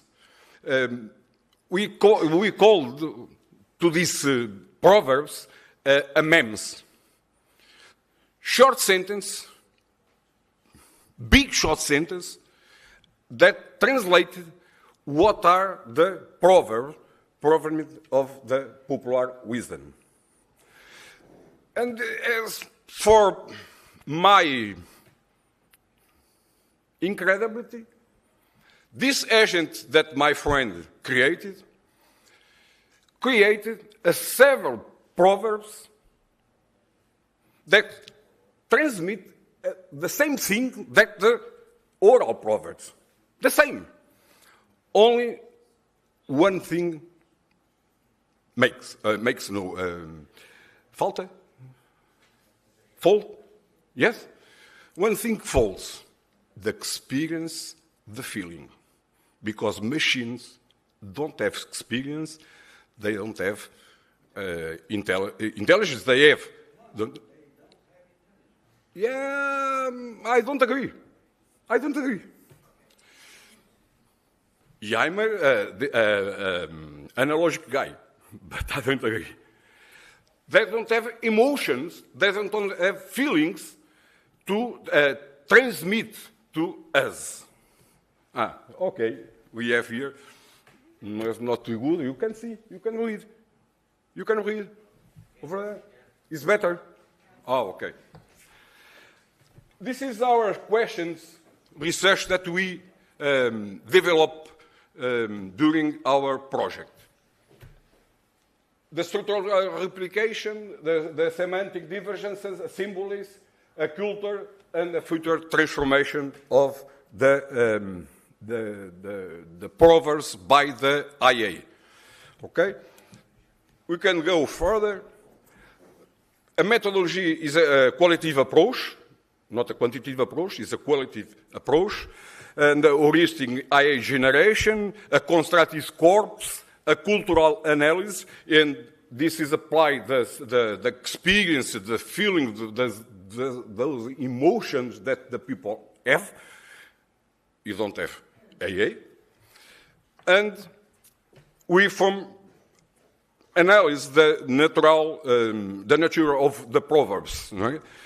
Structural feature, mnemonic efficiency. They are small phrases that transmit a concept, a feeling,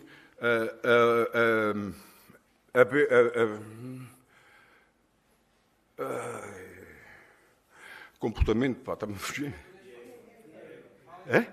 Behavior, and means interpretation of culture, and so on. They are rhythmics. They are versos I don't know to say it in English. São versos que se conjugam. Quem boa morte tem, boa vida teve, ou má vida teve. Há sempre aqui uma conjugação sonora que transmite alguma musicalidade ao próprio provérbio. Depois, porque tem funções culturais. Faz parte da cultura e introduz, desenvolve, aplica, especifica certos graus de cultura. Finalmente, também tem funções sociais. Como é óbvio, há um conjunto de provérbios que tem a ver com a função social do indivíduo. Se nós seguimos numa pesquisa que nós fizemos nos provérbios digitais, nos espaços digitais, nós encontramos cerca de 85% dos provérbios foram adaptados a este meio digital. Sendo que 60% deles são feitos por malta jovem, abaixo dos 35 anos, que vão buscar a sabedoria popular e a transformam para a linguagem que é utilizada nos meios sociais. E, finalmente, cerca de 40% deles que circulam nas redes sociais foram transformados naquilo que nós podemos chamar o antiprovérbio. E porquê? Porque fazem jogos de humor. Humorizam o próprio provérbio. E aqui só uma à parte, aqui há 6 meses atrás, se a memória me falha, fui convidado por Rui para vir fazer aqui uma palestra sobre, o tema era, será que os provérbios estão condenados a desaparecer? E um dos argumentos que eu utilizei nessa altura tinha a ver exatamente com as redes sociais e com o ambiente digital. Que esta malta não está tão propícia a estas coisas das raízes culturais. É muito demodé, é muito old fashion. Não é para eles, porque eles são todos dinâmicos, digamos assim. E, no entanto, eu apontei uma solução na altura em que afirmei que, pese embora estas dificuldades todas que nós encontramos nos dias de hoje, porque não há socialização, se não há socialização, não há hipótese de nós transmitirmos o conhecimento, partilharmos as experiências, porque não há essa socialização, ela é feita através ou atrás de um ecrã de um computador ou de um telefone, mas, no entanto, dependia de nós a sua permanência, a sua sobrevivência ou não. Eu acredito que os provérbios irão continuar. E não tinha acesso ainda a este tipo de informação. O que é certo é que, passado este tempo todo, cheguei exatamente a essa conclusão, para a minha surpresa total. Para a minha surpresa total. É que, de facto, os provérbios vão continuar a viver, vão ser reformulados. Aliás, uma das questões que nós apontamos para estudos futuros tem a ver exatamente com esta reformulação daquilo que são os provérbios, daquilo que é a sabedoria popular e como ela se vai alterar por força da existência destes meios digitais, que cada vez mais é a forma de comunicação mais usada pelos humanos, e daí que esta coisa se desenvolveu. Ou seja, qual é os limites, porque encontramos limites a esta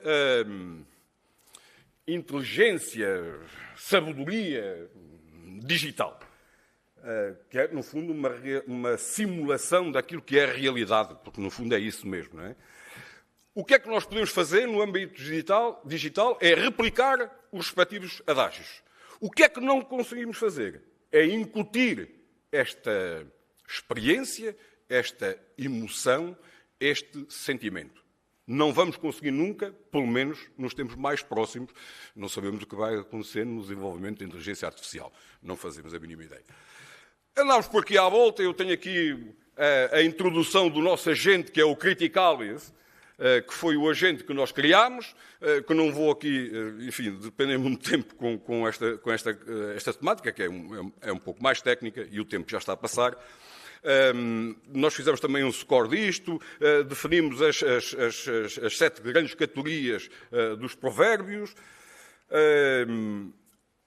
a emergência dos tais provérbios memes, ou seja, o provérbio é diminuído na sua extensão, pese embora mantenha a mesma função, a mesma ideia, mas está reduzido. E Porque isto são coisas que são muito efêmeras, muito breves. Aquilo é sempre a andar. As pessoas não perdem muito tempo a ver uma coisa. Aquilo tem que ser sempre a rodar. E daí que é o tempo, digamos assim, é um grande vírus da variedade. Está sempre a mudar, sempre a mudar. O que é que eu quero chegar? Eu não vou comparar os provérbios com os memes, embora que possa só dizer aqui um tópico. O tradicional advém da tradição oral, da transmissão oral. Aqui no digital ele surge da rede social e da partilha da rede social.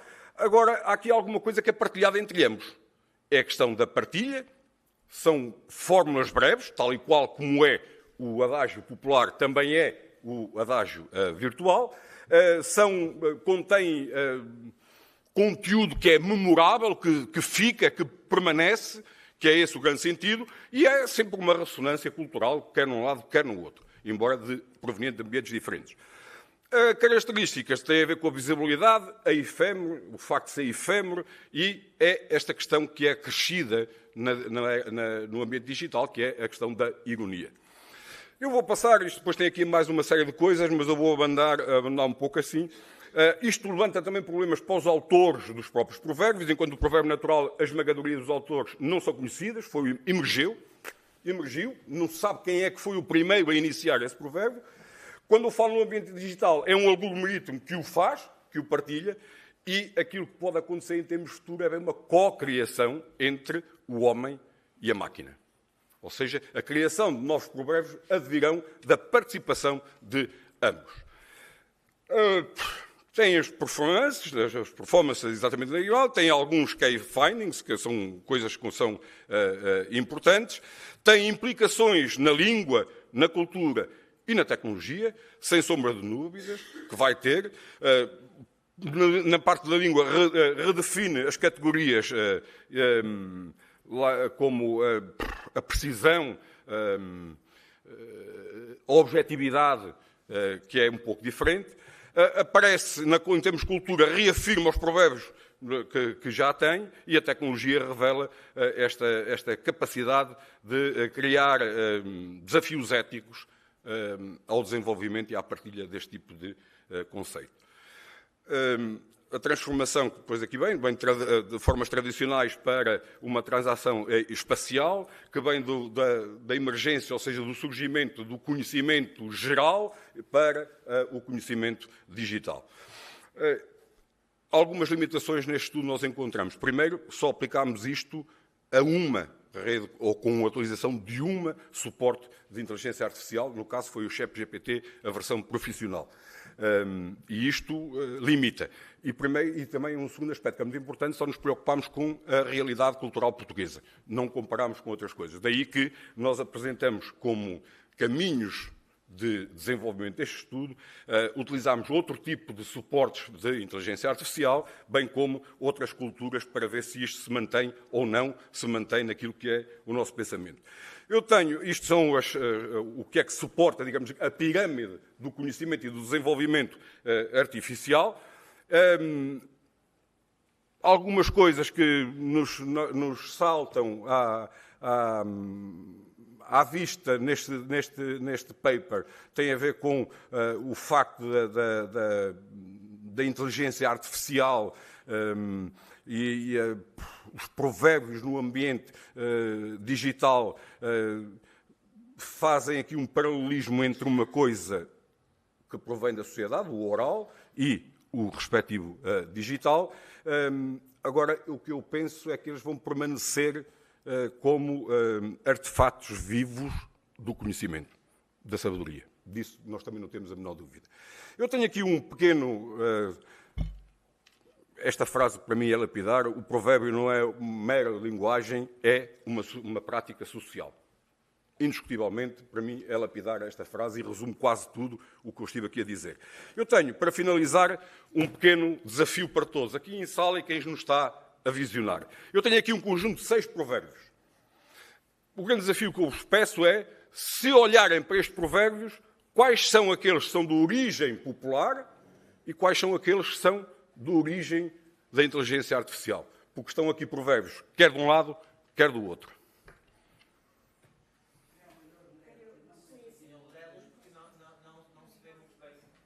Eu leio, não há problema nenhum, eu leio. Quem for, eu leio, não há problema nenhum.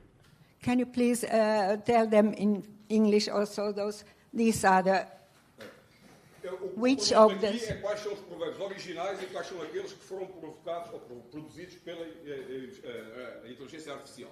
Eu tenho aqui este, por exemplo. Quem foge do silêncio nunca ouve a verdade. Those who flee from silence never hear the truth. A folha que cai não trai a árvore. The falling leaf does not betray the tree. Burro com fome, cardos come. A hungry donkey eats thistles. How do you say? O tempo não grita, amadurece. Time doesn't shout. It matures. Yeah. Apressado come cru. Haste makes waste. E antes martelo que bigorna. Better a hammer than an anvil. Now we should.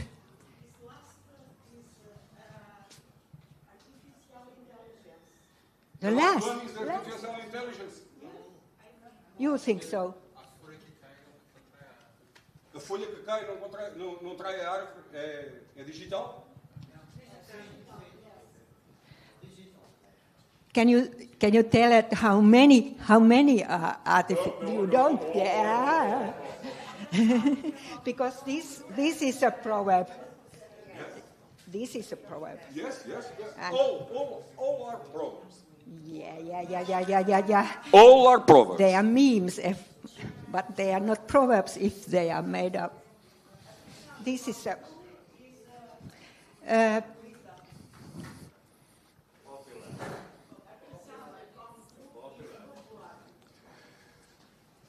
This is artificial. This is artificial. The falling leaf. The falling leaf does not betray the tree. Betray the tree.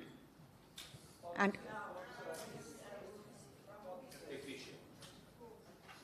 I think also. Okay. My time is finished. Yeah, but you got. No, it's not finished. No, it's not finished. You must tell about them. Okay. So, we have 6 proverbs. How many are artificial? You tell them. Half?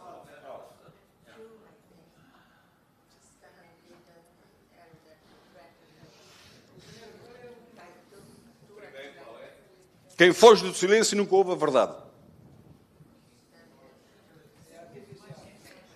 I think these are proverbs. Okay, I tell you. There are 3 artificial. There are 3 oral proverbs. Okay, popular wisdom. The popular wisdom. Burro com fome come esquadro, come cardos. Antes martelo que bigorna. E apressado come cru.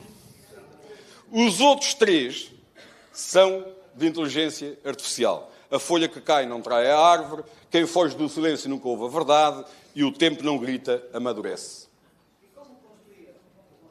Não fomos nós que construímos. Quem construiu foi o agente que o meu colega criou, digital. Sim, fomos nós. Foi concebido tendo em atenção aqueles 7 orientadores, ou 7 ou 6 orientadores, dos provérbios orais. Ok, correto. Mas ele a partir daqui, mas aí estamos de acordo. Mas a partir desta fase, o programa faz ele sozinho as coisas. Já não necessita de mais nada da minha ajuda. Now we would need a proverb to kind of break this. All are do it by the humans. Even the machine. Ok? Sim. Sim, sim. Nós não nos sentimos respeitados. Antes, pelo contrário. E volto a frisar. Eu sou analógico. Certo? Eu sou analógico. I would ask, you think that a meme is same as a proverb? No, it's not the same. Almost. It's a proverb, but in a short way. Is a proverb, but in a short way. Don't have... Tempo não grita, amadurece. Certo? Há um provérbio português que agora não me vem à memória, que é muito análogo com este. Muito análogo. Mas agora não me vem à memória. Não...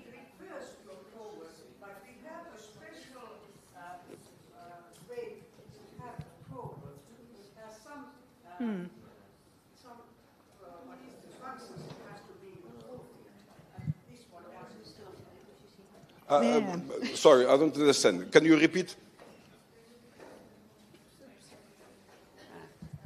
We can't call everything to proverb, what looks like proverb. Even it looks like a duck and it walks like a duck, so it might be something else. But you know that it can refer to a proverb, but it doesn't make it to be a proverb. And it is a big difference for us who are working with proverbs. So we are not playing with them. I agree.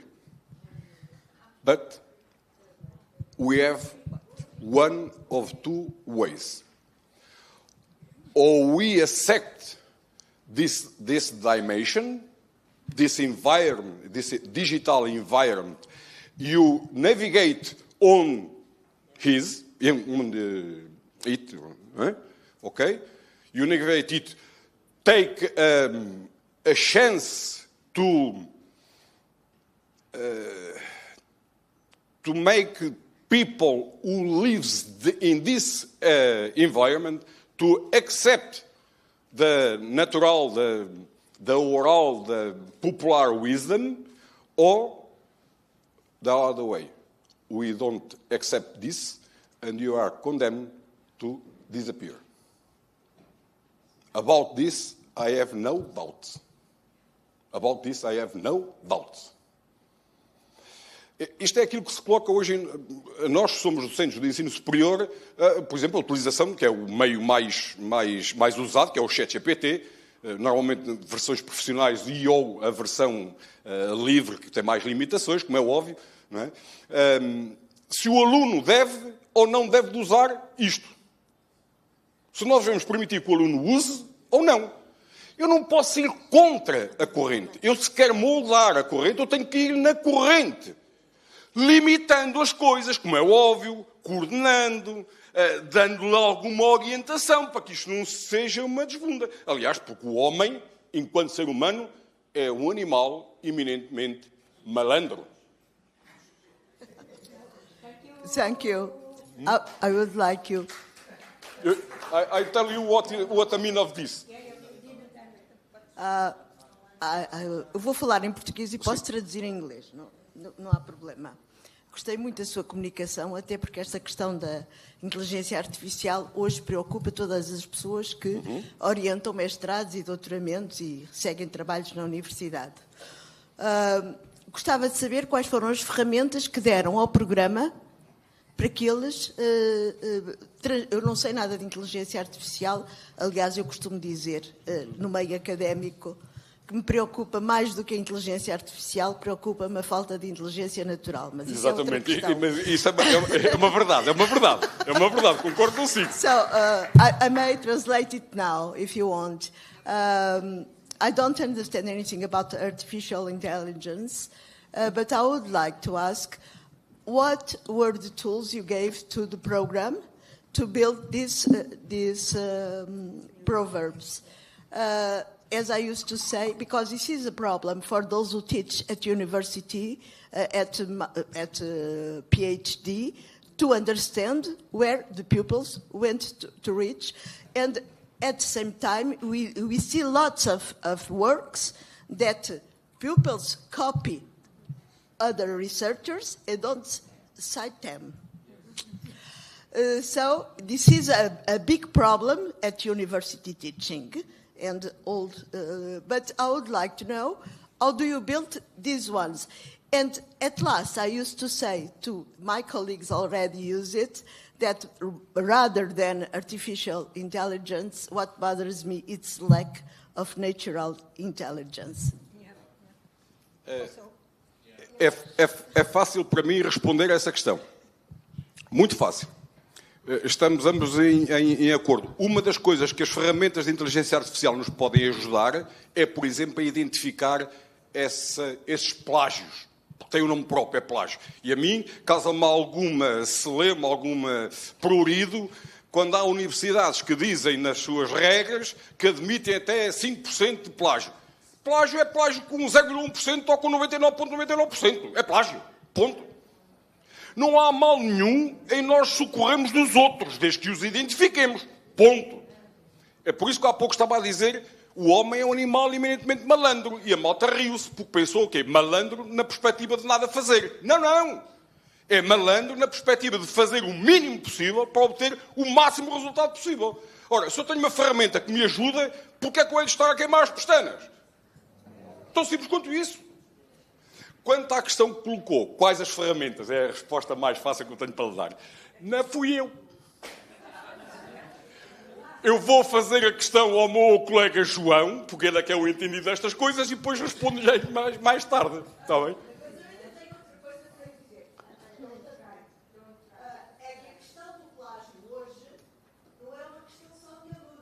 Não. Sim. Olha, eu posso lhe dar aqui só um exemplo. Isto é uma amostra ad hoc, não é um estudo científico, é uma amostra ad hoc. Sabe qual é o valor da percentagem de artigos científicos publicados após o surgimento da inteligência artificial? Pois, cerca de 45% mais. Mas não é muito difícil a gente saber quais são. Não. One question, Ali? I could give just a comment you have about a question? a short comment. Okay. Because one of our friends, and everyone knows Damien Villers, and he has studied proverbial fitness, and he has studied, he has come up with, I can't remember, about 9 criteria what makes a phrase or a text memorable. And he's also very much into proverbial genesis. So when can we actually call a proverb a proverb? And it's about circulation of proverbs and so on. Memes have got extremely short life. And it is impossible to call them proverbial they have... we can, say that stylistically they may look proverbial, but they don't stay long enough in circulation to be called proverbs. Okay. Thank you for your observation. No more questions? We have no time. No more questions? We don't have any time. This next one. Okay. Sorry. I thank you very much for your attention, and thanks, and please make me a favor. Be happy. Happy. Until next time. Thank you. Obrigada. Then it is Marinella and Rui. They have. Please. Oops. Emotions are going here. We have emotions going on. Emotion. Sim, vou ser rápido. Hello. Boa tarde. Hello, dear friends. It's our 19th edition. I am very glad to close one time more the session, but we dialogue after, if you want, of course. I speak in Portuguese, but I have one support to translate some part in a summary of our text, our article. Hoje fizemos um trabalho, enfim, que será um início, ou está a ser o início de um projeto, e trazemos aqui uma grande autora da área da literatura e do romance histórico, Diana Barroqueiro, porque pensamos que é a altura de fazermos uma homenagem a todo o trabalho que ela tem feito à roda dos provérbios e da gastronomia, mas com o suporte histórico. Just Marinella told, this is the beginning of a greater project that at the same time we do that in honor of one great writer, Portuguese writer, with lots of winners and awards outside, but unfortunately 0 in Portugal. And she is the greatest writer that connects all the historical point of view about receipts, and all the gastronomy is on this book, after we will show to you, in the form of some romance, historical romance. Diana Barroqueiro, curiosamente, tem 2 nacionalidades. Nasceu nos Estados Unidos da América, é americana, e emigrou para Portugal com 2 anos de idade. E dedicou-se ao ensino, à tradução e, sobretudo, à ligação da literatura portuguesa aos provérbios, à tradição oral e às receitas de época. Portanto, não vou mostrar receitas, mas vou apenas dar essa divulgação e esse suporte para um futuro trabalho que estamos a tentar organizar, sobretudo nas escolas. Just when we go to schools, we try to improve both students and professors to connect with the Portuguese reality, and not only, but mainly with this. And of course, she had volumes, and she awarded, I have the memory, 5 awards outside Portugal. She was born at the United States, and after, in childhood, she migrated to Portugal, and she was also a teacher at secondary schools, and she began to develop this kind of connection with gastronomy. Maybe based because the Portuguese gastronomy is very rich, and she make all the books she has are historical based, and she have the documentation for each receipt based on our history. Estes 3 volumes que estão a ver receberam 2 prémios internacionais há 3 anos e há 2 anos. São 3 volumes sobre a história dos paladares, dividido em 3 temas, ou subtemáticas, melhor dizendo, que são a história dos paladares e depois, por detrás, os provérbios da época, sobre a sedução. Depois, um segundo volume sobre a perdição e a redenção. Eu apenas vou falar sobre, não é propriamente uma recensão do livro, mas deixar aqui alguns aspectos na área, no primeiro volume da sedução. As you can see on the pictures, she wrote these 3 volumes with some awards outside, as I said before. The first one, the general title is History of Paladares, a taste history. And of course, behind each of these volumes, she developed the receipts and she connected always with Proverbs at that time.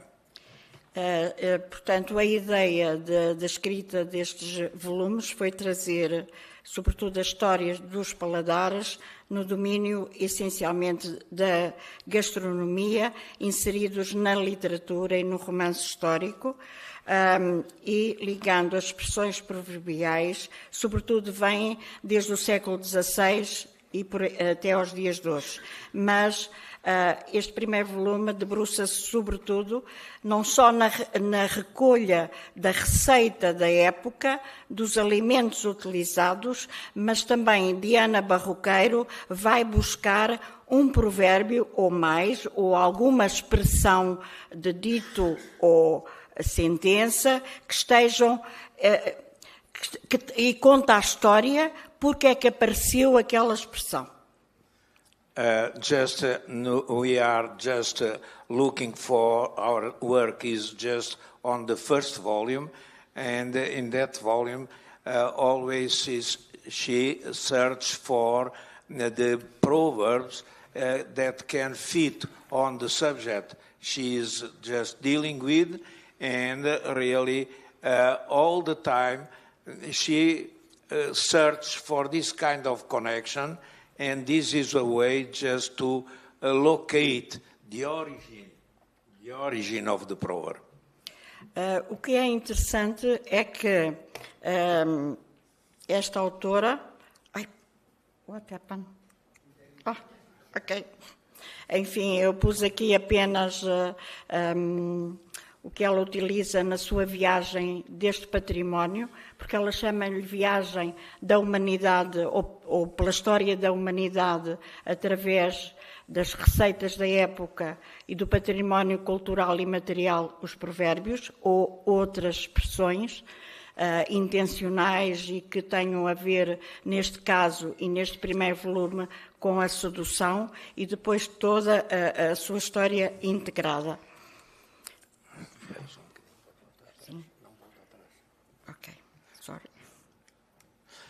It's interesting that this first volume, the key word is seduction. And this also fits with the idea of Diana Barroqueiro to call the attention of the readers for some kind of come to see what we have in common with our history related with it, taste, with flavors. E o que é interessante é que ela liga, portanto, toda a intenção e a natureza desse gosto, não é? Porque utilizando um dos 5 sentidos, e o paladar, de facto, é muito forte no ser humano, não é? Mas que ele próprio nos ajuda também a educar, o paladar também nos ajuda a educar, porque nem sempre há gostos que não são apreendidos de imediato. Eles são aprendidos, de facto, e ensina-nos também a gostar ou não gostar. E, portanto, há que saborear. Portanto, a palavra do sabor ao longo do tempo e ao longo da vida também é importante. The idea, as the keyword said, seduction, is just that sometimes we like or dislike, maybe because the visual aspect is good or not good for the person, but in this volume, at the same time, she's trying to pass to the reader the idea that maybe you don't like or you like now, but maybe when you know much more about, maybe you begin to like or eventually to have reasons to dislike. E depois faz alguma divisão entre esses paladares. Portanto, ela apresenta os paladares sobre os paladares lusos, paladares tradicionais, paladares míticos, paladares de pasmar, paladares, enfim, outros mais reabilitados. Portanto, aqueles paladares que se perdem no tempo e que são ressuscitados noutra época ou na época seguinte, por qualquer razão. E, portanto, é muito interessante toda esta divisória que faz como se fosse uma taxonomia. É como se fosse uma taxonomia. Eu não vou apresentar tudo aquilo porque é muito, mas no trabalho teremos que selecionar o que é mais importante para as crianças, enfim, começando com a nossa dieta mediterrânica. Just I can resume what Marinella said, that Diana Baruqueiro tries just to make some history along the time, giving some examples that in certain period we accept, but maybe after we reject, and maybe we go back and we adopt again this. I give one example because I remember that more or less people with my age remember that there was a period saying that it was very bad for the health to eat sardines because of the oil and so on. So during lots of time, we avoid this kind of fish. It was called peixe de sangue azul, blue one.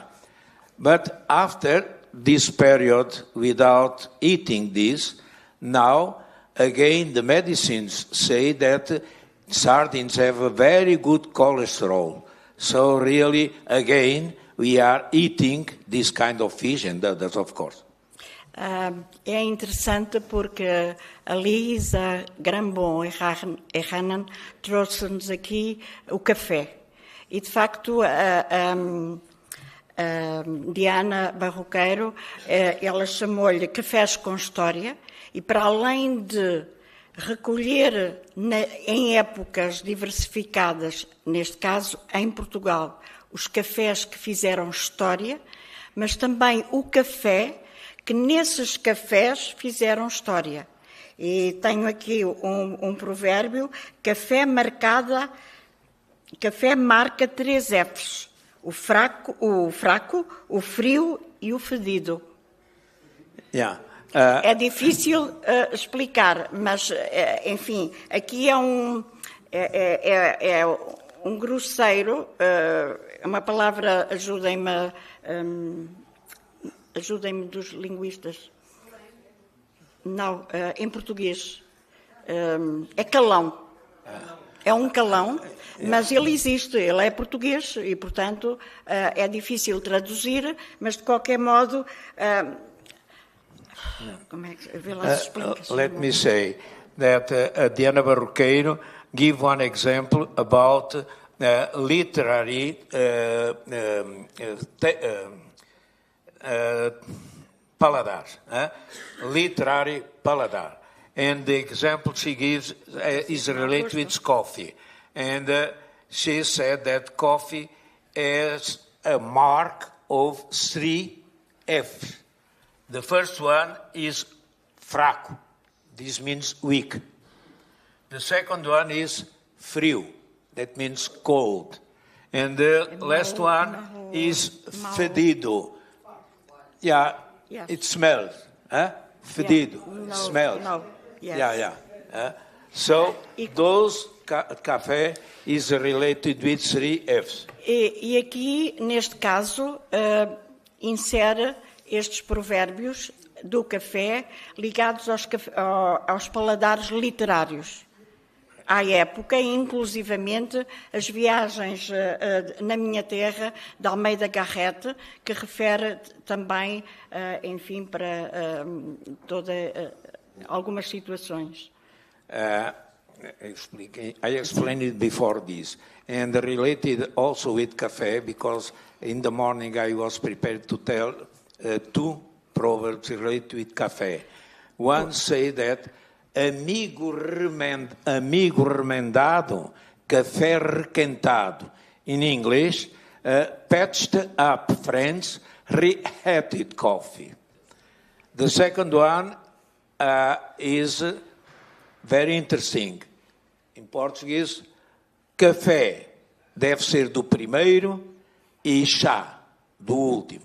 That means that to be served, café must be the first. Immediately to exit from the machine. And tea must be the last one.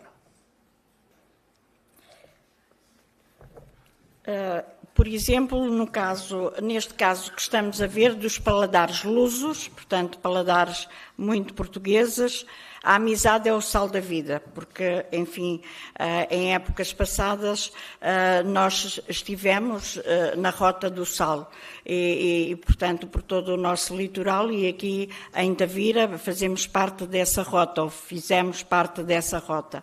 E aí é considerado os paladares lusos entre o sal, porque o sal, enfim, é considerado aquele que dá o ponto no paladar, ou pouco ou muito, mas deve-se pôr um bocadinho de sal. Os paladares tradicionais também têm a ver com o sal, porque o sal também serviu, como todos sabem, a base económica da época e foi, durante algum tempo, enriqueceu os cofres, enfim, da monarquia e dos tempos do rei. Enfim, passando... It's interesting, this proverb, friendship is the salt of the life.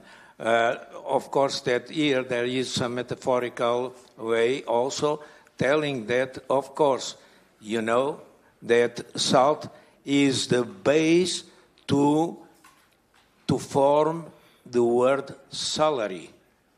So, money, salary, so it's the salt of the life. Depois, paladares frugais, portanto, aqueles que, de facto, nos dão um certo prazer. Paladares reguladores, que é o caso de água em agosto, açafrão, mel e mosto. Portanto, a aceitação de uma época estável, em que os alimentos também estão bons, não é, para fazer o mel, ou se chover em agosto, ou se houver água em agosto, é bom para o açafrão, para o mel e para o mosto, neste caso, em zonas em que o vinho já é feito, não é? No caso do sul, que começa mais cedo do que no norte.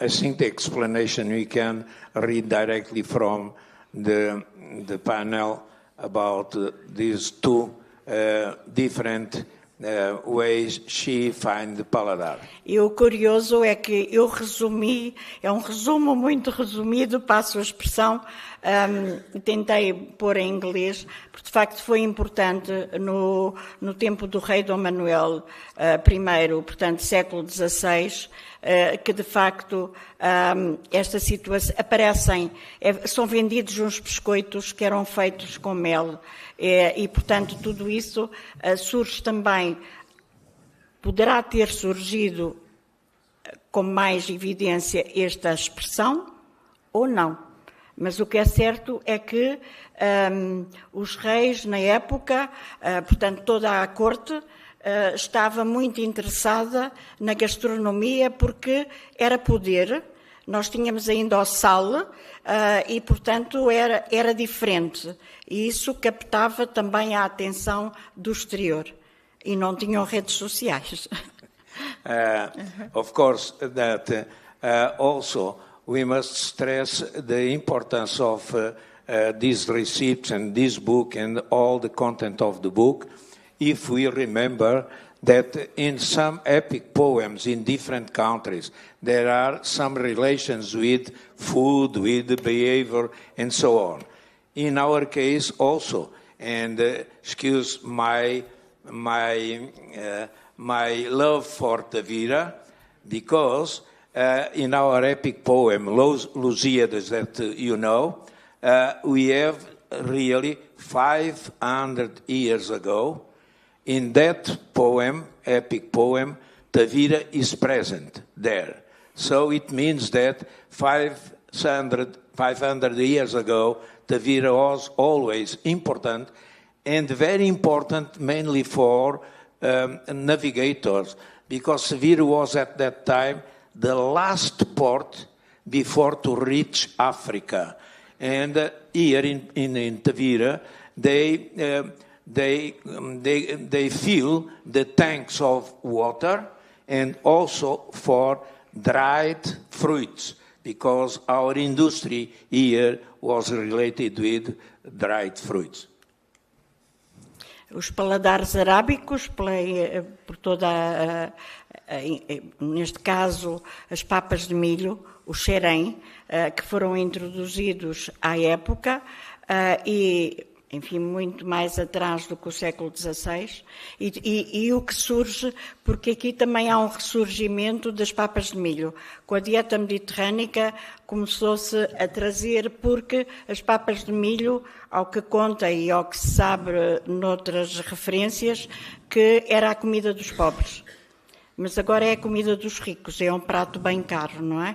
E, portanto, Diana Barroqueiro integrou nos paladares arábicos, porque não é nosso, vem daí da época, até porque o Algarve só foi independente depois, não é? Por influência também dos árabes.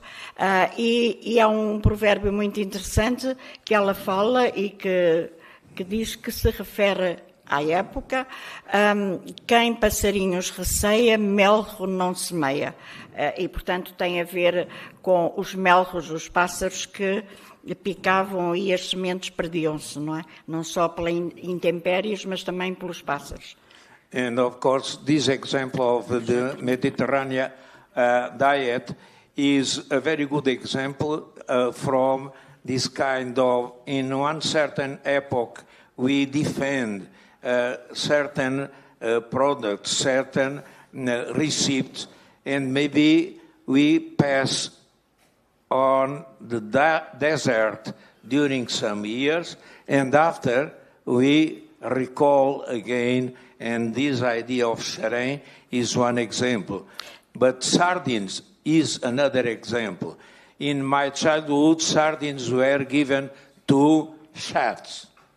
It was not the fish to eat, and now is very expensive. So you can see the evolution and this kind of cycle that in some periods are down and after they come. And I think that's the same with Proverbs. Eu vou resumir e vou dizer que no full paper vamos encontrar depois as receitas referentes à época e toda essa interpretação histórica e como é que apareceu a expressão. Eu não vou agora aqui falar em receitas. Paladares reformadores, o fruto proibido é o mais apetecido, tem a ver com a Idade Moderna, com os descobrimentos, os paladares orientais, porque o caso do pastel de Belém, ou pastel de nata, pastel de Belém, não tenho agora aqui a referência de quando surge, mas o pastel de nata, diz Diana Barroqueiro, em toda a sua investigação, referente aos paladares orientais, que foi no século XIX, a simbiose de produtos que vinham de Goa, de Malaca, portanto da Índia, juntamente foram adaptando iguarias aqui em Portugal e como também havia alguma inovação e imaginação, chamaram-lhe, por exemplo, a pastelinha de nata, que veio dar os pastéis de nata e, portanto, que hoje são tão conhecidos dos nossos pastéis de Belém, porque foi um espião inglês que na altura estava em Portugal que passou o segredo. Thank you. Your time is out, but yes, 5 minutes. I finish. Yeah. 5 minutes. So we continue on this closing session now because it's I finish. 5 minutes. We finish, and I pass very quickly. Yep. Paladares mediterrâneos, paladares romanos, que têm a ver com a oliveira, com o azeite, com o vinho.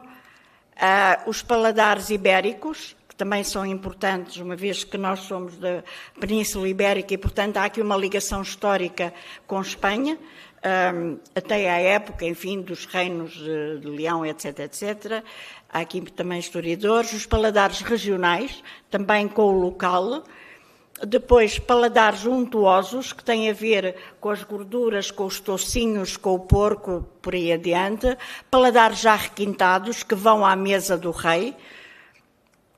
E aqui está o sumário, que foi a intenção desta pesquisa e que aqui se apresenta, resumida, trazer ao palco do colóquio um dos pontos de vista de uma escritora, Diana Barroqueiro, da literatura e do romance histórico, mas também uma boa cozinheira, da gastronomia e os provérbios. Observa a gastronomia portuguesa através de expressões proverbiais, relacionando-a historicamente com as receitas da época. Queria aqui dizer que Diana Barroqueiro já esteve em Tavira por 3 vezes e numa delas fizemos uma sessão neste hotel com um grupo da comunidade em que ela ensinou as receitas da época, 3 receitas da época, o xerém, os bolinhos de areia e passemos à frente, só me lembro de 2,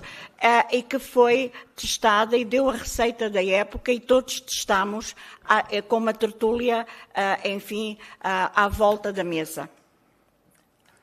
Muito obrigada e o Rui fará agora o resumo. Estava o resumo já em inglês. Portanto. Okay. Now I resume with a proverb. Everybody knows each head, each salt. And cada cabeça sua sentença. And when we went to school, we asked and we tried to explain, and a child, 8 years old at that time, now is a father, but at that time, he was, I have a special one. 9 years old. And I asked him, please tell me, instead to use each head, each thought, he said, each house, each service. And I asked why. Because I know that in my home I have my computer in this room, but my colleague in school said that he has the computer in another room. So, in another room. So I think that the idea for this child about 9 years old, I think that he got. As we may just say that it was from artificial intelligence. It was not. Thank you. This was good.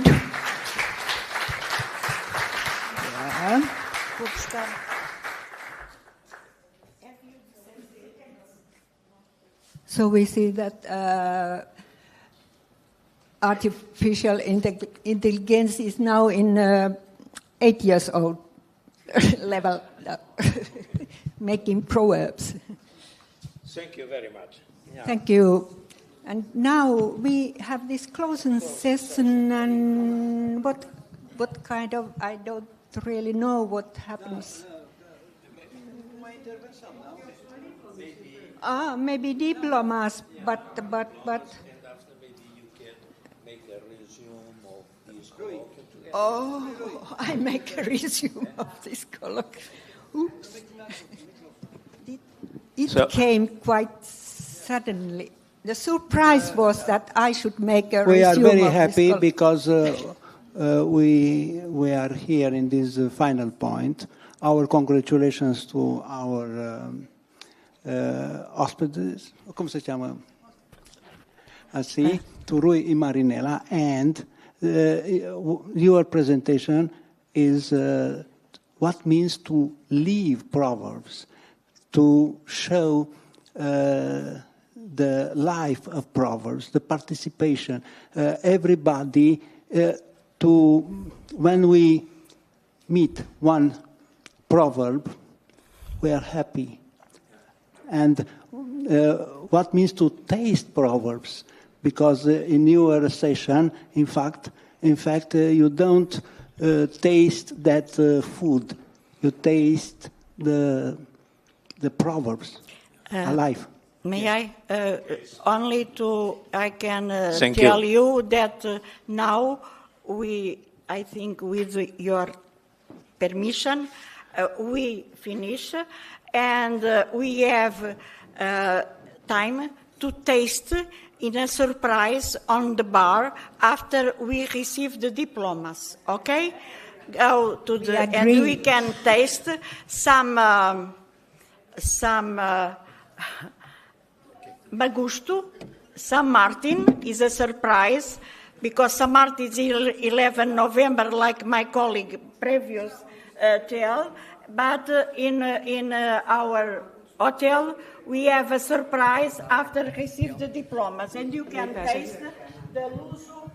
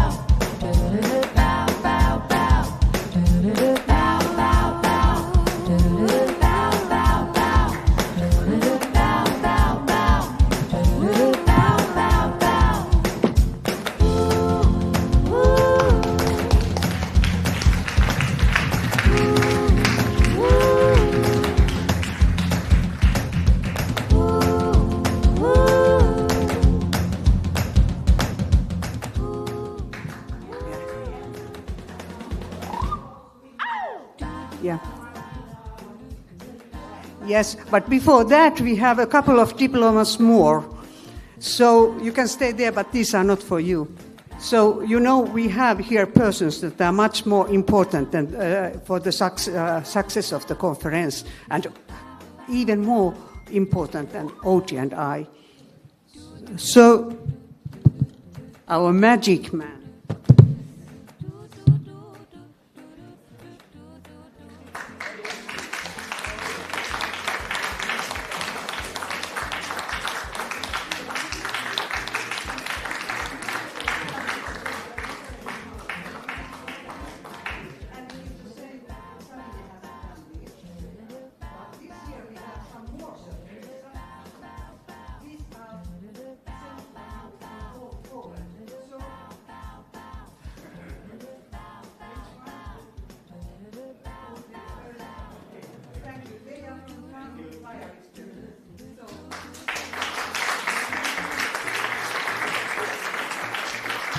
And then, as I said, kun kroppa on rituratu, on kaffekupista suuri apu. So, this is not that body is rituratu, because there are nails. So, but when your clothes are rituratu, so you can use that. Kaffekupista on suuri apu. Thank you.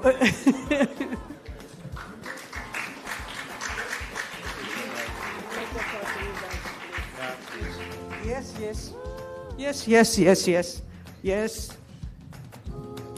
But we are now rituratu.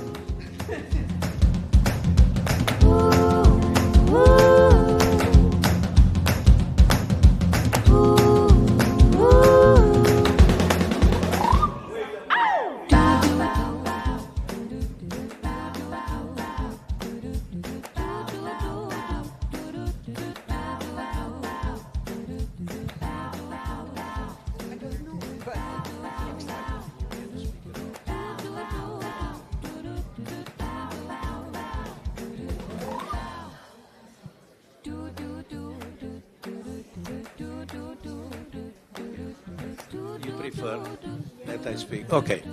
Yeah. Just, you know that during these 19 years, we had always made those colloquia in cooperation with lots of people that sometimes don't appear, but there is one person that every year with us, Oti. So please come here. Oti is just the co-organizer of this, so really it's fair to have her here with us in this moment. So please.